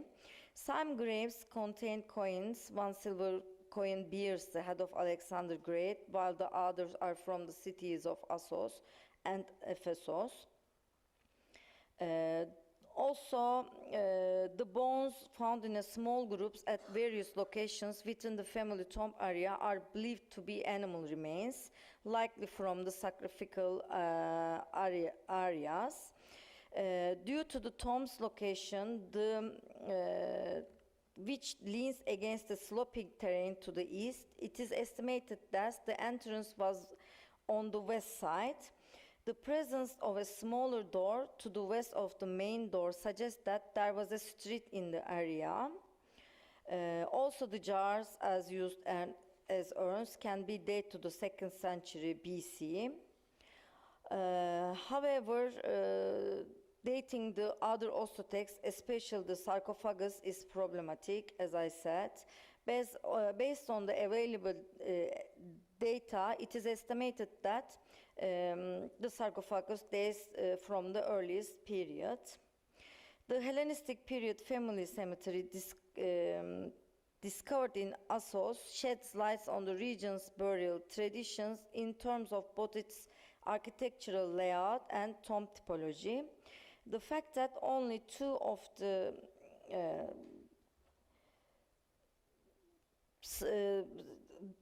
the urns really problematic the date, and the presence of vessels belonging to the Western Slope ceramic group in both the cemetery and the cistern in the agora suggests that Assos gives also the important data for the Anatolian ceramic chronology. In this context, the large quantity of vessels, coins, and personal items found in the offering area suggests the existence of collective ritual offerings.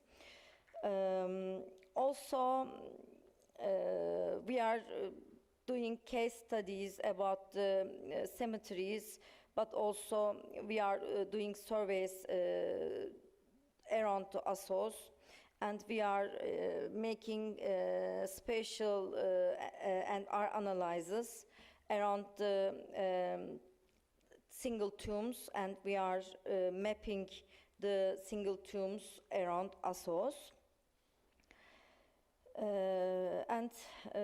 Assos Necropolis will continue to serve as a valuable resource for regional archaeological research in the years to come. Thank you very much for your patience. Thank you.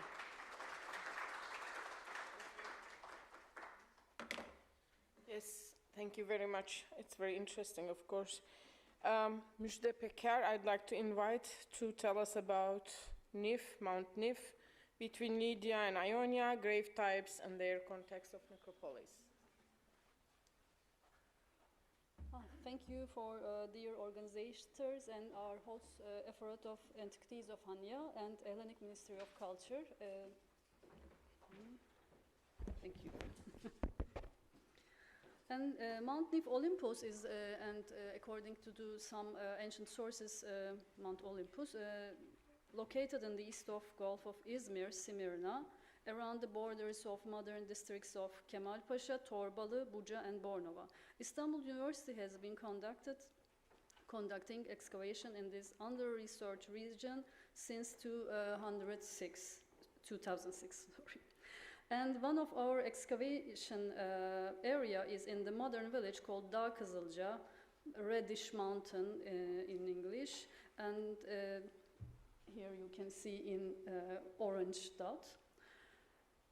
And different types of tombs, including single or two-chambered tombs under a tumulus, have been identified in the necropolis unearthed in Dağ Kızılca. In addition, terracotta sarcophagi and cyst graves have been found here with their contexts. So far, we found 7 tumuli with chambered tombs, 5 cyst graves, 3 terracotta sarcophagi, and lately, in this season, we found a Pythos burial.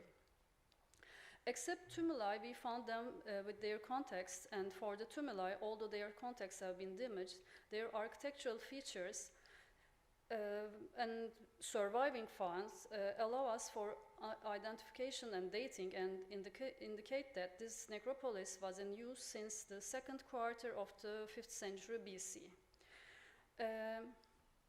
I want to show you the tumulus and the other graves, but I wanted to examine them in whole in the end. This is one of the best example, surviving example. Of course, it's looted in, of course, late antiquity and, of course, in modern times, unfortunately. And this one has 2 chambers under that amount.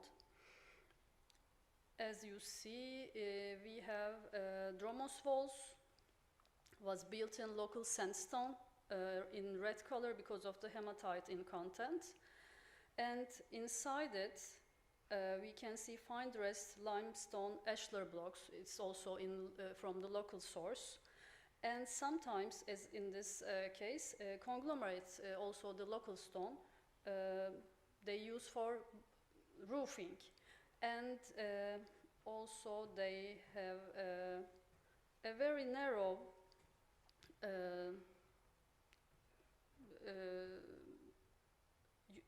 I'm sorry. Lost it. And this is the best example because the mount, the tumulus of this grave is intact. And of course it's looted, but we found some fragments of shores, and we can say it's late classic Hellenistic in date. Also, DM2, Dağ Kızılca Mezar second, we call it. It's also the same with the first one, but it has only one chamber, and it's also, we can say, the little bit not in good condition, but we can find some shards, and as you can see, a terracotta figurine, a fragment of terracotta figurine inside it. Also, we have these 2 examples. Their mount is not in good condition, and unfortunately, these are not can see anymore because of the looters. But in the beginning of our excavation season, we can document it, and at least we have some documentation and plans of them. Also, this is an interesting one because the other chamber tombs under tumuli in east-west direction. But this one, also the biggest one, the biggest chamber tomb we found under tumuli, this is north-south direction, and the door was before after the dromos, a long dromos. The door is on the south side, and we don't know why they choose this direction. Maybe because of topographical reasons. And this is the only one that we can find the kind of klini or bed for dead. And we have another one. This is really bad condition, but in this inside of this, of course, the very undisturbed earth inside it, we can find some late examples of lamps and coins and some bronze objects, but probably this is not about the first use of this tomb, but maybe it's maybe related with the late looting or some late revisiting, because the lamps, especially according to lamps and also coins, they dated since late Hellenistic till the end of Roman times. And also very, very destroyed one is this one. But this and the one of the former examples show that not always the door of the chamber top in the middle. This one is also, as you can see, on the side of one of the walls. And sometimes they choose, maybe because of the, they can use, as I said, they built the chamber tombs with ashlar blocks, but sometimes they also use the natural rock. Maybe because of the nature of the rock, they choose this, the door side of this. And especially around this chamber tombs with under the tumuli, we can see, for example, one of the tumulus, around the tumulus, we can see different types of graves. This one, this DM20, around this DM20, as you can see here, there are different types of graves. We can excavate them in situ, and we found their context. And according to them, we can say we can date them since late classical till Hellenistic, and we can say one of the maybe. Because we couldn't find the tumulus context and their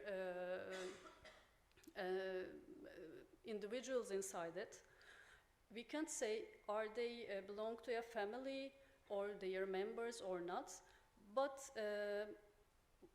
within the region of a tumulus, we can see another kind of graves, and maybe they are just some 10 or 15 years later than we can say, and maybe around the one tumulus there can be a kind of cemetery, another kind of necropolis, and maybe it belongs to a kind of how can I say it, big family, or not to say a village, but a kind of private topluluk diyemedim. Community, I'm sorry, thank you. But we need more evidence, of course.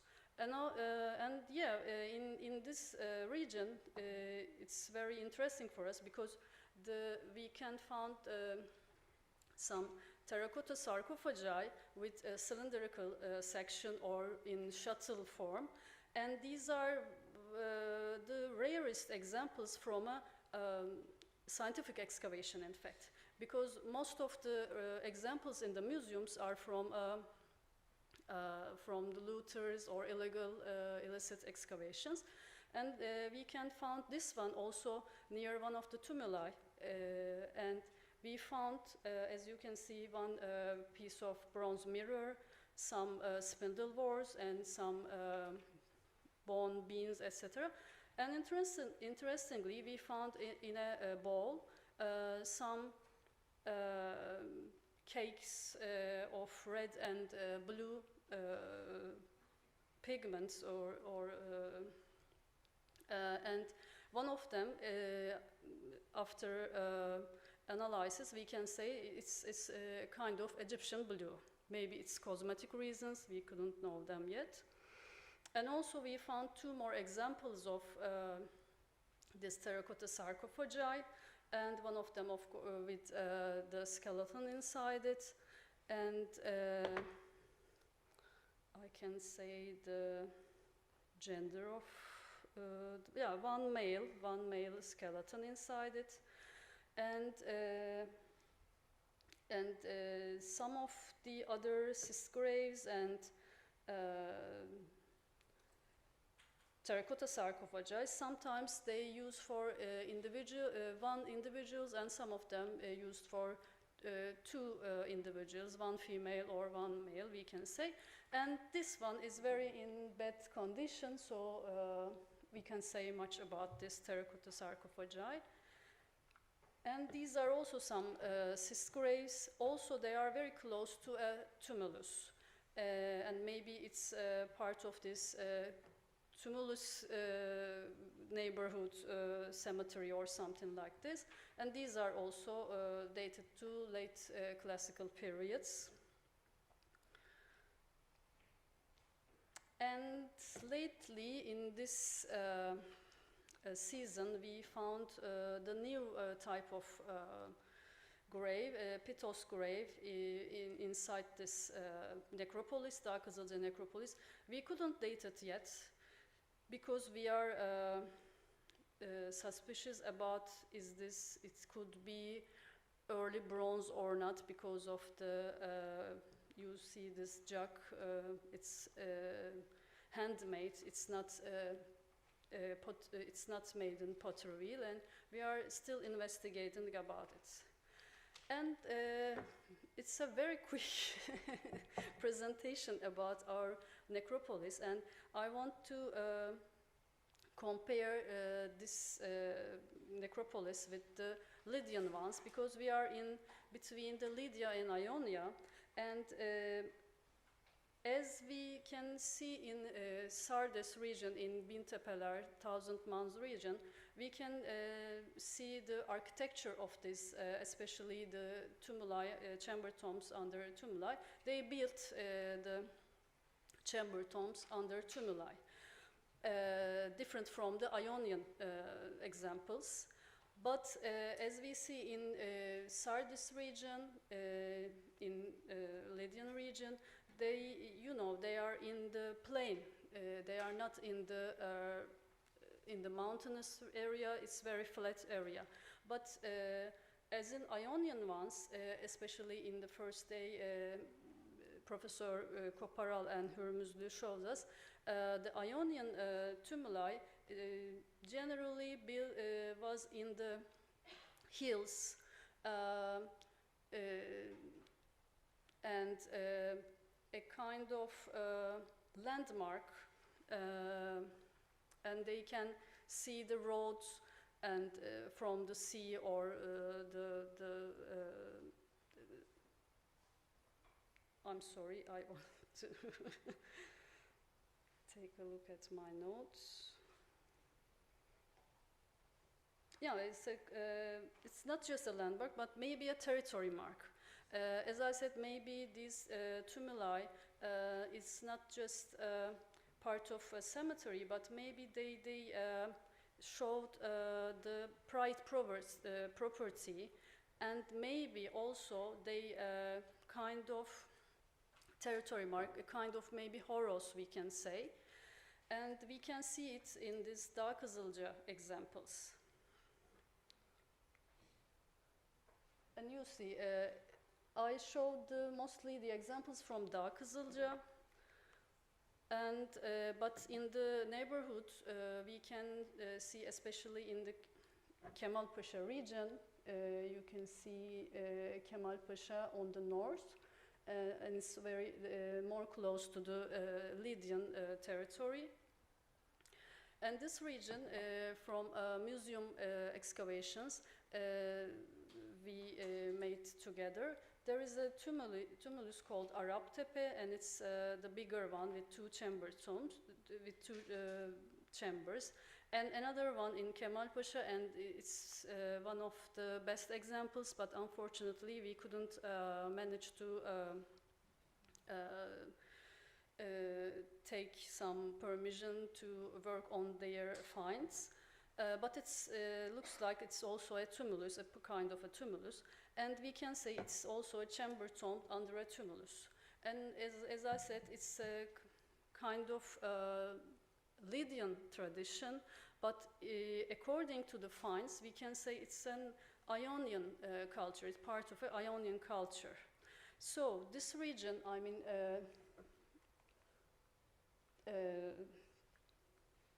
we can say we are here and in Kemalpaşa, in Torbalı region. This region is, we can find another evidence about this chamber tombs under tumuli, different from the Ionian ones, but according to topography, we can say the tradition of Ionian tumuli, and according to the finds, we can say it's Ionian tradition, and it's maybe a missing link. This region. Unfortunately, we didn't know about the ancient name of this place. It's probably it's not a polis, maybe a come or maybe a military fort near there. But we can say, according to the settlements near here, there are another excavation area. In the beginning of the at the end of classical period, it's in the territories in the Hora of Ephesus, but later in the Hellenistic period, this region is in the Hora of Smyrna.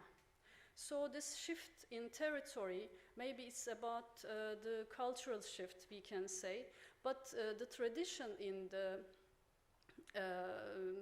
burial tradition and cultural transition about the Lydian and Ionian ones. So we need more evidence, of course. Unfortunately, there is a very looted area, but we can say maybe it's a missing link between the Ionia and Lydia. But we need to investigate more, and thank you for your attention.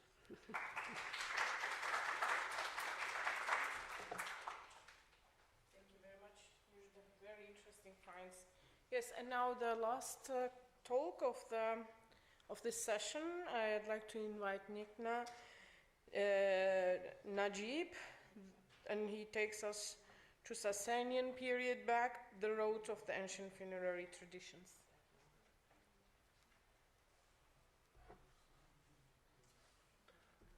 Hello everyone, I hope you are doing fine and you have a good day so far. In the next 20 to 25 minutes, I'm gonna talk about the effect of ancient funerary practices on the burial diversity in the Sasanian period in late antique Iran. This is actually part of my master's dissertation that I composed a few months ago and submitted. And I'm gonna cover three main points here. The first point is that who the Sasanians were. The second point is that what does archaeological evidence tell us about the burial diversity in that time in late antique period.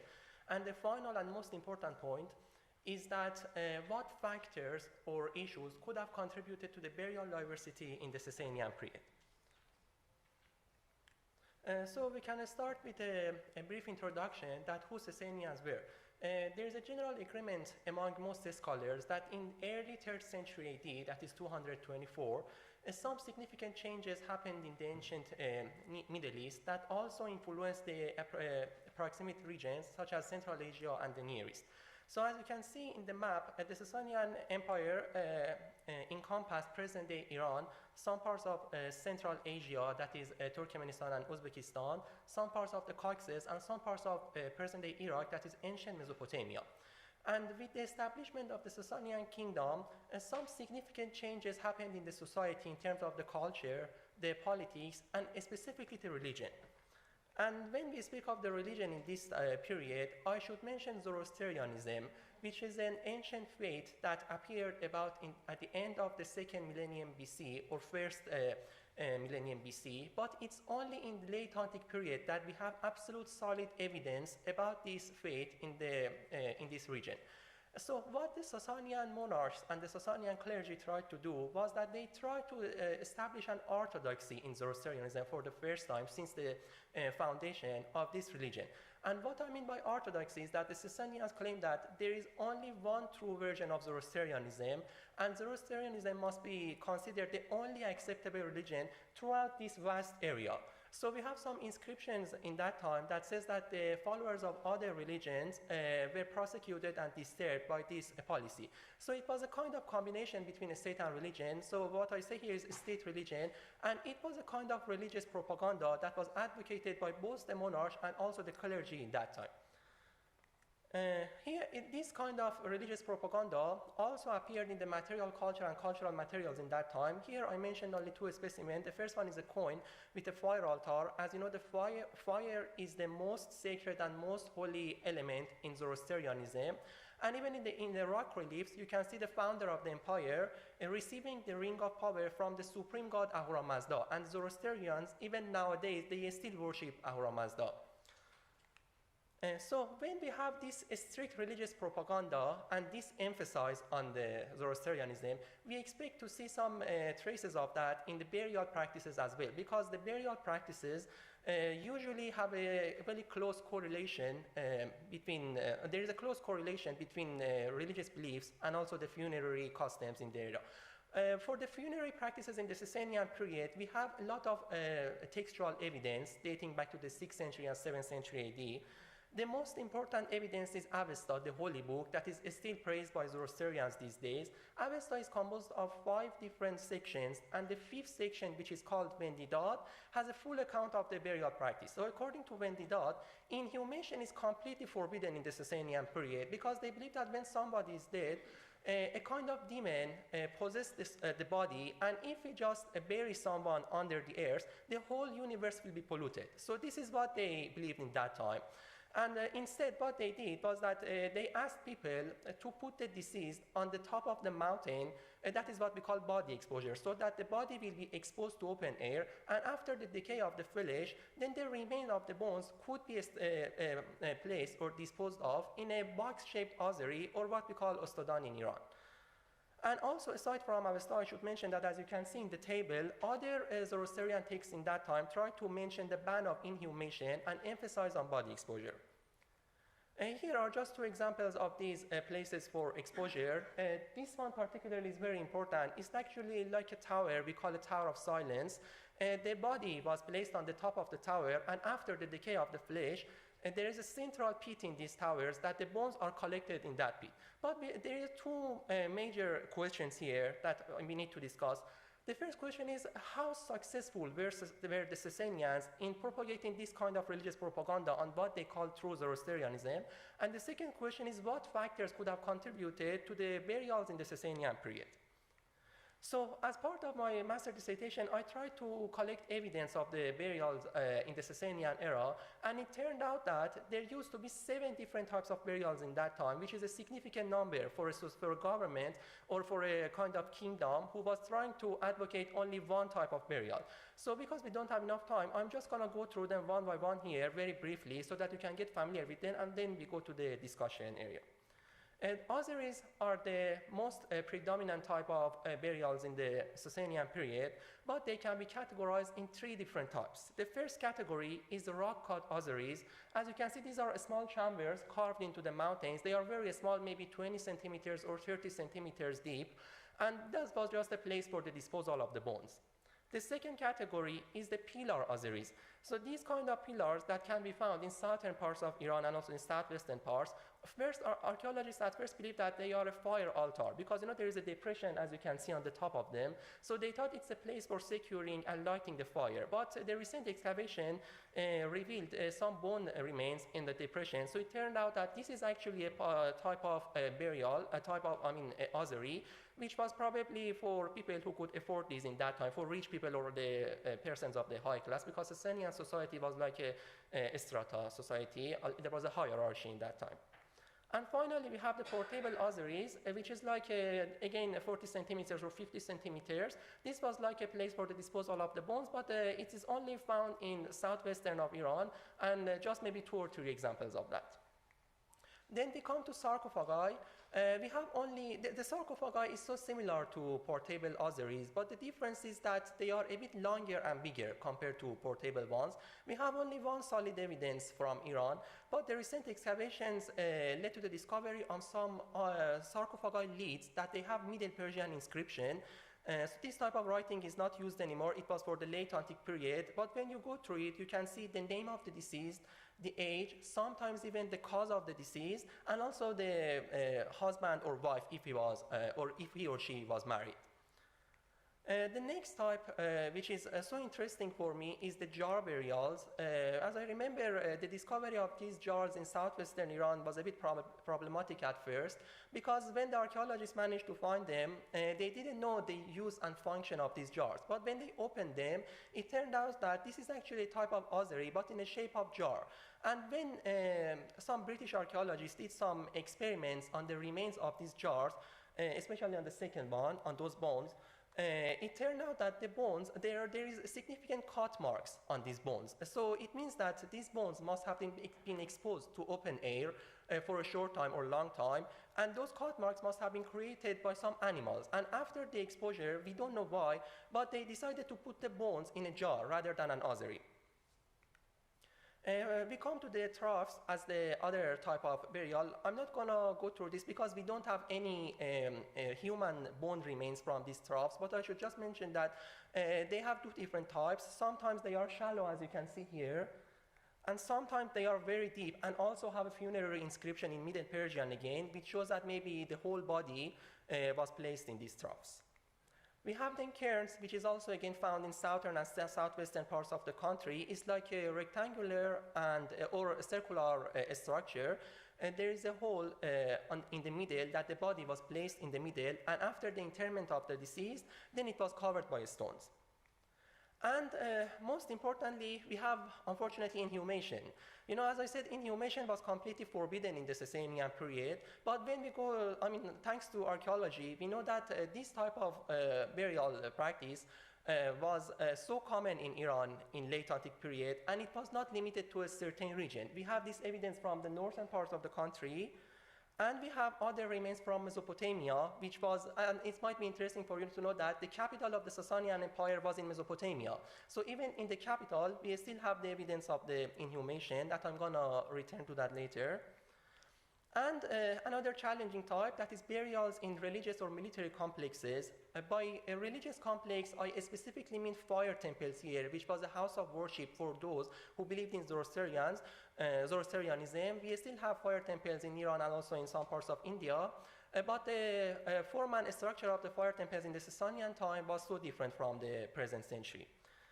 This is one of those fire temples. You can see a box-shaped structure here and an altar on the back.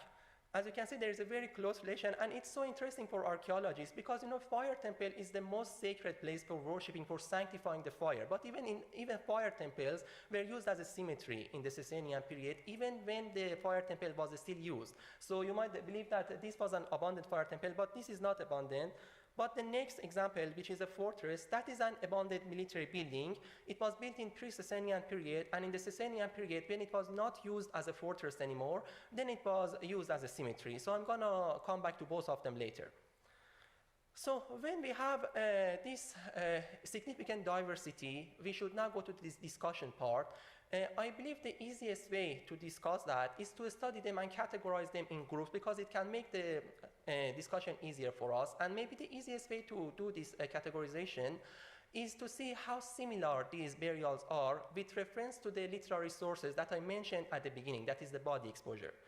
So we can say that the ossuaries, sarcophagi, jar burials, and probably, with some cautions here, the funerary evidence from fire temples are in accordance with the Zoroastrian practices and teachings, because, as I said, they were exposed to open air first, and then the bones were collected in an ossuary or jar burial.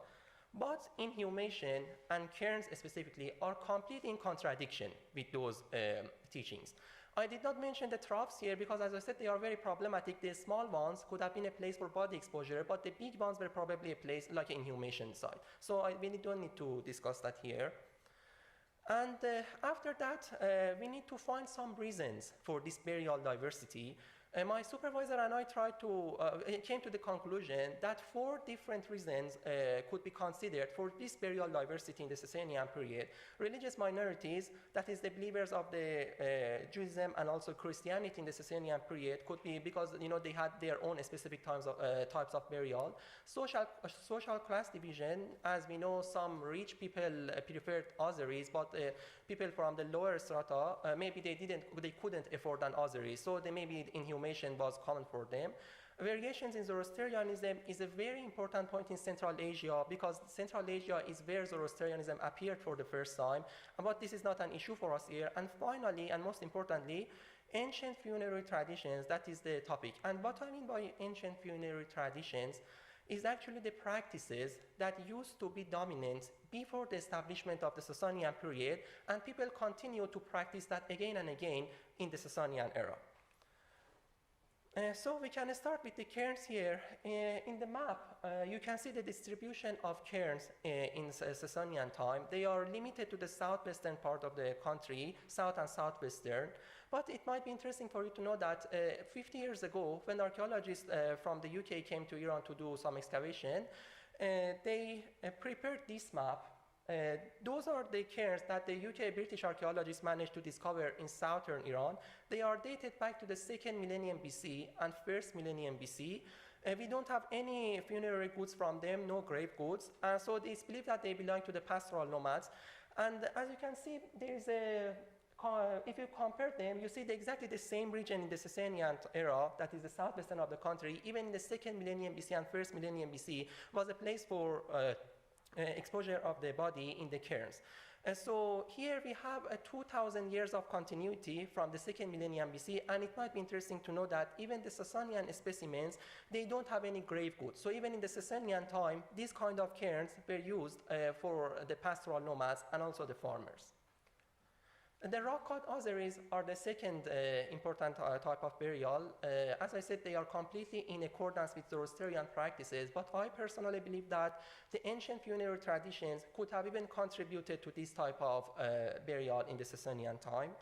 So we should now go to the Nakhsherostam archaeological site in Fars in southwestern Iran. If you have a look at there, you can see some royal tombs which were constructed about 5th century BC or 4th century BC. They are considered Achaemenid tombs, and they are considered royal because they are so elaborate. They have inscription, they have rock relief, and they are very big.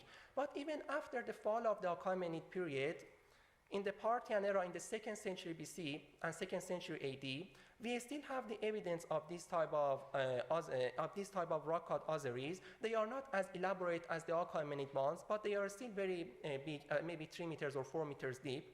And finally, when you come to the Sasanian period, you have very simple ossuaries. You know, they have simple decorations.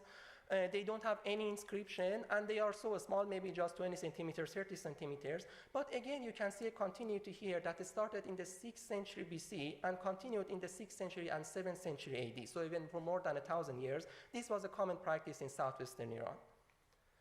The jar burials are also important here. As I said, it was interesting for archaeologists because when they were excavating in western part of the country, they managed to discover some big jars, as you can see in the picture, that dated to the pre-Sasanian period, again to the 1st century BC or 2nd century BC.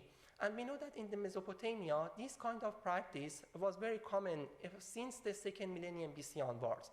But an important point here is that some of these jars are really huge. So that one on your right, that is about 180 centimeters or 70 centimeters, and a complete articulated skeleton was discovered in one of them.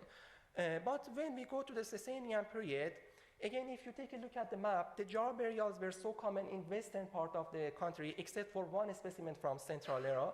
In Mesopotamia, again, as we know from the pre-Sasanian period, but the jars are much smaller this time, so it was just a place for the disposal of the coins.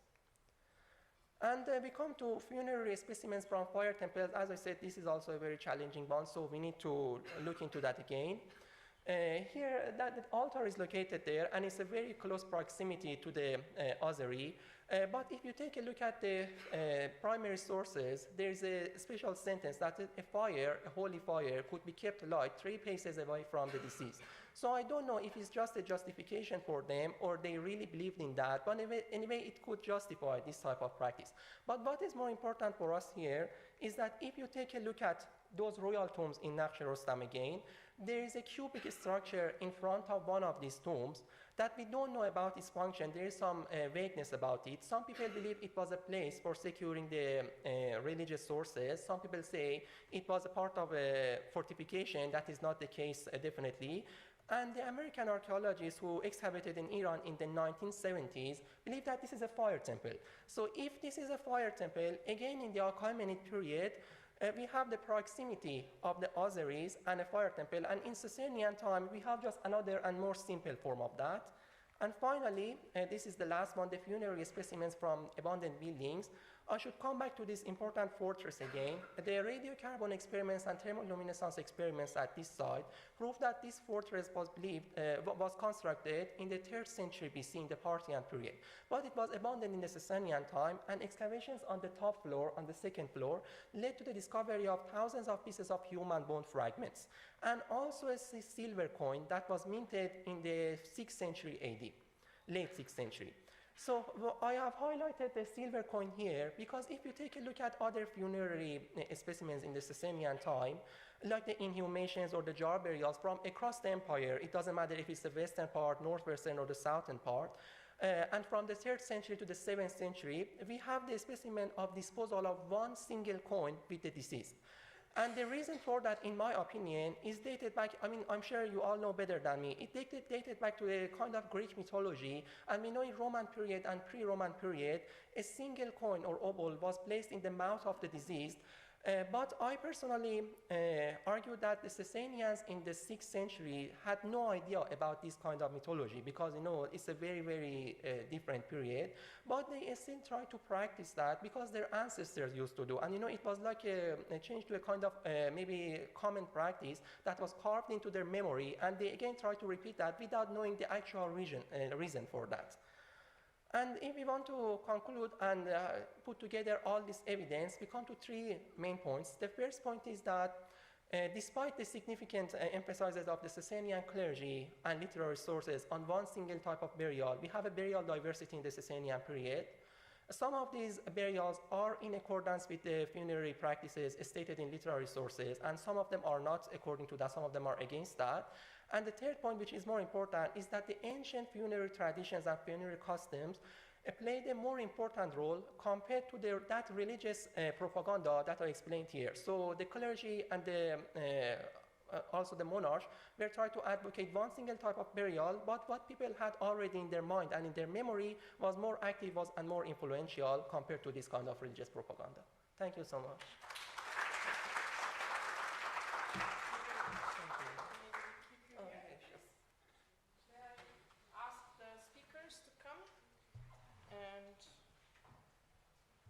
Questions, if you have any comments. Buyurun. Oh, okay, they are 5 and we have 4. Good. Yeah, any questions? Let's start because we're moving very late to our first speaker.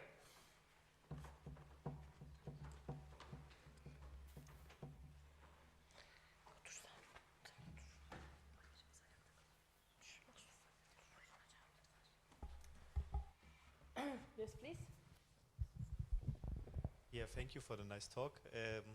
It was really interesting. Could you say, or maybe you mentioned it, about the dimension of the base for the monument that you mentioned? I didn't mention the okay. Stop. I'll just speak louder. I didn't mention the dimensions of the funerary monument. I don't remember them exactly, but it wasn't very big. It must have been like 3 meters approximately, no, less, like 2 meters and 1 meter, something like that. It wasn't that big. Because with the basic shape, it looks like a base for Niskos, most probably. So, yeah. Oh, you need to look that up. It wasn't indicated that they found any architectural members nearby or any other, I don't know, parts of statues or something. So I guess it couldn't serve as a base for something else.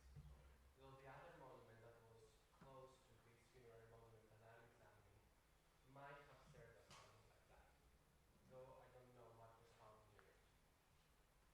Okay, thank you. Thank you. Any other questions? May I ask you, you showed, maybe I missed it, I don't know, but you have also cremations or only inhumations? The first one was primary cremation in a cyst, you said? In a pit grave. So how that would work? Like rectangular pit and then? It was a rectangular pit, and yes, they dug the pit, they made all the infrastructure with the wood and stuff. They placed the deceased on top of the infrastructure, and as it fell. Again, the size, maybe, if you can tell us about it? The size, it was a normal size grave. It was approximately the same size as the skeleton. Ah, So okay. it wasn't like a big monumental one.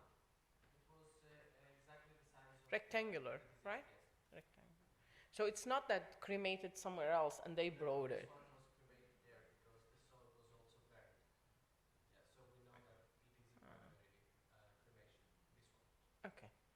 Thank you very much. And if there is no other questions, I move to our second talk.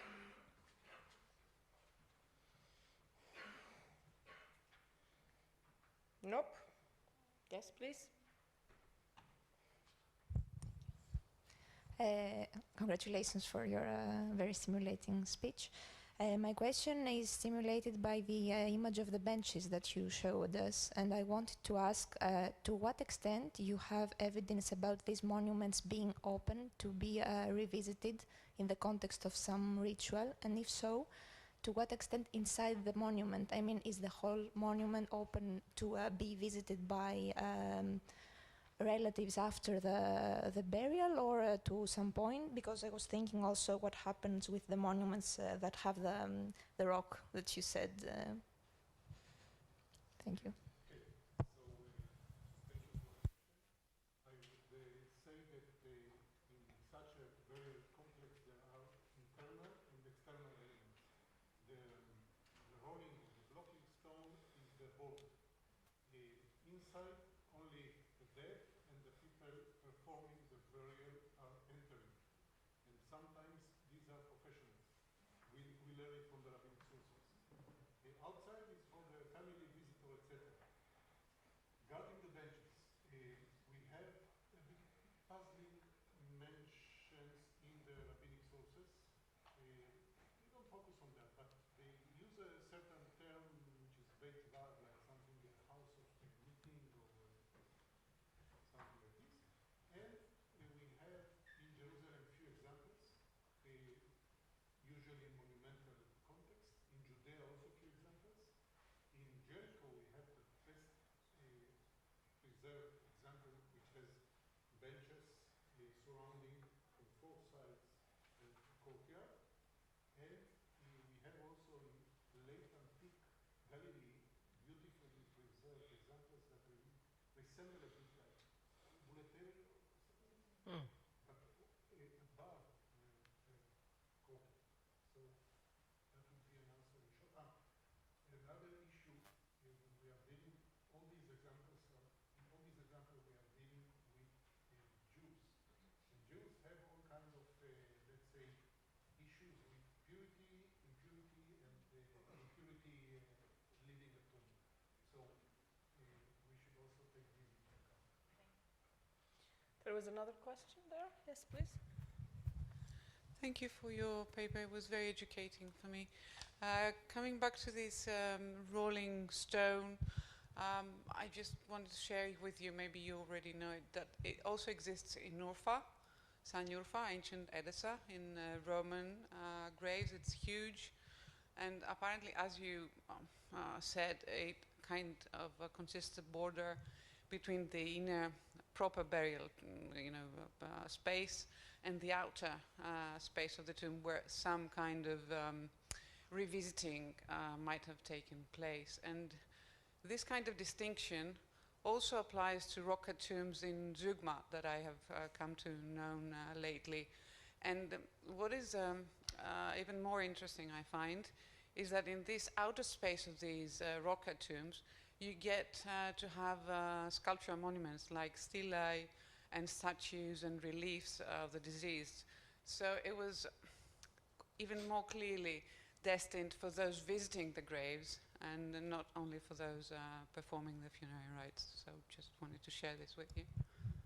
Fascinating.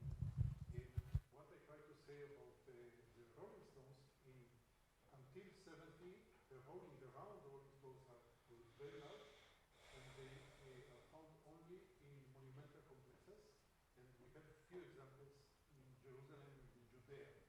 In the later, let's say in the late Roman and Byzantine period, we have many more examples, but the rolling stones are much smaller, and these square dropping stones disappear.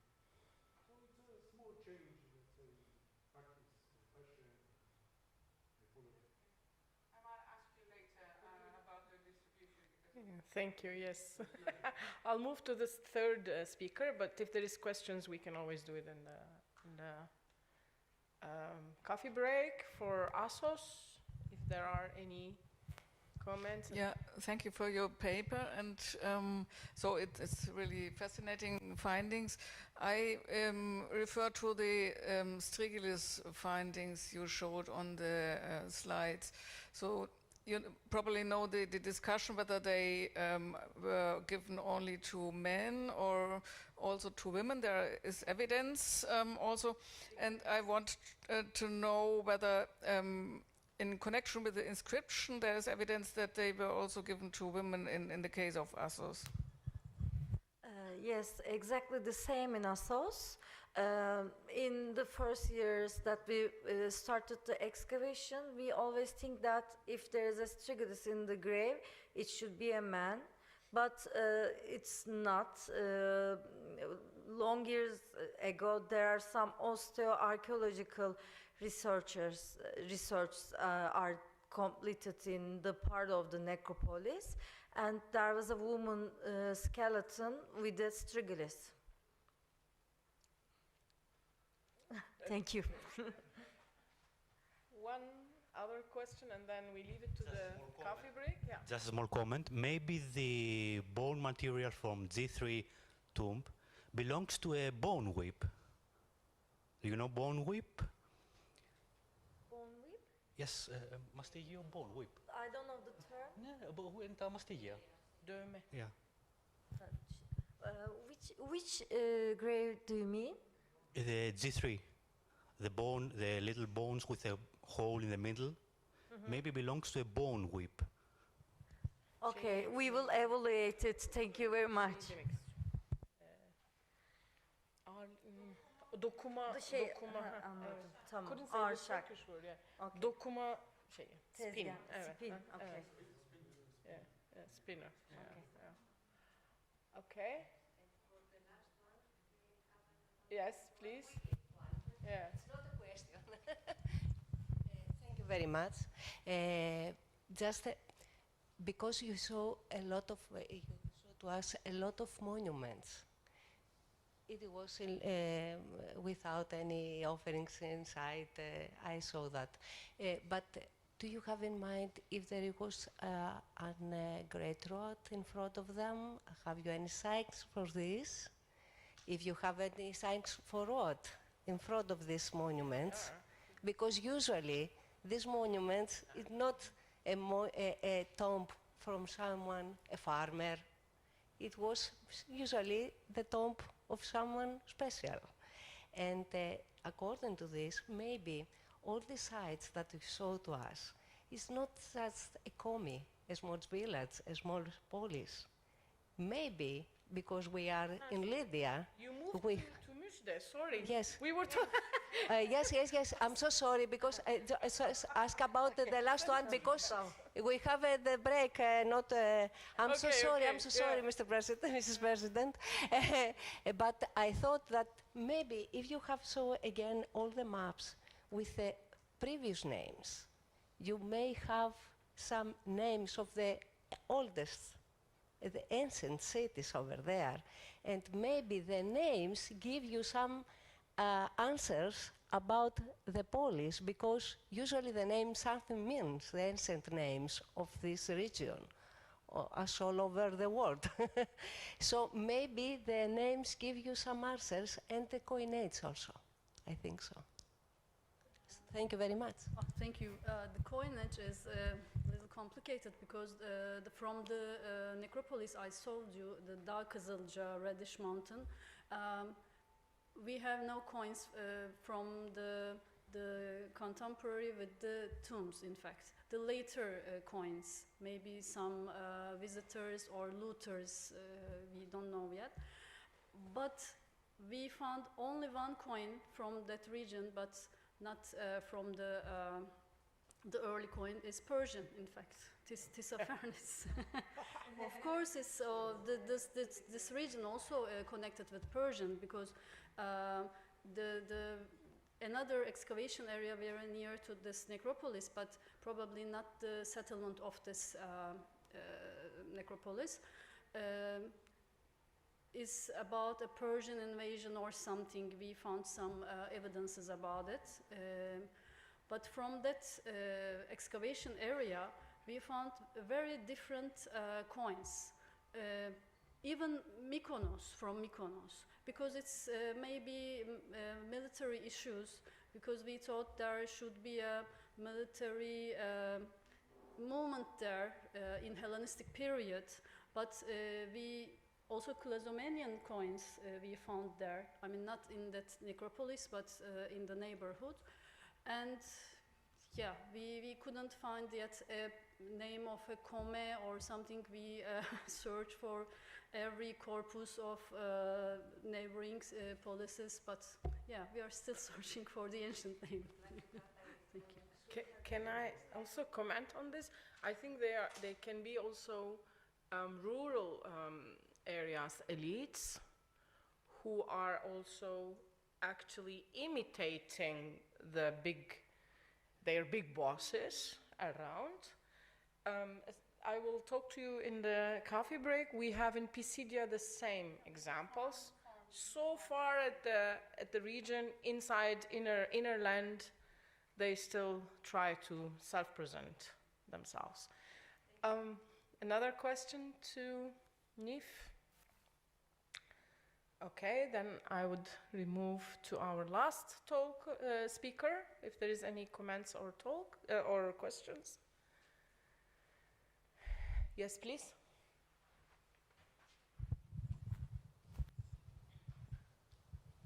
Oh, thank you for your presentation. So it's something between a question and a remark. So what's the motive between the Sasanians, especially Ardashir I, to go, let's say, ballistic, for any lack of any other word, or try to impose a simple main way of burial or excarnation as we know it? So what the Parthians do that force him to take this Thank you, and thank you for your attention. You know, in the Parthian period, we can call that there used to be a kind of feudalism in Iran. You know that the regional kings also had an autonomy, but they also paid some tribute to the main king of the kings. But the problem of the Parthian period was that in late Parthian period, in the 2nd century AD, the Romans attacked Iran and they conquered Ctesiphon, you know, which was the last capital. So this made Sasanians so angry. You know, Sasanians, before they become kings, before they come to power, that was a royal clan in Fars, in southwestern Iran.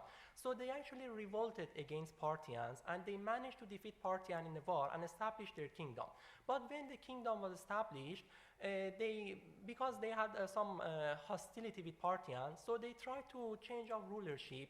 And they said that from now on, we only have one king of the kings, and the kings of other regions must always subordinate to the main king.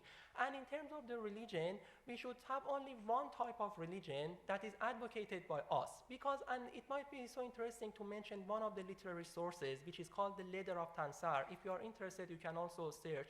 You know, here when Ardashir, which is the first Sasanian king, comes to power, he established a kind of, true Zoroastrianism, which we can say. And one of the clergy of the Parthian period starts criticizing him. That he says that what you are doing is completely in difference with what Zoroaster, the prophet, was trying to proclaim. And the answer of Ardashir is very interesting. He says that I know this is against what the Zoroaster did, but it is good for the unity of Iran. You know, so even the Sasanians knew that maybe this type of Zoroastrianism that they are advocating is against the party and or against the older versions of this religion. But because of the unity and because they found it, you know, in a way to unify the whole country and the whole nation to and then fight against the Romans. And you know, in some periods it was successful, to be honest. At first it was successful. And if you take a look at specimens from Fars in southwestern country, all the Azeris come from Fars.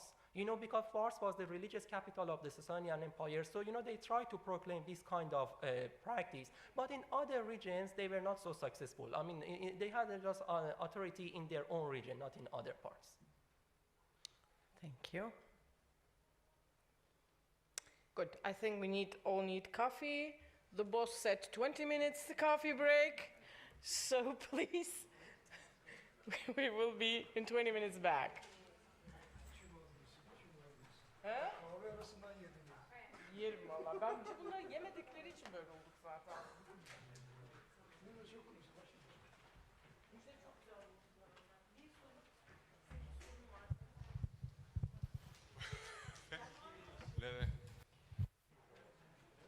Your PowerPoints, please.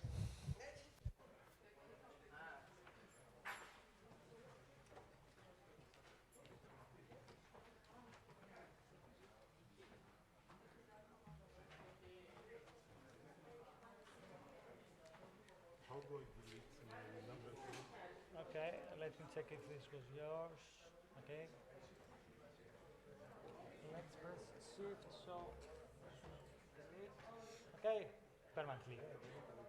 Okay. It's not here? No, no, no. With shift delete, it's permanently. Thank you. You're welcome. Να του πω ότι είναι στο YouTube όλοι. Αποφυγέται το πρώτο. Ευχαριστώ. Δεν μας το ανακοινώσαν αυτό η αλήθεια ήδη. Μπορεί κάποιοι να μην είχαν έρθει.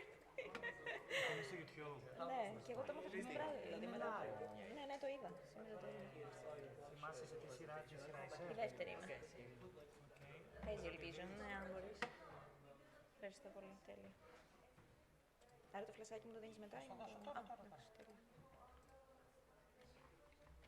εντάξει, τέλεια. Ευχαριστώ. Ευχαριστώ.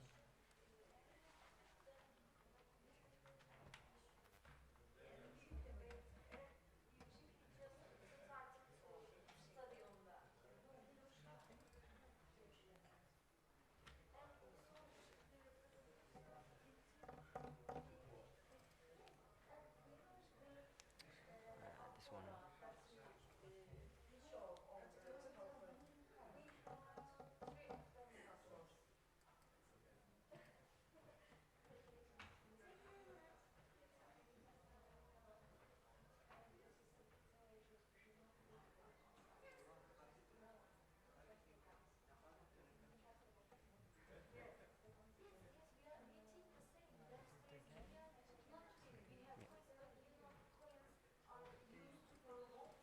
So your number, do you remember? 3.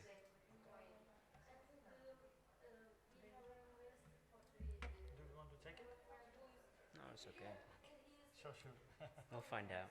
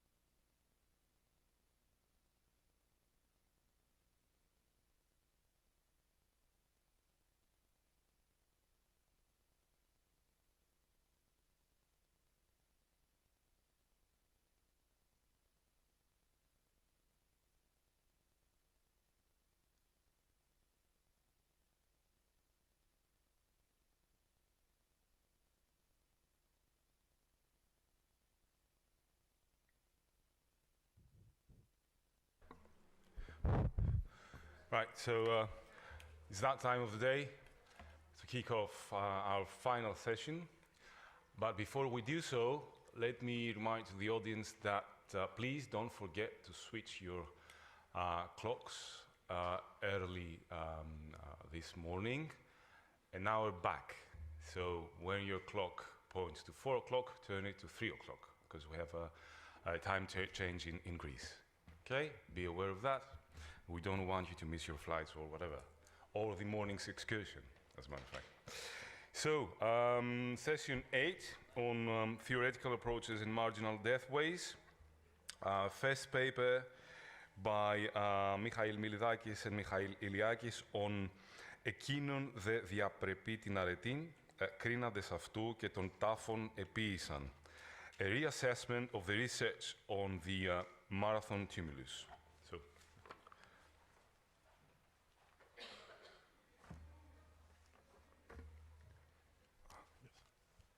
Glasses. I'll always forget that I need these glasses. Now, I hope you're probably caffeinated, because this is our deep plunge before the end. So, as one does, puts the heavy-duty stuff, the theory, at the end of the last day.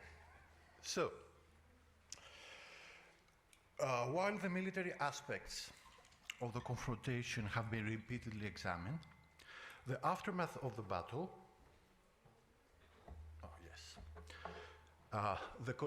and this is the pertinent for this colloquium, the collection and treatment of Athenian casualties, the funerary practice observed, and the erection of the commemorative mound known as the Soros, remains the subject of persistent scholarly inquiry. The Soros, situated near modern Marathon, is widely identified with the burial site of the Athenian dead, yet the absence of a modern geophysical investigation continues to leave crucial questions behind. The earliest and most substantial narrative is offered by Herodotus. You can see a few highlights here. His account highlights the unusual length of combat, names prominent Athenians among the fallen, most notably the polemarch Callimachus and Kinegyrus, which is none other than the brother of Aeschylus the poet, and records casualty figures of 192 Athenians and approximately 6,400 Persians. He also stresses the astonishing speed with which the Athenian army returned to Phaleron immediately after the battle, thereby thwarting the Persian fleet. Still, Herodotus remains silent on the precise circumstances of the burials, on the fate of the Plataean contingent, and on the details of the commemorative practice or practices. A further critical testimony is provided by Thucydides, who, while discussing the first casualties of the Peloponnesian War, remarks that the Marathon dead were buried on the battlefield, contrary to the Patrios Nomos, which prescribed public burials in the Ancient Cemetery, accompanied by state funeral orations. This brief but significant observation confirms that Marathon represented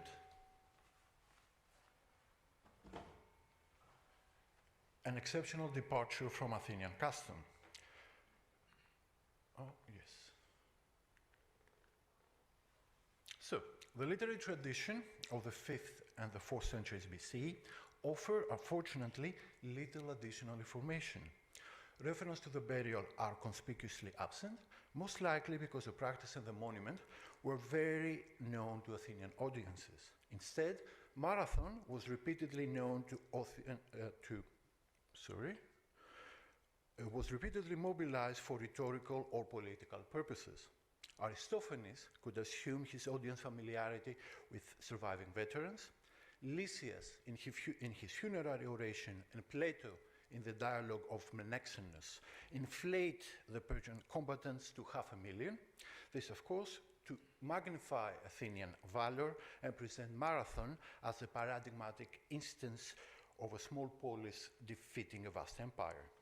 Xenophon invoked the victory in order to encourage the 10,000 during the retreat, while Ctesias, who writes from a present perspective, diverges sharply from Herodotus in claiming, among other things, that the general Datis was killed in battle and that the Athenians refused to surrender his body.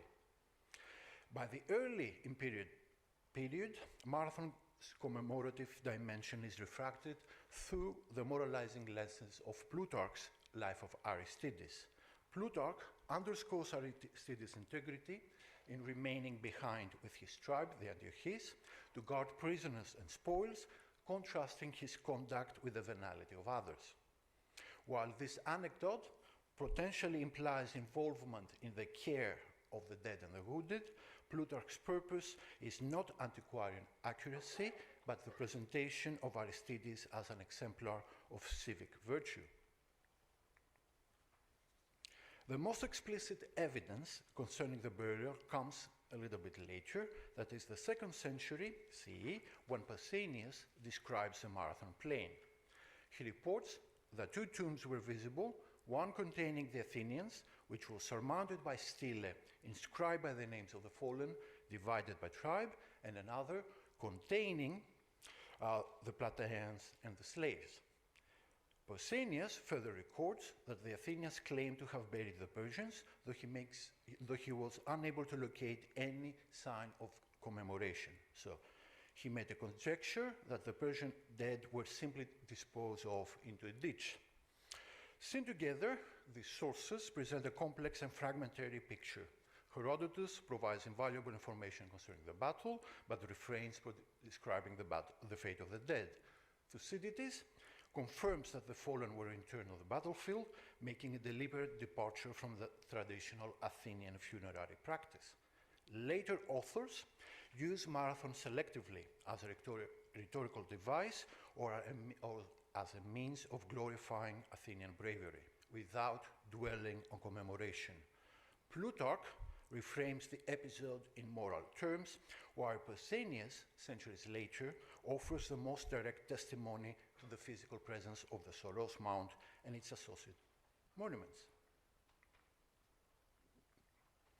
Significant for the study of the tumulus was the discovery of the stele that you can see here. This was not in Attica, but in Herodotus Atticus Villa, which is near Argos, which this stone had a secondary or a third use. Most likely it was embedded in a wall on what was a storage area and then became a later kiln. However, the stele is authentic in the sense that it's dated to the 480s. None of the specialists, epigraphists who studied this text, talk about a 2nd century copy or archaic forms. Their concern is whether it's made at 489 or 475. So it's not immediately, a few years after the Battle of Marathon.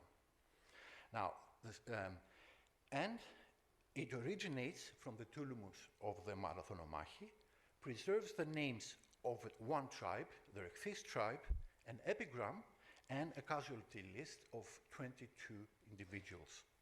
This finding, together with 2 additional fragments bearing identical lettering and 3 statues' heads, here they are, unearthed in the wider Marathon area, rekindled the discussion about the origin of the form of the Marathonomachi monument and prompted Spiropoulos, that's the excavator of Loukou, where the location where the inscription was found, that Herodotus Atticus transferred this monument there and constructed the tumulus of the Soros in the 2nd century CE. However, this interpretation remains controversial. The transfer of monumental elements of a tomb does not necessarily explain the raising of the tumulus, while ancient sources remain silent regarding any intervention by Herodotus. Given his extensive building activity in Athens and admiration for Marathon, such a project would have been likely documented by him or his contemporaries. Epigraphic evidence from the 2nd century BCE also confirms the existence of a kenotaph for the Marathonomachi in the Athenian Motion Sima.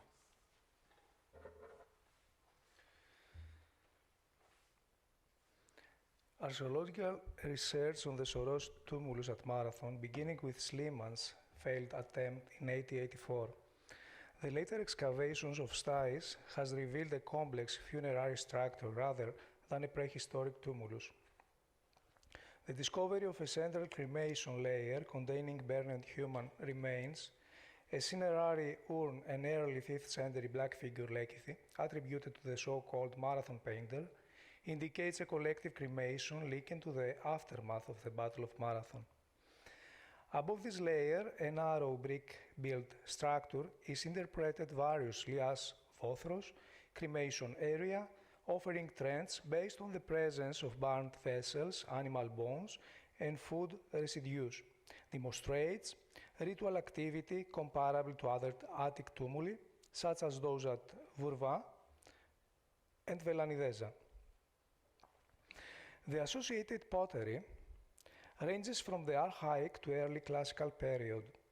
The early Classical pottery from the cremation layer and the offering trends supports a date immediately preceding or contemporary with a battle.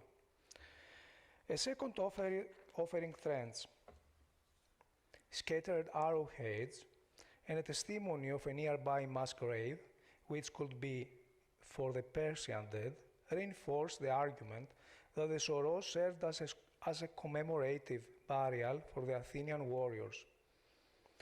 The interpretive debate surrounding the tumulus reflects the broader methodological challenge of reconciling material evidence with historical memory and symbolic commemoration. Although the identification of the Soros as the collective tomb of the Marathonomachi has been largely accepted since Stais reports, several scholars have debated the monument's origins and function. Several theories have been suggested: that it predates the battle, that has prehistoric origins, or that it was a local or aristocratic burial site later reused, and that the thin ash layer casts doubt on its identification with a large collective funerary pyre. Stais observations and the archaeological evidence contradict these theories. Valavanis argues that they are inconsistent with Asin funerary respect, and he uses the stratigraphy of the Heronia tumulus to support the scale and collective nature of the cremation. A central focus of debate has been the lack of homogeneity and the early chronology of the pottery found in the interior offering trends Gamma. Some scholars interpreted the chronological range of the pottery as evidence of use before 490, suggesting either stratigraphic disturbance or the reuse of an earlier aristocratic grave, and considering that offering trends Gamma is associated with an earlier burial. However, Stais excavations revealed an undisturbed context of charred bones, ash concentration, arrowheads, absence of earlier burial structures, and that the ritual was contemporary with a burial because the trends Gamma cut through the cremation layer, securely dated to the early 5th century BC. The chronological variability of the vases has been more convincingly interpreted by Petrakos as heirlooms offered by the relatives to prestigious dead. Alexandridou conducted a persistence of older Attic funerary customs in countryside, rare in 419 BC, but our investigation proves that it was still practiced even in the Asti, with offering trenches sometimes located beneath the tomb itself, as here. Furthermore, we found that comparative funerary contexts throughout Attica confirm that the use of earlier vessels within later burials was a widespread ideologically charged practice, creating an idealized continuity between the glorious past and the present, functioning as a material reference to the memory and identity of the deceased and of the social group to which they belonged. This practice fits within a broader ideological framework of late archaic and early classical Attica, in which the memory of the past acquired a ritual and cultural dimension.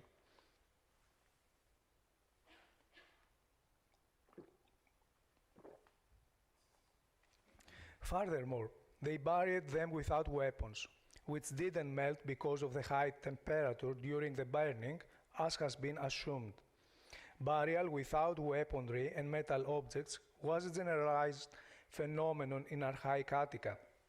Metal could not be wasted, especially during these difficult times related to the burial restrictions that had been imposed.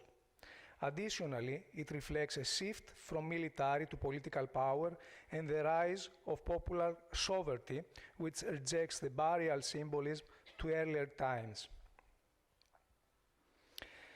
Also, the arguments of Merce are now being contradicted.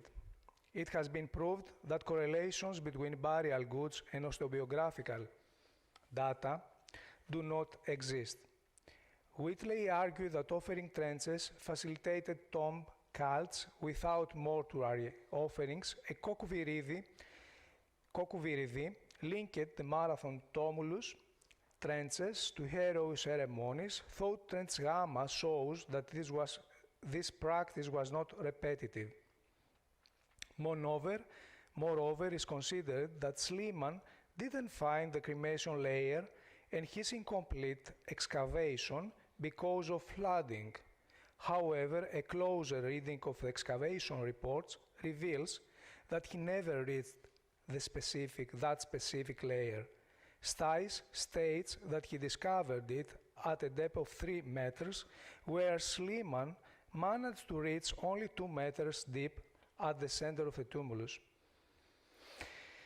In archaic Athens, monumental tombs symbolized aristocratic values and social distinction, visible both in the asti and the countryside.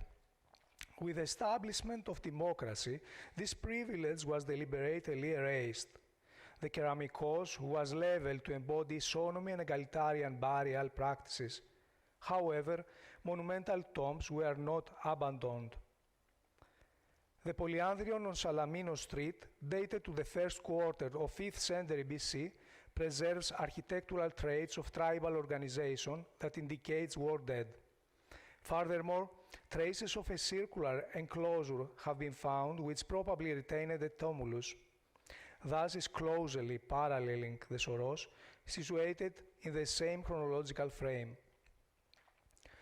The aristocratic origins of Marathon Polyandrion and its earlier features, central cremation, tumulus, offering trenches, led Whitley to interpret this continuity as an intentionally political adaptation, transforming aristocratic forms into democratic symbols of collective heroism.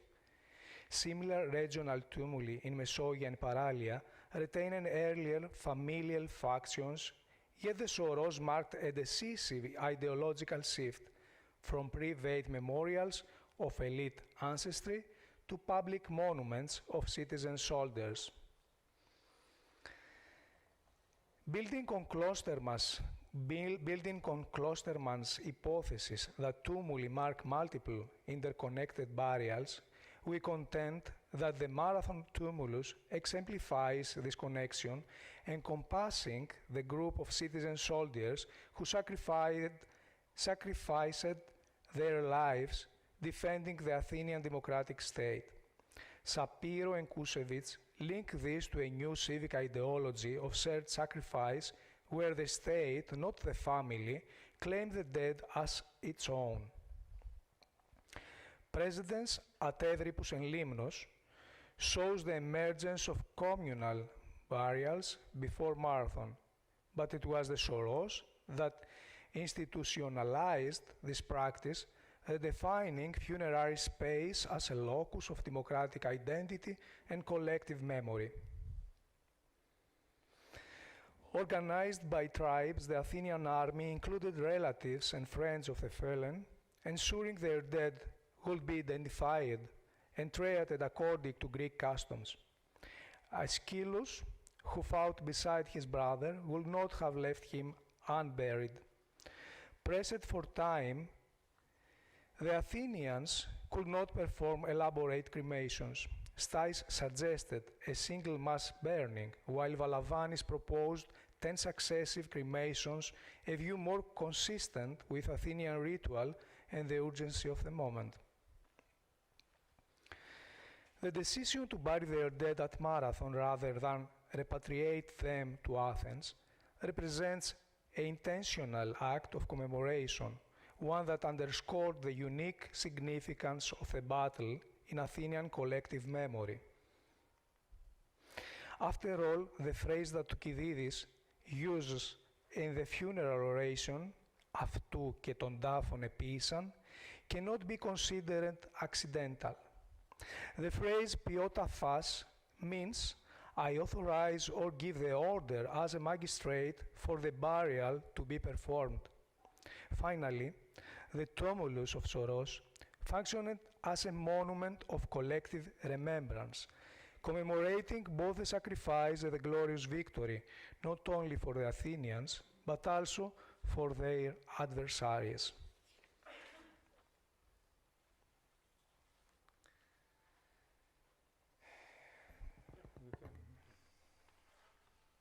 So don't worry, it's just a page. As you can see, these are we have a synopsis. The Soros Mound is widely accepted as the Athenians' burial site, though archaeological certainty is lacking.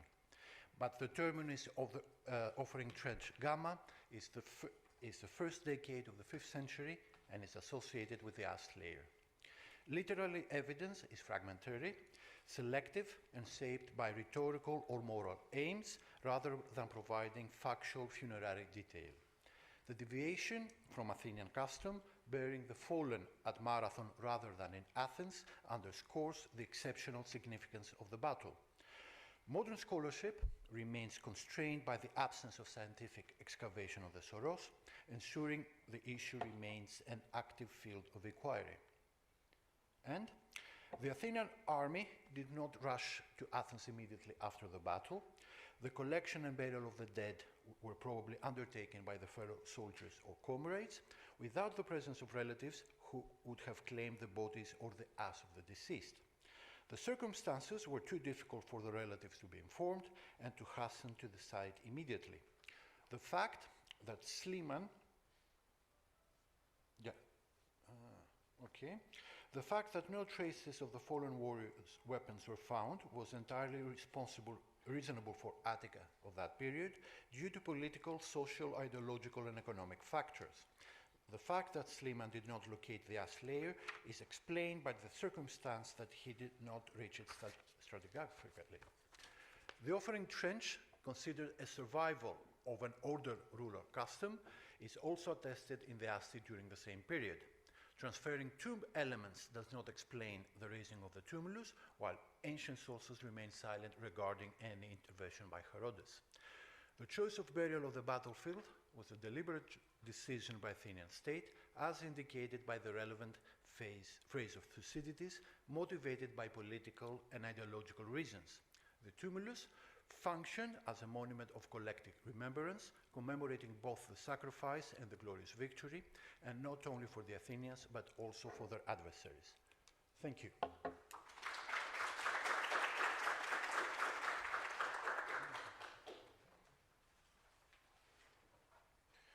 Right, thank you for this fresh, rather convincing look on an old find.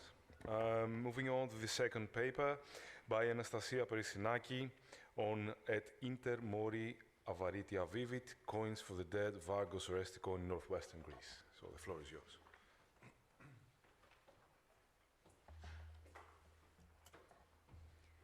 Good afternoon, dear colleagues, and thank you for still being here.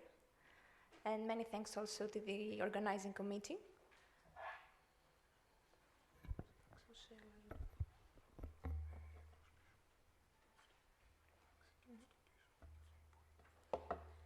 Many thanks also to the organizing committee for giving me the opportunity to be here today. This paper aims to shed light on funerary coin depositions, a practice well established throughout antiquity, but often misinterpreted by the research. My case study is the numismatic material from Argos Orestikon in northwestern Macedonia. The excavation, under the auspices of the Universities of Athens, Patras, and Ioannina, and directed by Professors Dimitris Plantsos and Dimitris Damaskos, took place from 2009 to 2018 on the hill of Paravella, situated next to the modern settlement of Argos Orestikon, marked on the map with red, and very close to the river Aliakmon. There is not much information for the whole region of Orestis, but we do know that it was favored by the Romans, and thus relatively independent during the Roman period. The political decisions were made in a confederation known as the Kinon of the Oresti. So the excavation findings include 71 coins, marked here with blue. While marked with red, you can see the excavation coins associated with funerary context. The first excavator of Paravella back in the 60s, Thanasis Papazotos, had already revealed a large building with a small assembly house and an atrium, the function of which is not yet with certainty determined. It dates back to the 2nd century CE, and the excavators Plantsos and Damaskos have proposed that it could be functioning as the seat of the Kinon. Towards the end of the 3rd century CE, the Emperor Diocletian founded a new settlement bearing his name, Diocletianopolis, south of Paravella, and the inhabitants of the previous settlement were moved there. From this point onwards, the site is used for burial purposes, although there is another cemetery in Diocletianopolis too. The first burials, and we shall return to these, took place in this building in the center. So the first question already arises: who were the people buried here, and why did the citizens of Diocletianopolis bother to bring them here instead of burying them to the settlement cemetery? At some point, probably towards the middle of the 5th century CE, a new building, a late Roman basilica, is founded on the ruins of the previous building. The excavation revealed 28 tombs, the majority of which contain one burial, but there are also exceptions containing multiple burials, raising the total amount of burials to 39. 6 tombs were found containing coins, a number which equals a percentage of 21.4%, indicating that the practice was common, though not mandatory in the region. The total amount of funerary coins rises thus to 17. They come almost exclusively from 4th century CE Eastern imperial mints, with the exception of a 1st century CE coin of the Macedonian Kinon that you can see lower in the slide. Their wear rates, that is, the wear on their surface, indicate that they were in circulation approximately for 40 to 65 years before being deposited. Consequently, they were coins circulating at that particular moment and taken out of circulation in order to be deposited inside the burials.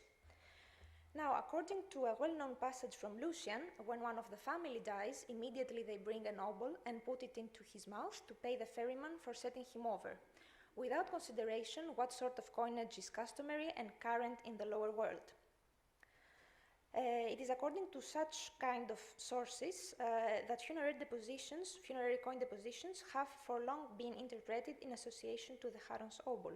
However, this is no longer the case, as the deposition of coins in tombs is a practice that only applies to a percentage of the tombs, and that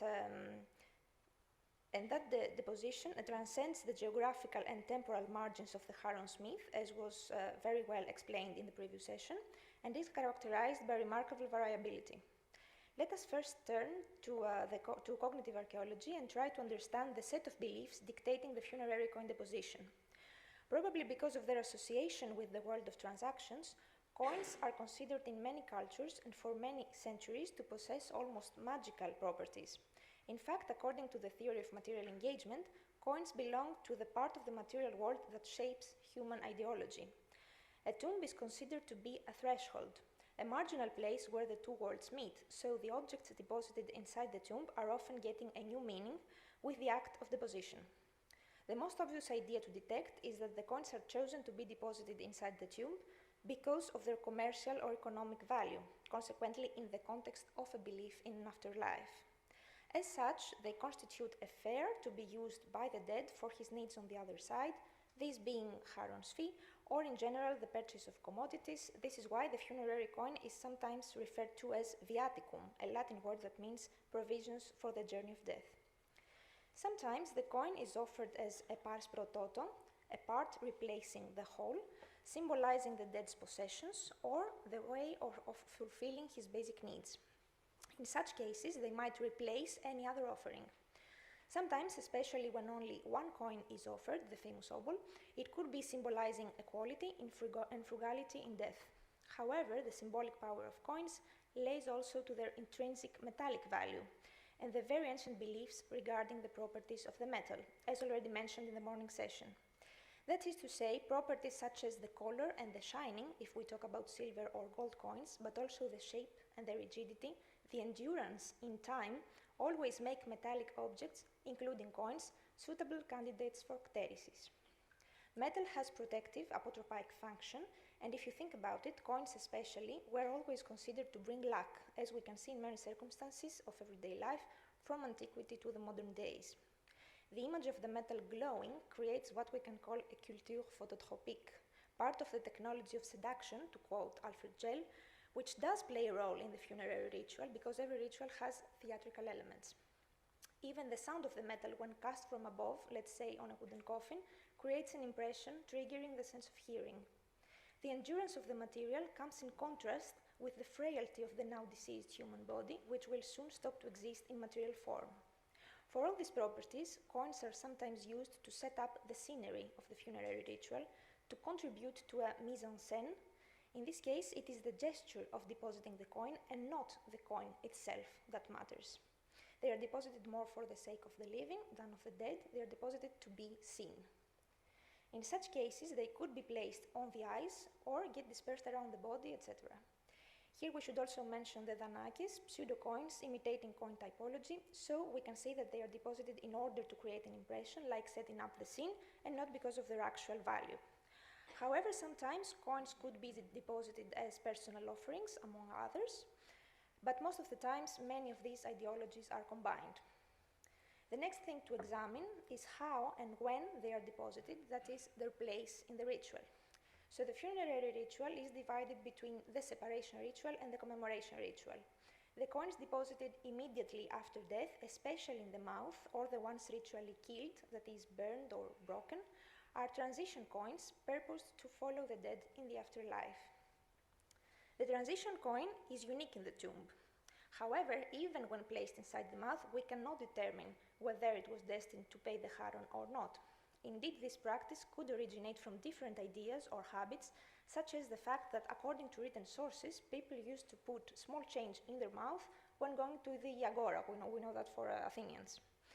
In any case, the act of depositing a coin inside the dead person's mouth must have been a very strong experience, demanding physical engagement with the corpse, that should be concluded immediately after death to avoid rigor mortis.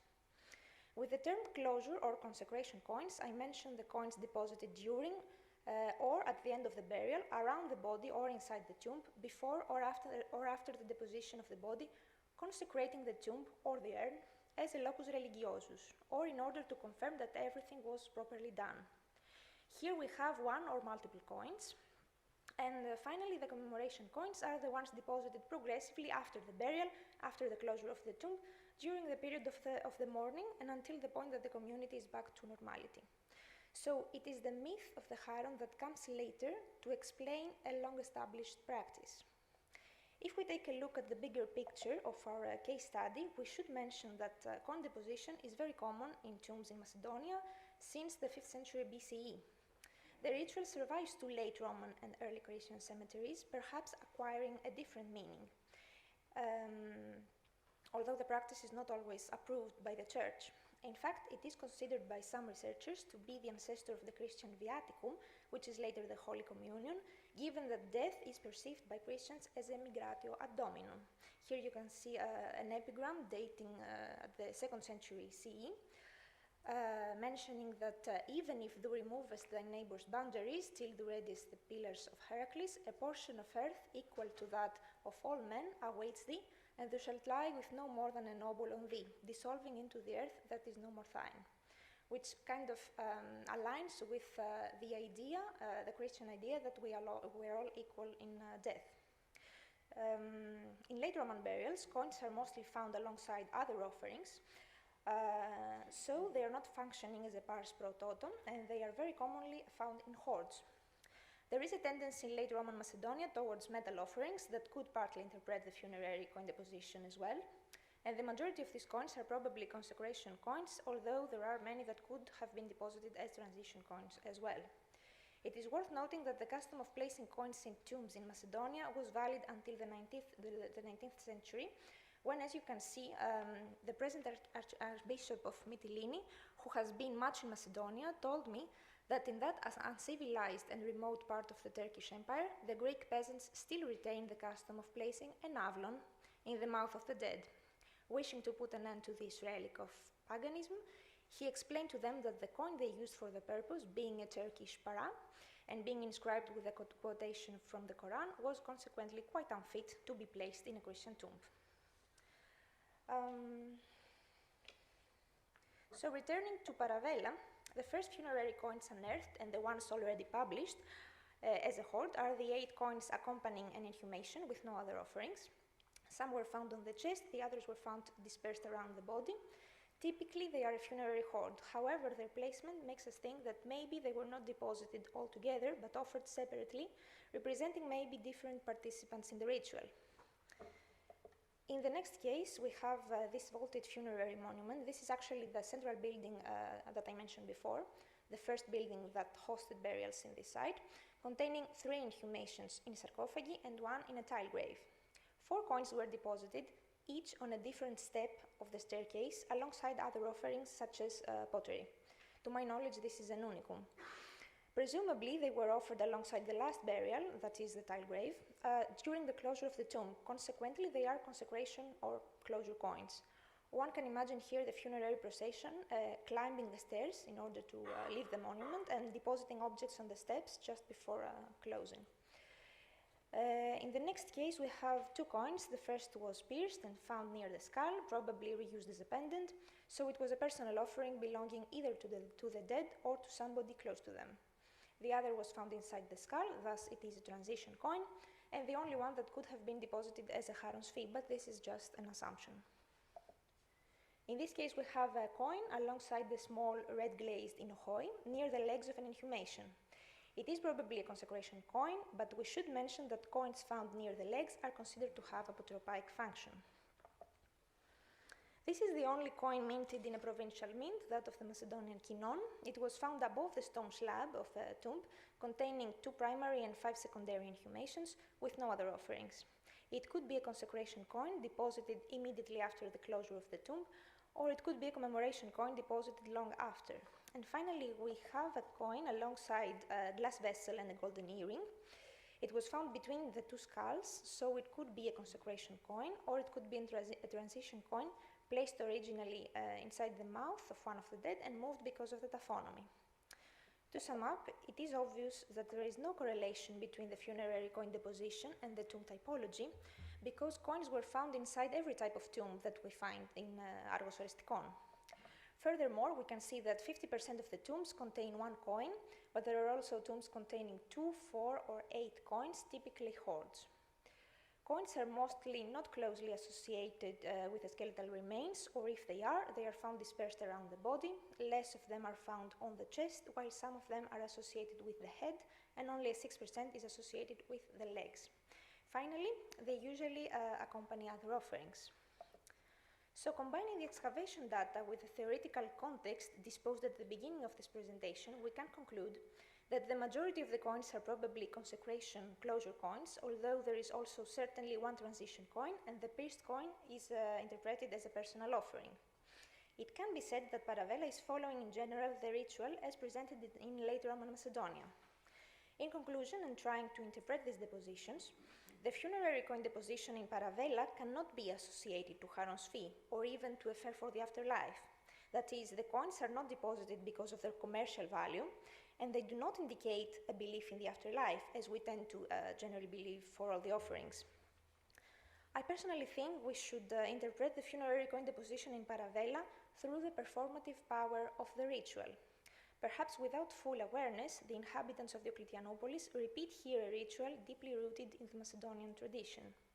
Here it is the gesture of the deposition before closing the tomb that is important, and the gesture forges collective memory connected with the community's distant past. The offering of the coins as part of the funerary ritual is an embodied way of connection with the past because the rituals usually have this property of repetition without full consciousness. So if the why, the ideology, is lost or reshaped, the how, the ritual, remains vivid. At this point, we should remember the particular character of these burials, that is, they host only several members of the community, and they are situated far from the settlement and its cemetery. We should also have in mind the closeness to the river, representing perhaps the element of the water that is often present in the myths about the journey to the other world. Finally, it is probable that even since the Roman building, which had a rather political use, there were in the region testimonies for religious activity.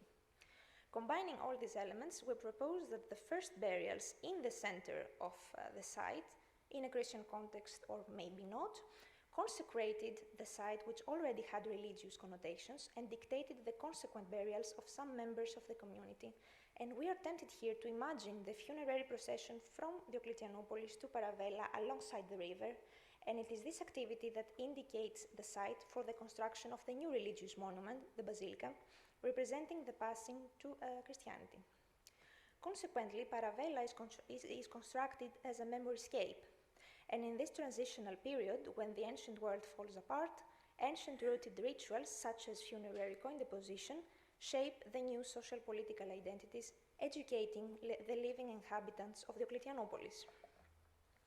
Finishing this presentation, I would like to thank first of all the excavators, Professor Dimitris Damaskos and especially Professor Dimitris Plangos for their trust and support, Panagiotis Yosif for always sharing his expertise and his vast knowledge with me, the Director of Ephorate of Antiquities of Kastorian Romachis Kreka, the Conservator Amalia Siatou, the photographer Nicholas Tournaras, and all of you for your attention today.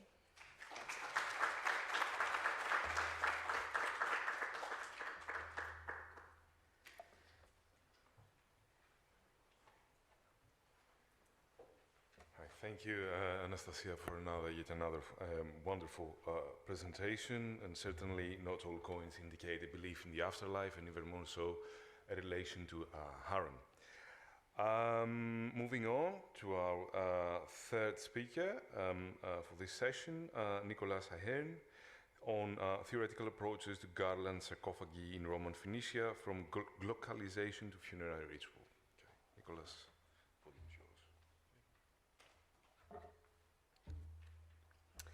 Thank you. First of all, I would like to thank everybody who's helped organize this conference for giving me this opportunity, and thank everybody else for their presentations.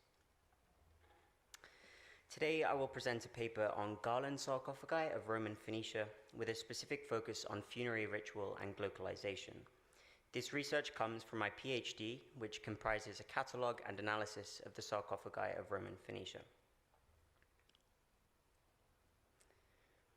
When the empire-wide sarcophagus habit reached Phoenicia in the 2nd and 3rd centuries AD, garland sarcophagi made of stone, lead, terracotta, and wood constituted the most popular decorative type. This garland motif would have emitted positive messages of bliss and prosperity, echoing a long tradition of garlands used as honorific offerings, frequently depicted on altars and triumphal monuments. Within the funerary context, the garlands can be interpreted as a celebratory symbol of a fruitful and prosperous life led by the deceased. They also allude to real vegetative offerings gifted at the graveside, and most of these stone ones are in open-air contexts and would have been visible. The ritual intricacies of garland sarcophagi are further demonstrated by a sarcophagus of Phoenicia that was inscribed with the Greek epitaph, translated as, "Take courage, only child, Theodosia. It is the lot of all to die. That is what life is, a garland that fades. Indeed, it is he who gave light who also takes it away."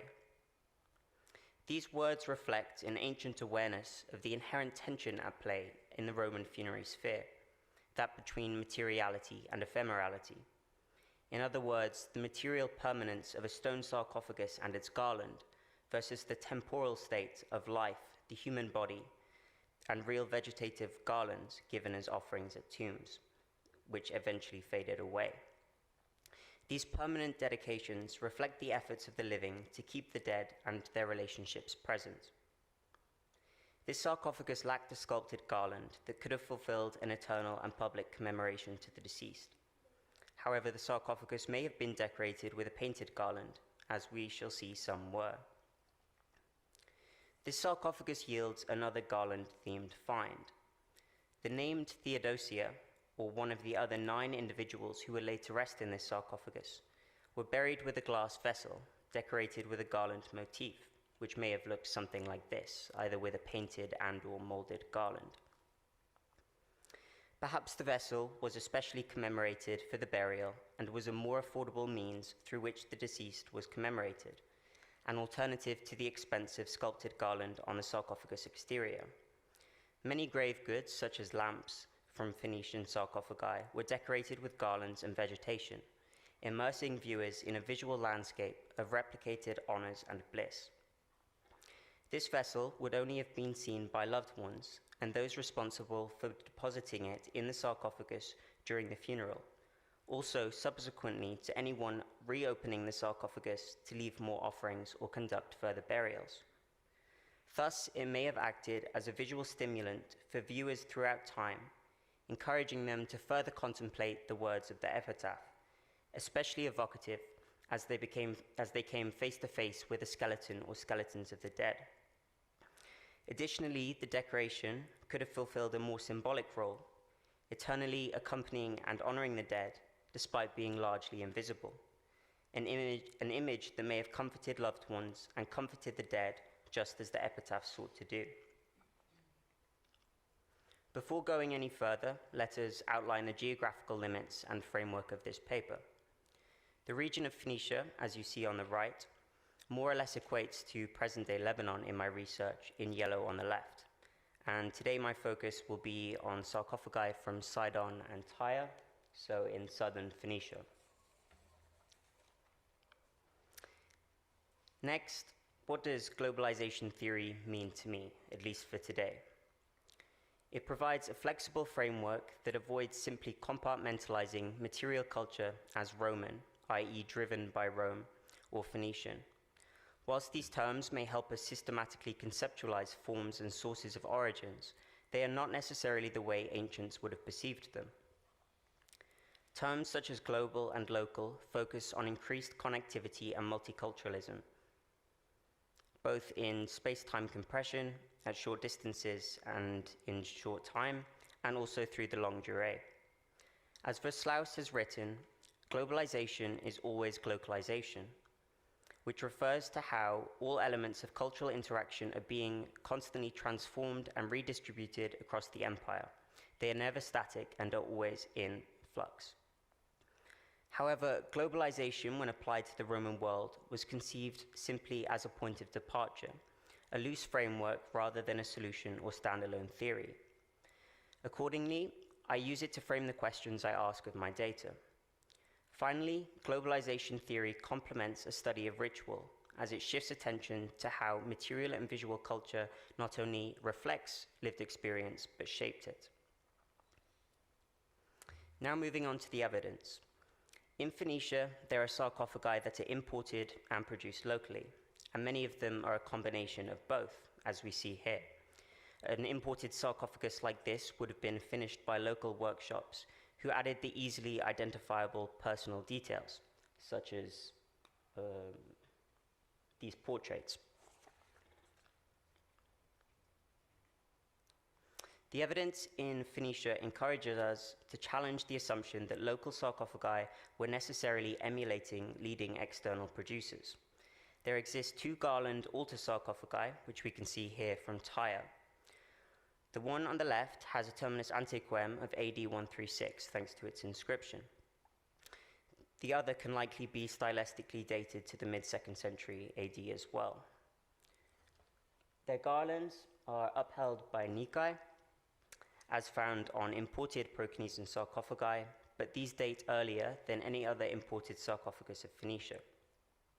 To what extent did this pair and any other local garland sarcophagi from Phoenicia model themselves on sarcophagus copybooks that were circulating the empire, versus how rooted were they in pre-existing or contemporary indigenous culture?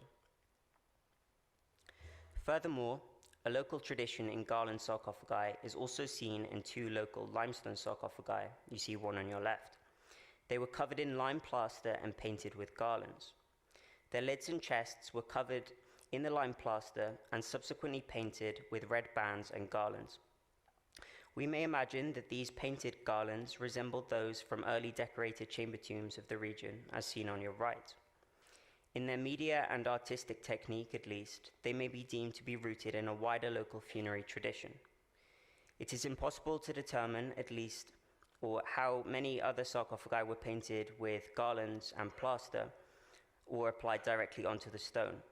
Several bear traces of plaster and or paint. The Phoenician chamber tombs may be traced back to traditions in Rome, or both originate from Greco-Asiatic workshops or copybooks. Regardless, it is possible on the painted sarcophagi that their designs echo earlier tomb frescoes of the region and were framed as being a local trend to their potential patrons. Another significant way in which the local, particularly the Tyrian garland sarcophagi, seem to diverge from imported products and empire-wide trends is that layout of the motif. The majority possess a garland design on only one short side. Decorative priority given to one short side may consequently be identified as the front side, and it's also only seen in locally produced sarcophagi, even sarcophagi with altars and portraits. So you can see the altars are also on the short sides here. This may at least be partly explained by economic considerations. This abbreviated decoration was more affordable, and since the garland design is one of replication, the fundamental symbolic messages remain the same. Another reason behind the concentration of decoration on the short sides may be due to a lack of space or arrangement methods in the main Tyrian necropolis, which resulted in many sarcophagi arranged in rows, long side to long side. Hence, they were only accessible on their short sides. However, most of the local garland sarcophagi were free in space or accessible on other sides. What is clear from these observations is that visitors were interacting with locally produced garland sarcophagi in different ways from the imported ones. We would expect that loved ones of the deceased, at least in the earliest phases of use, would be more likely encouraged to stand, bend down, kneel, and sit at the short sides where the decorations and altars were, perhaps focusing on the head of the deceased, which was considered particularly important in the Roman funerary sphere, being the criterion of a locus religiosus, a sacred site. This is in contrast to how sarcophagi operated in Rome, and in contrast to the most elaborate decoration on the imported sarcophagi in Phoenicia, which generally intended to draw attention to the elongated form of the sarcophagus, and thus encouraged one to reflect upon the corpse. Instead, the sarcophagi, seen from their short sides, come to resemble honorific stelae or horned altars, which are also found on these sarcophagi in the region. We turn next to Sidon, which yields distinctly local garlands to an even greater degree. The remains of wooden coffins were often found in the form of metal rings that were attached to the long sides of the chest, permitting one to lift and maneuver the receptacles easily, and through which real garlands could have been suspended. Less commonly, the rings are also held in the mouths of lion appliques, as you see on your right. These wooden coffins can be broadly dated to the Hellenistic and Roman periods. However, Perrault believes some date back to the Achaemenid period. On its stone and lead coffins, Sidon also exhibits a particularly high consumption of garlands, with their characteristically thick and more horizontal single festoon. Was this merely an artistic stylization, or was Sidon known for making particularly abundant real vegetative garlands? Though these wooden coffins may have been contemporary to their stone and lead counterparts, based on some earlier dates, it would seem that the designs for the more affordable wooden coffins inspired the stone and lead, again challenging assumptions of a trickle-down theory that the wealthier patrons of stone and lead coffins were influencing the less wealthy who commissioned the wooden ones. Now we arrive at the so-called half-fabricated sarcophagi. Initially conceived as an intermediary product in the stages of the carving process, this type found great demand in Phoenicia. The design resembles the rough outline of the garland. So this is where the garlands would be hanging, and then we have pendants hanging below, which could potentially be turned into bunches of grapes, bosses in the fields that could be turned into rosettes, and then nearly always in the central field on one side we have a tabula ansata. Early scholarship suggested that half-fabricated sarcophagi like this were unfinished products, which patrons lacked the funds or local sculptors lacked the skill to complete. However, the high demand for this design in of itself is clear from its sheer quantity. So far, they represent over a third of the decorated sarcophagi in my dataset, which is much more popular than the finished garlands.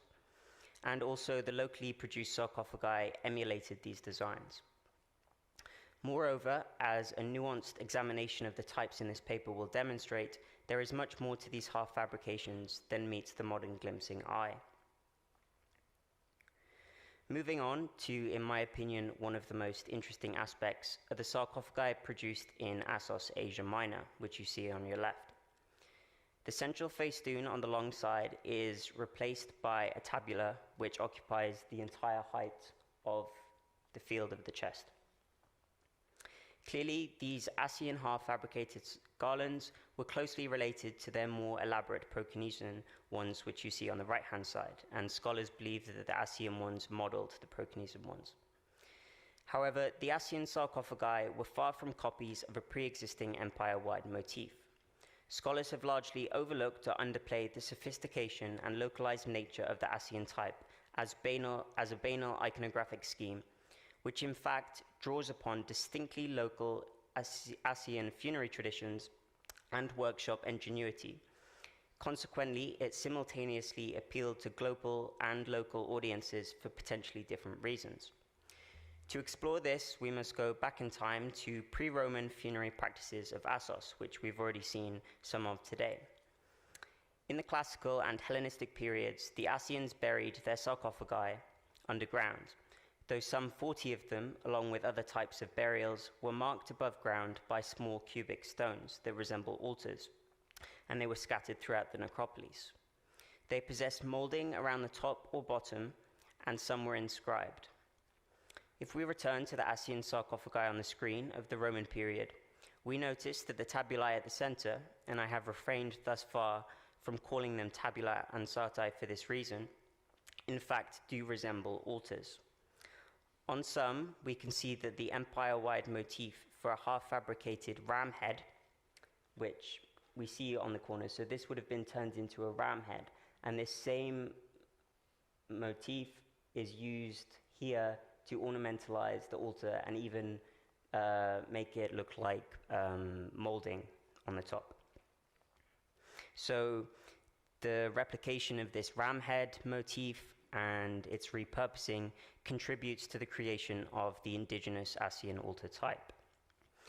I had first overlooked this motif as merely an extended abstraction of the half-fabricated design, perhaps the result of a modern bias, specifically of a scholar of classical art, in not acknowledging that a vague outline such as this could sufficiently represent a real object, whether it's the garland or an altar, or that the bosses in the fields could sufficiently represent paterae, libation vessels. And in two in my data set, they have concentric circles at the center, so they do seem to have been turned into paterae. At least two of the Asian half-fabricated sarcophagi from Phoenicia are painted, so more details could also be added. However, the abstract form and its ambiguity could have been an advantage which made them a most malleable object that could simultaneously allude to a specific Asian custom, but also appeal to an empire-wide clientele who were already familiar with the long-standing tabula ansata, and especially for the Tyrians, who we've already seen were commissioning local sarcophagi with altars. These would have been very popular for them and could have taken on special connotations. However, the two designs that coexisted would have been independent from one another. They reflect that there were shared common values in the symbolism of garlands and the symbolism and the use of altars in funerary rites. It seems noteworthy to mention that although now decorating the sarcophagus instead of being above it, as it was in classical and the earlier periods in Assos itself, the motif here now continues to mark the sacred ground of the burial place. Unlike the relatively small tabula ansata on the Proconnesian sarcophagi and local sarcophagi seen on your right, the Asian motif occupies a great height of the field and stands upon a band of moulding running around the bottom of the chest. This is all that is separating it from the locus religiosus, a plot of land beneath the sarcophagus. Is this more than an interesting continuity for the modern scholar to note? And did it hold any significance for the lived experience of ancient viewers? For the Asians, with their pre-Roman custom, it probably did. The motif resembling an altar may have symbolically fulfilled the same functions as the earlier altars, and one aspect that contributed to this was the illusion that the altar was still standing upon and marking the locus religiosus. For Asians, the motif was self-reflective, referring to their local funerary culture. It may be better understood as an archaicizing allusion to their cultural heritage. I would argue that the Asian sculptors were intentionally referring to this pre-Roman practice, but how aware were sarcophagus patrons and users of much earlier funerary practices, especially when the earlier sarcophagi in Assos were buried underneath the ground? Did the motif still instill a sense of local identity that was rooted in their past? I think so, but I'm less convinced that the deeper symbolism of the tabula aura, which I've decided to coin the motif, significantly marking the locus religiosus, would have resonated with viewers outside of Assos. But as I said, it still could have been viewed as an altar, and with the garlands, provoke inhabitants of Phoenicia to reflect upon the offerings and apparatus they used in funerary ritual. Given the relatively large size of the motif, in contrast to the small Proconnesian tabulae, and the pre-Asian custom of inscribing the altars, one would expect many inscriptions to make use of this space, the Asian tabula. There are 44 or as many as 68 tabulae on the half-fabricated sarcophagi in Tyre, yet only 3 of these contain a preserved inscribed inscription, displaying their anepigraphic function. This may also be partly due to the small size of the Proconnesian and local half-fabricated tabulae in Phoenicia. Instead, sarcophagus inscriptions in Phoenicia were often written in a large font and on the sloping lids, presumably prioritizing visibility in an increasingly cramped necropolis. Furthermore, like many sarcophagi, some of the half-fabricated sarcophagi were arranged longside to longside, thus potentially concealing the tabula and preventing users from inscribing it. However, in contrast to the tabula ansatae decorating finished garland sarcophagi and on other decorated sarcophagi from Phoenicia, they're inscribed at a roughly 50% rate, so this displays a practice of the epigraphic habit, and the epigraphic function of the tabula continues. However, on the half-fabricated ones, only one tabula is actually inscribed. So it shows that what we have here is this transformation of the motif over time. So it starts off as a traditional frame for an inscription. It goes through a process of intense ornamentalization, especially on the Asian sarcophagi, and then it's eventually turned into an altar and it loses its epigraphic function.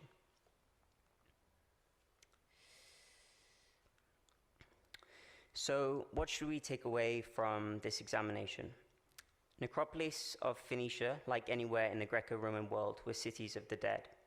Their ancient name refers to the embodied experience that permeated the space, where discourses on identity, representation, and customs continued amongst the living and the dead. Specifically, the garland sarcophagi of Phoenicia reflect a shared set of values across the empire for self-representation and honors, but they also highlight variations on an inter- and intra-regional level. Furthermore, they demand us to widen not only our geographical, but chronological context, as their visual elements cannot be fully understood under the label of Roman, Asian, or Phoenician. Concerning identity as an ancient experience, consuming and viewing the distinctly regional garland types may have created a sense of communal belonging to their region, but this depends on how workshops labeled and pitched the products to patrons and how familiar people were with empire-wide or global markets. As modern scholars, we can easily obtain access to widely dispersed sources and must be conscious that we do not so readily equate customs, even more so visual forms, to how people self-identified. Specifically, I would say the half-fabricated sarcophagi, the Asian ones, were malleable templates which catered both to the empire-wide and global needs. In 1957, Ward Perkins wrote that the Proconnesian garland sarcophagi offered little to those studying Roman funerary symbolism. I imagine that he would have thought even less of the half-fabricated types, his economic interests aside. In 3/4 of a century, further excavations, cross-site analysis, developments in theoretical readings, and an interdisciplinary approach have assisted me in re-evaluating garland and half-fabricated garland sarcophagi. Ultimately, I have sought to demonstrate that these sarcophagi have much to offer and were highly effective objects in shaping the ritual acts for ancient communities. And finally, I would like to thank you all for your attention.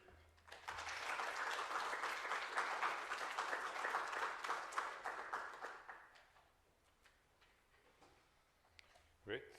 Thank you, Nicholas, for sharing with us this novel approach on old evidence, and best of luck with your PhD.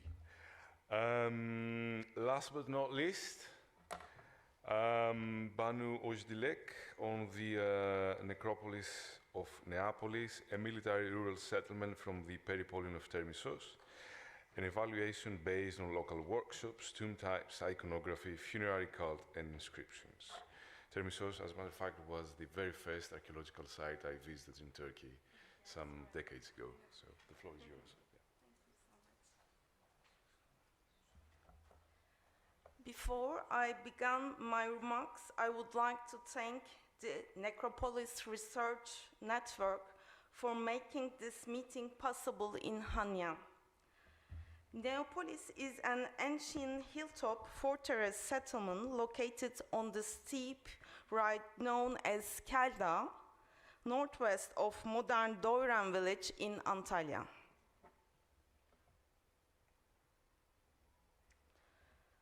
This site occupies a strategically important crossroads commanding the junction of routes that connect multiple cultural regions. To the south lay the Lycian city Trebenna, to the north the Pisidian metropolis Termessos, to the west the Pisidian settlements of Inonu and Kelbessos, and the east the Pamphylian city of Atalia. Archaeological evidence indicates that the earliest occupation of the Neapolis dates to the Hellenistic period. Based on the architectural remains, the city reached its peak in the 2nd and 3rd centuries AD. Building activity persists throughout late antiquity, and the site remained occupied until the 7th century. Neapolis was one of the largest Termesian frontier fortresses and the closest to the sea, protecting Termessos' maritime zone. Together with Kelbessos, Typalia, and Kitanara, it formed a defensive chain. The site was the first identified Chalgin and İplikçioğlu, and later surveys made by Nevzat Çevik and our team. The site can be reached only by a narrow mountain path. Most of the buildings are located on the gentle western slope of Kelda. In Neapolis, burials were mainly extramural, while only monumental tombs and special graves with different reliefs were arranged intramurally. The necropolis begins below the hill with scarred Hamasauria, predating the first traces of the ancient road. Sarcophagi placed along the road extend toward to the settlements. The principal architectural features of the city include a temple, a basilica, a small agora, houses, and necropolis. The temple of Zeus likely stood where the later Byzantine basilica was built. A nearby sanctuary of Artemis and Dionysos shows Hellenistic origins with Roman period reconstruction.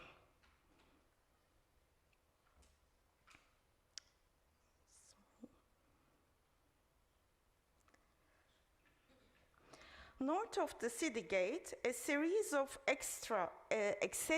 structures are found within the necropolis. In this area, Emperor Commodus' statue base with an inscription was found.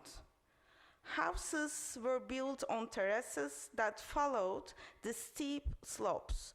Their fronts opened onto streets, and most had several rooms arranged around the courtyard. Inside and around the settlement, there are agricultural terraces and facilities for making olive oil and wine. In Neapolis, 45 tombs have been identified inside and 37 outside the settlement. The necropolis ending, where civilian buildings begin, reflects Roman funerary tradition. It was originally planned with additional individual tombs added later as space became limited. At Neapolis, 45 tombs have been recorded. 26 sarcophagi, 12 hamasauria, 1 freestanding ossuary, 4 rock-cut ossuaries, 1 chamber tomb, and 1 edicula tomb. Objects linked to funerary practice include stelae, stela sockets, rock-cut niches, and rock altars. Within the city, individual or small groups of sarcophagi are irregularly placed with special types or decoration in the city center. The arrangement and the architecture of the tombs reflect social hierarchy, showing that the Neapolis necropolis followed Roman practices and identified the social status of its occupants. In Neapolis, chest-type sarcophagi with shields reflect the Pisidian tradition combining tabula ansata. They display military, religious, and decorative motifs such as standards, Medusa, and the closed Ionian gate. All tombs were made from local limestone, with the necropolis also used as a quarry, showing local and economical production. Most tombs lie the road outside the city, following Roman custom reflecting social hierarchy. Urban tombs are finer, while Neapolis samples are simpler and more provincial. In Neapolis, 18 chest-type sarcophagi with shield motifs and tabula ansata represent the Pisidian style, marked by sharply framed panels and varied ornamentation. In Tarmesos and its surroundings, shield, spear, and tabula ansata sarcophagi reflect the warrior character of the Pisidian mountain people. These decorations symbolize power and dominance and eventually become a characteristic motif. Shield-decorated sarcophagi become fashionable in the 2nd and 3rd century. Some sarcophagus shields feature three raised circles and additional bands to create a light and shadow effect. In the center of the shields, there are tabula ansata attached with spiral-shaped pendants. In one sample, the volutes are shown only as an outline without any carving. The tabula ansata on Necropolis sarcophagi typically have a rectangular frame with inscriptions, sometimes extending beyond it. Additional text was occasionally added above or below. Later styles show scenes of reuse between the mid-2nd and the late 3rd centuries, as sarcophagi were often reused later by later family members. The narrow sides of the sarcophagi often have shielded and spear carving, but these shields are usually simpler. The gable lids of the sarcophagi have corner and central acrotaria, some decorated with palmettes or Medusa heads. Medusa linked to the cult of the dead served an apotropaic purpose to protect the tomb from evil or robbers. 4 sarcophagi in Necropolis were probably left unfinished for financial reasons, or the Necropolis samples may also have been used in a semi-finished form. The Necropolis sarcophagus combines Pisidian shield spear motifs with a married couple's busts showing the woman with a covered head symbolizing Pudicitia. The male bust reflects soldier emperor's portrait style. Likely made locally, it belonged to the wealthy frontier family. Sorry. These, yes.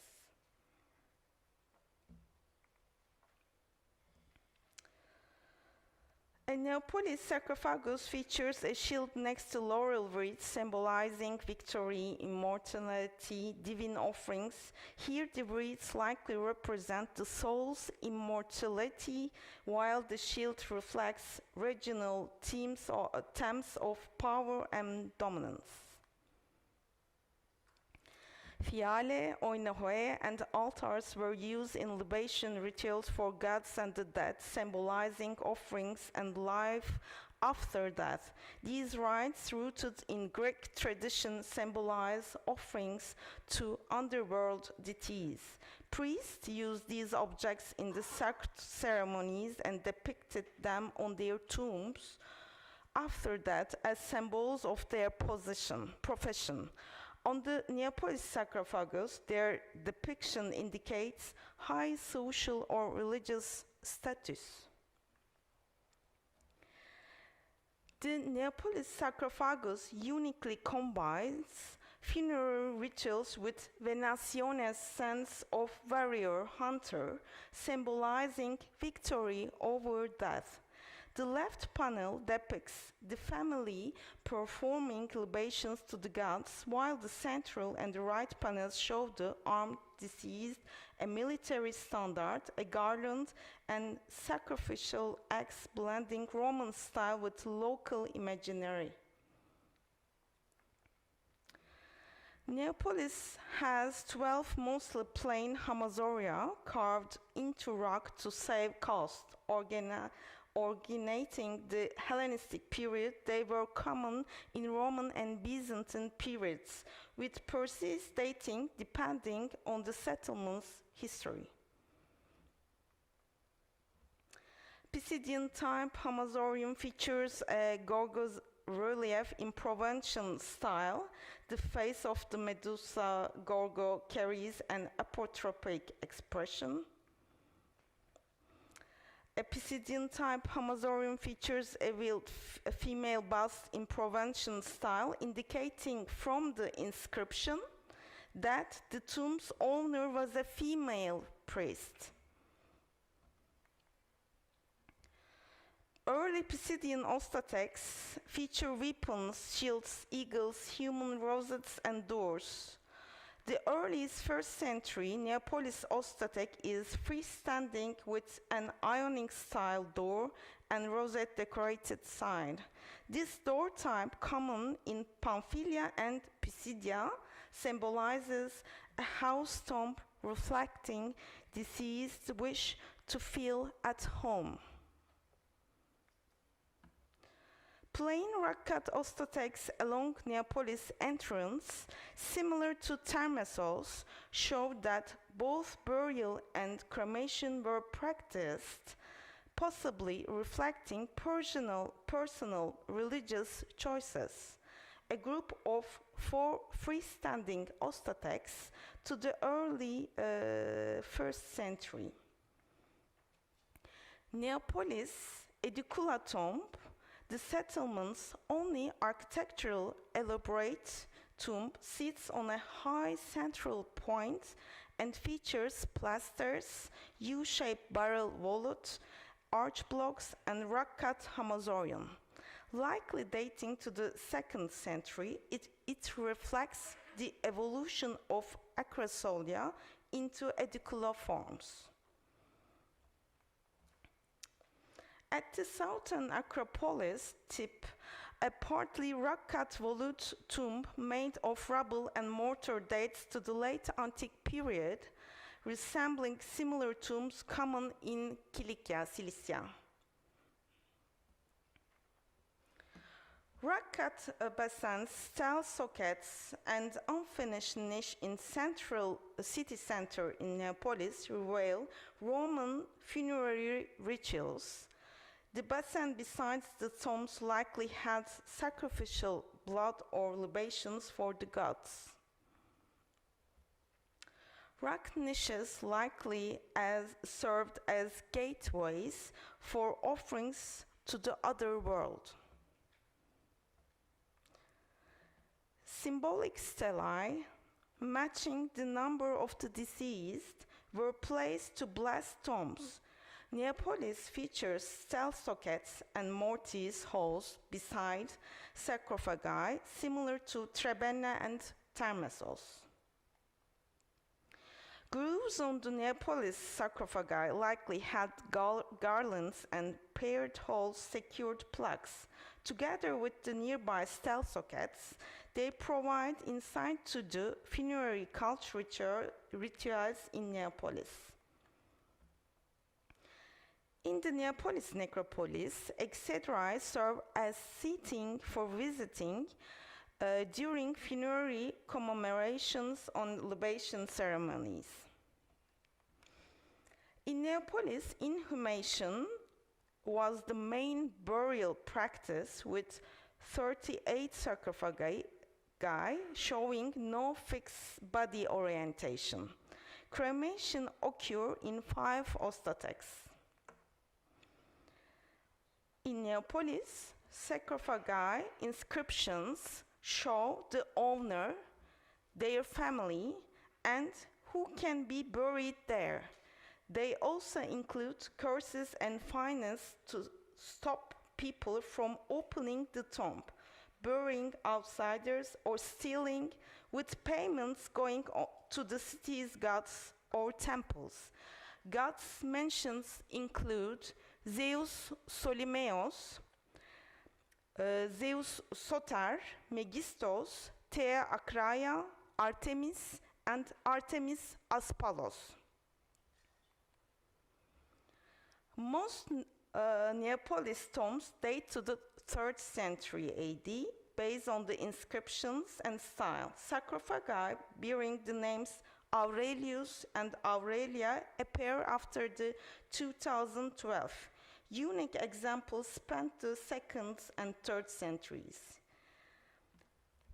As a conclusion, the Neapolis necropolis, made of local limestone, reflects a local workshop influenced by Termessos Pisidian traditions, shield motifs common in all Termessos-controlled settlements, appear most frequently in Neapolis after Termessos itself. Weapons seen on the tomb of Alcetas likely inspired Pisidian ostatexts and shielded sarcophagi. Unlike the finely made samples from rural beydaları, Neapolis sarcophagi are simpler than more provincial at rural settlements, indicating they were crafted locally, perhaps by artisans trained in or influenced by Termessos. Thank you for your attention.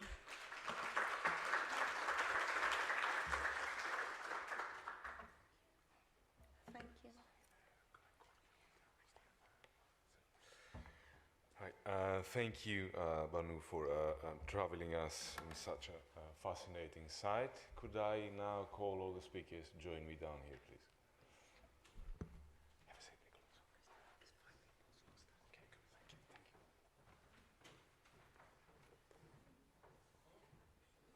you.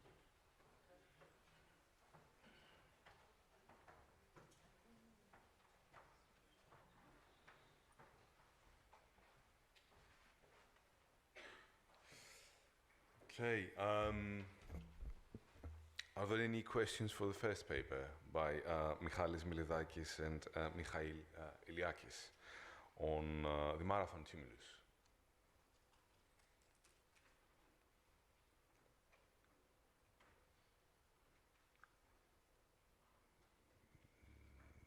Nope. Yeah, please. Hello, and thank you for the very interesting presentation. I have a question. I don't know if we have similar examples, but do we have similar examples from this inscription that you showed us from the Erechthus tribe? Yeah. Yes. So this is a typical casualty list for the Athenians. We have several of those, and what's interesting about this inscription is that it's by one hand. So it means that it's after the event, so they added all the casualties who might not have died on the battlefield. Yeah, we have also to factor in wounded who die a few days later. We have several examples of that from Crete as well, that people die, we have a casualty list, and at some point someone adds a couple of names. So it means that there are casualties of the same battlefield, but they do not die on that day. They die a little bit later. Yeah? And the other two examples that I mentioned from Evripos and Lemnos are epigraphy. They come from epigraphy. And I meant also from the Battle of Marathon. Do we have direct parallels? Only in the Motion. What we have is two inscriptions from IG3 Supra 3.1.13.13 and IG2 Supra 2.106, which it's about ephibs that do crown the δημοσιοσύμα, a cenotaph on the δημοσιοσύμα of the Marathonomachie. To make even more complicated things, we have this famous epigram by Simonides of Chios, but we don't have the actual epigram. We have it from a later speech by Lycurgus versus Leocrates. So it's very perplexing. We think that we know it, but we have bits and pieces of the puzzle here and there, and we've placed them together through, we could say centuries, considering the styes excavated in 1886. Yeah.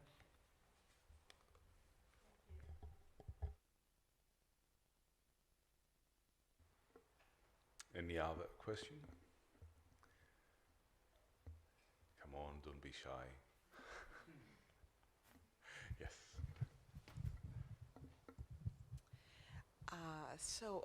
Thank you for your wonderful presentation. What I didn't quite understand is how the casualty list from Erechthis tribe was in a second use in Hadrian's villa in Loukou, if I... So, we have Herodotus Atticus.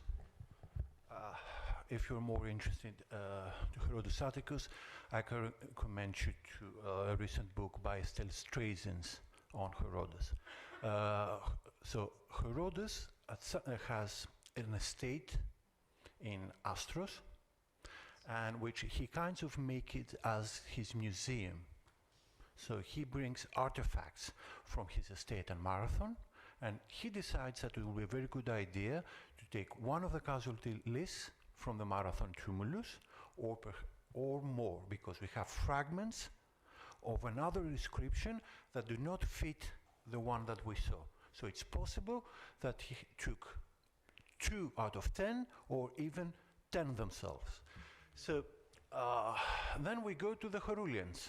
Our friends the Herulians attack Greece in the mid-3rd century, they destroy Athens, and they go all the way to Argos, and they destroy and they loot Herodotus Villa's mansion. So this is 3rd century, about roughly 100 years later. So what happens? The place is abandoned. It becomes, so there is a 2nd and a 3rd use. So initially, this stele is removed from its actual exhibit room and placed in a wall. This room becomes a church, and later, more or less about the time that the Spiropoli excavate there, they have this kiln where they introduce marble and they melt it. So that's 3rd use.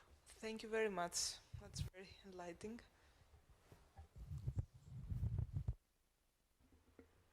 Okay. Moving on to the next paper by Anastasia Perisinaki on basically funerary coins from Argos Orestiko in northwestern Greece. Any questions? At least coins coming from funerary contexts. Because apparently there are no just funerary coins to be found in Greece. Of course not. And speaking of which, could you elaborate a little bit more about these hoards cases you've mentioned? Are there any hoards coming from burial contexts? Typically, a hoard is 2 coins and more. So even the grave with the pierced coin and the other one, it's a hoard, typically, but it's not a funerary hoard. So it's basically the 8th coin hoard that I showed, but I don't think it's a funerary hoard either. And we don't have any other hoards in the site anyway. Any other question?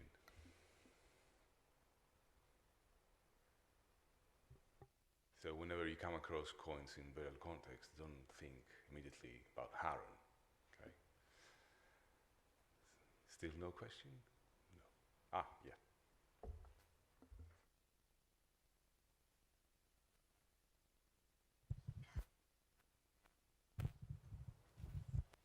So congratulations on your presentation and the way you put it. I think I made the same question at Alexandria, but I don't remember the answer. So you spoke about the weathering is estimated to be 40 to 65 years before these coins ended up in the burial. So how accurate is that? How we can say that this was in circulation for this amount of time? Thank you. You made a different question in Alexandria. Okay, so it's a new question. Okay. Yeah. The wear rates is a methodological tool. You create a scale of rates and you place subjectively, comparatively, all your coins, all the coins of your site on the scale. And then each rate is associated with a number of years in circulation. This was firstly done by Doyen, and it's on Doyen that it's my basis for the calculation of my coins. But there are some margins of deviation, because first of all, you need to have an amount of coins that is a sample that is meaningful. You can do this with 10 coins. And we cannot for certain know whether the wear we see on the coin surface is due to the use, due to the circulation, or it is due to a worn dye, perhaps, used during the minting procession, or maybe because of the soil humidity after deposition. In Argos and in general in Macedonia and Western Macedonia and Grevena too, the soil is very dry and the other metal objects are well preserved. So I can more securely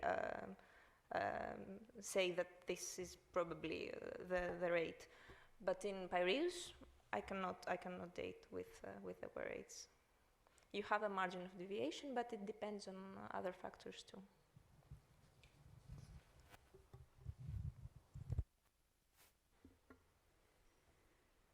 Are there any more questions for the second paper? No. Moving on to the third one by Nicholas on the theoretical approaches to garland sarcophagi in Roman Phoenicia. Any questions? Yes.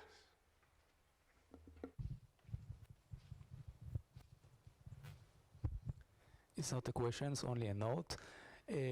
What you call fabrication of the garland and sorry, tabula and seta, similar sarcophagi we also find in Caesarea, and also in the Jewish cemetery in Bet She'arim. Tomb number 20, we found more than 100 sarcophagi. In one of the rooms we found construction of, I think, 6 or 7 sarcophagi. It's very similar to what you see. Okay, thank you.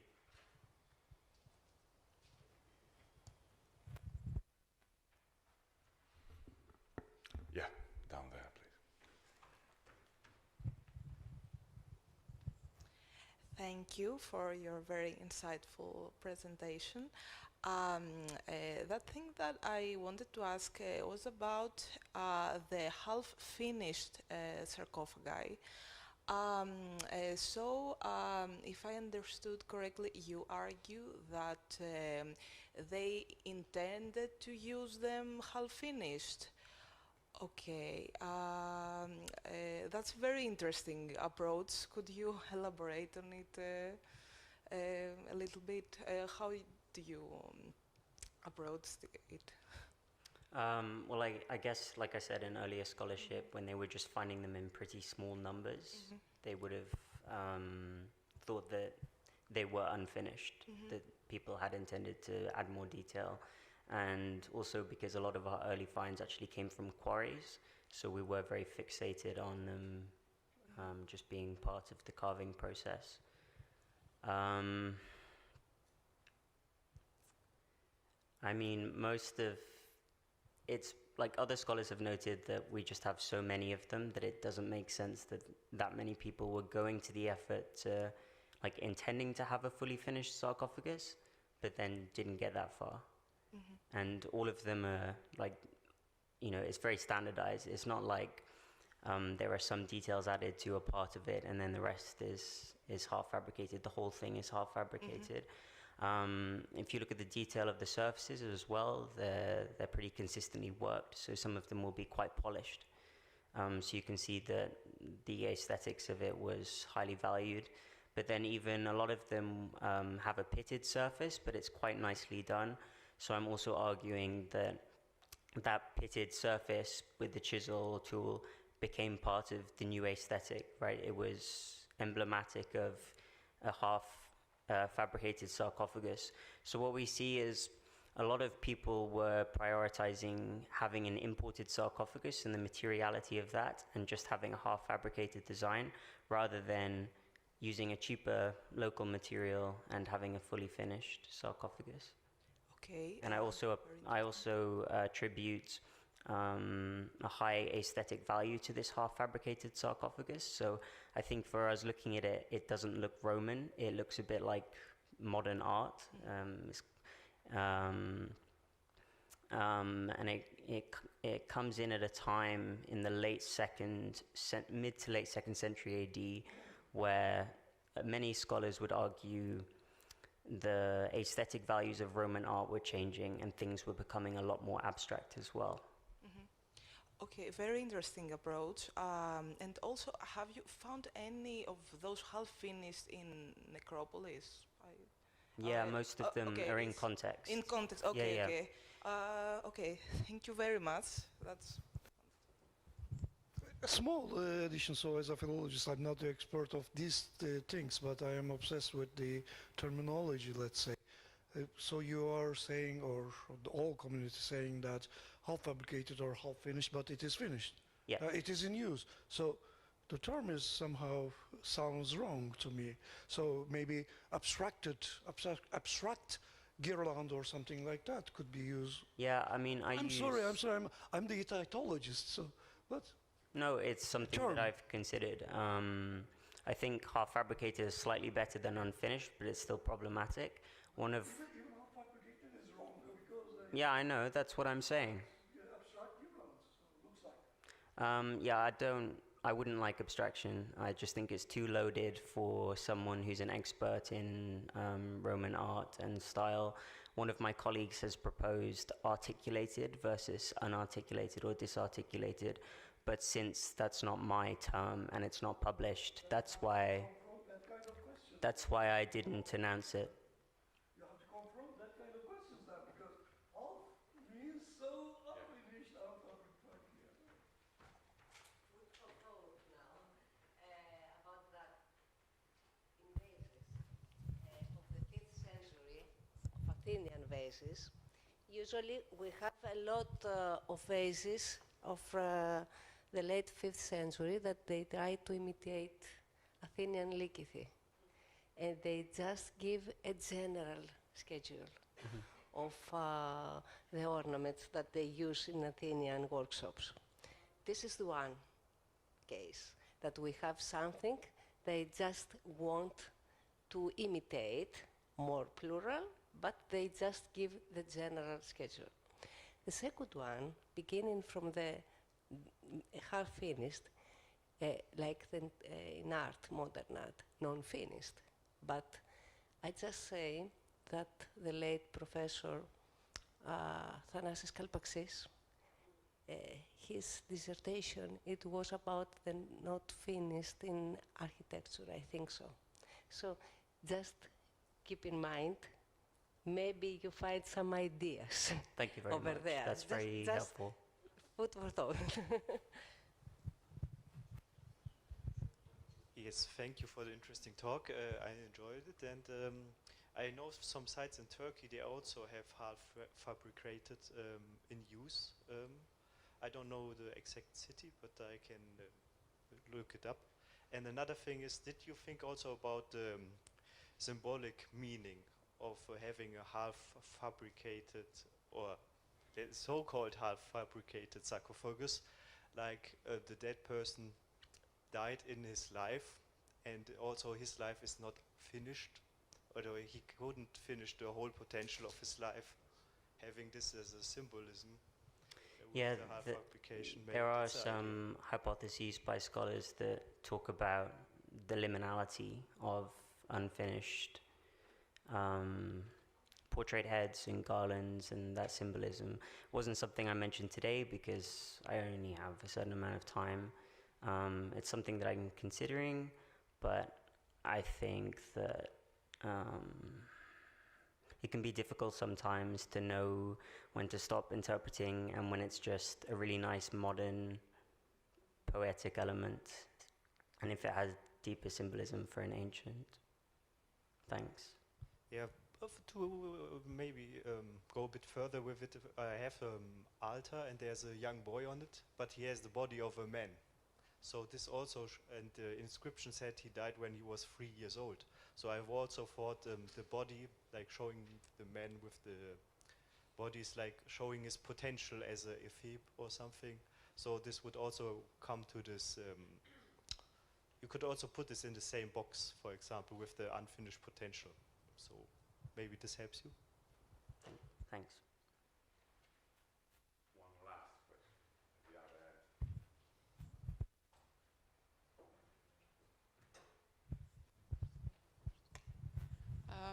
Just to add,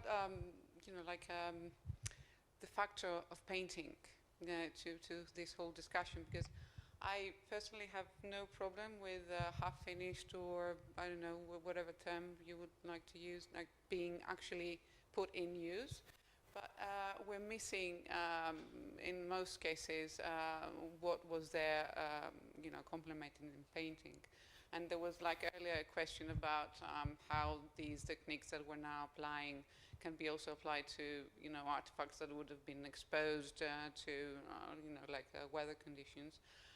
Actually, I think that if we had, it's all a matter of costs.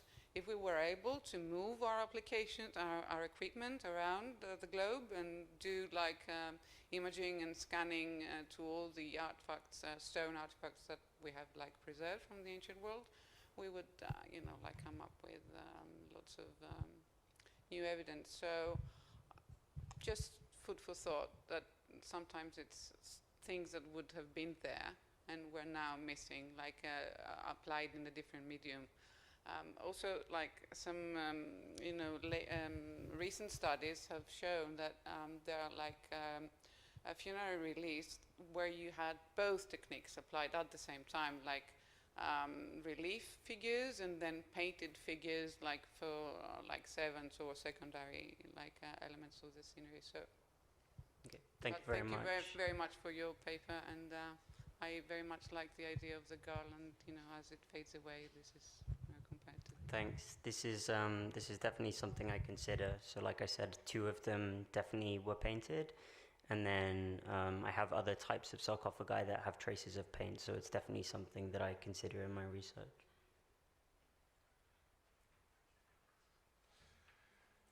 Right, thank you, Nicholas, once again. And moving on to the very last paper by Banu Ozdilek on the necropolis of Neapolis, a fascinating site. Yes, Tamara.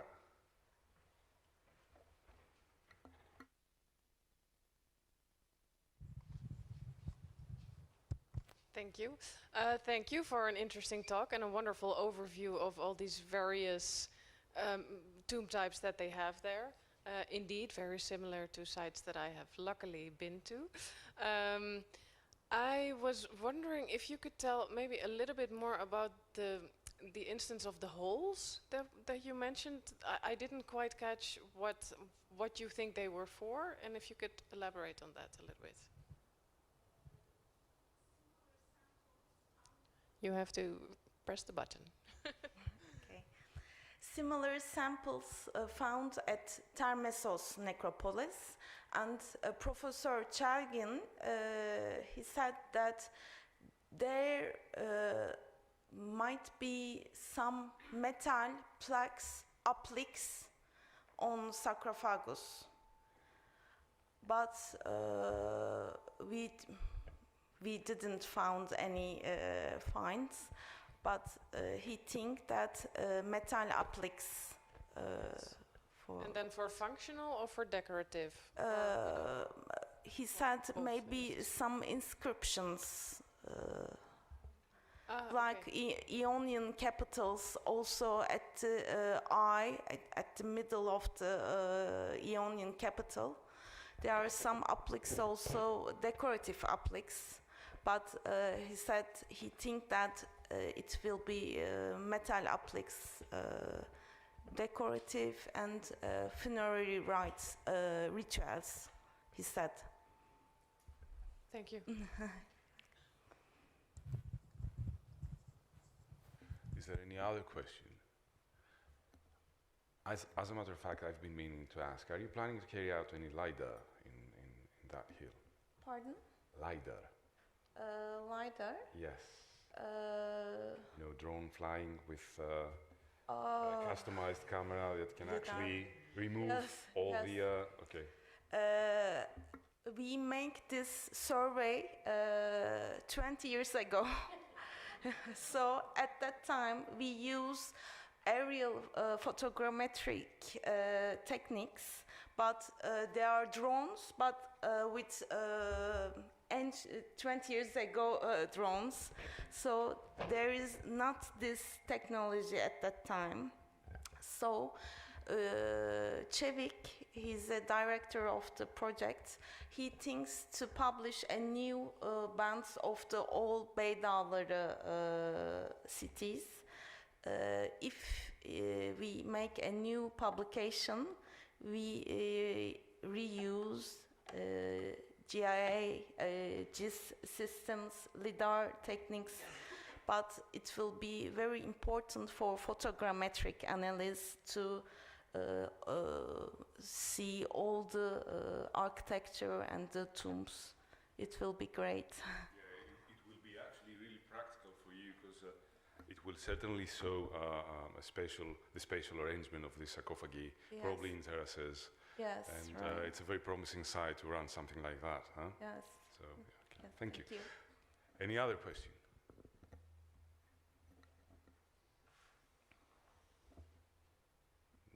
Nope. So, in this case, join me in thanking all the speakers of the last session once again. Thank you. Thank you very much. And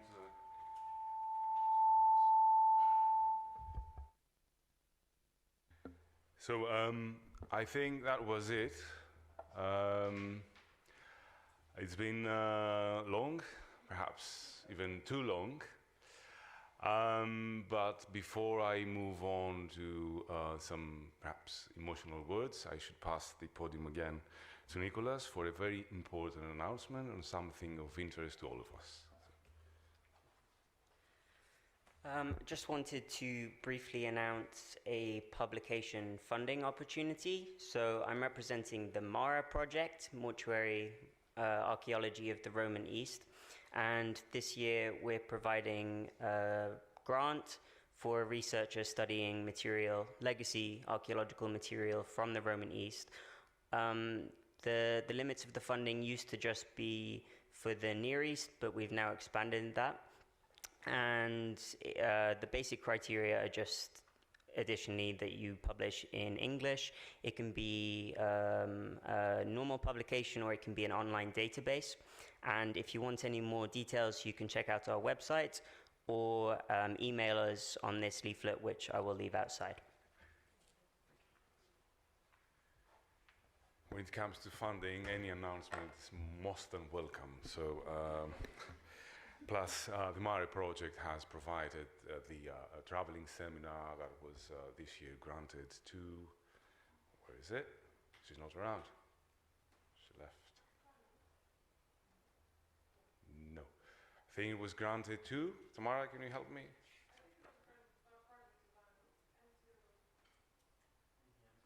To Louisiana. Okay. So it was split in half. Right, that's lovely.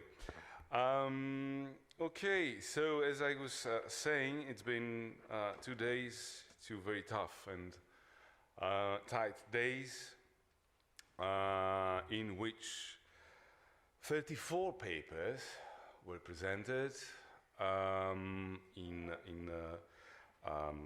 admirable ways and approaches by scholars in the fields of archaeology, classics, bioarchaeology, ancient history, philology. I hope I haven't forgotten anyone. Coming from 11 different countries, namely in alphabetical order, Belgium, well, that's not going to work. Belgium, France, Greece, Turkey, USA, the States, UK, Netherlands, Germany, Slovenia, Iran, and Israel. So I think the meeting has been brought to an astonishing completion with remarkable results and meaning very fruitful new ways of thinking about our fields and our material. It has been rewarding to me and hopefully to all of you. We've been able to structure this very long program over 8 sessions ranging from deathscapes, bioarchaeology, commemorative practices, identity, landscapes, burial landscapes, funerary epigraphy and grave markers, regional case studies, and last but not least, theory. So I think we've covered pretty much everything funerary archaeology can actually involve. By these words, I would like to thank our local hosts on behalf of the Necropolis Research Network Board of Directors. We would like to thank our local hosts and co-organizers, the Ephorate of Antiquities of Chania, of the Hellenic Ministry of Culture, and namely the director, Dr. Eleni Papadopoulou, my colleague, Dr. Michalis Milidakis, and of course, Dr. Katerina Zanakaki, who's going to lead our site visit tomorrow in the fascinating site of Aptera. Of course, we can't forget the sponsors of this meeting, which is the Region of Crete. We warmly thank them as well. And I don't know if the director would like to, everything is covered, perhaps Michali, want to share something with the crowd? Anyone from the crowd would like to share their thoughts with us? Suggestions for future meetings, perhaps, or ideas, remarks, complaints? Feedback is always nice. So we don't know where next year's meeting is going to be held yet, but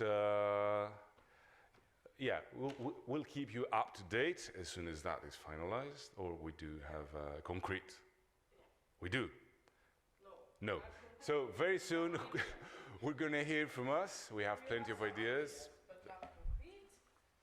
Some ideas. It's always, when we finish, we talk also about where to go next year. So we are always welcome any suggestions from your institutions, from your countries. But now we were going to discuss among us about where to do it next year, and that's going to be for the next 3 years, let's say, Turkey, Groningen, or Frankfurt is also on the list. And any suggestions is more than welcome. Right? Right, so... I'm German more than Turkish, so I like to do that. I'll keep that in mind for next time, okay? Just a small reminder, tomorrow morning, 9 o'clock, we will gather at the museum's main gate. Not the buildings, but the main gate outside. And then the bus will come and pick us up, give us a lift to Aptera. We're going to spend something like 2.5 wonderful hours there, or not. Yes, Katerina? Yeah. Can I say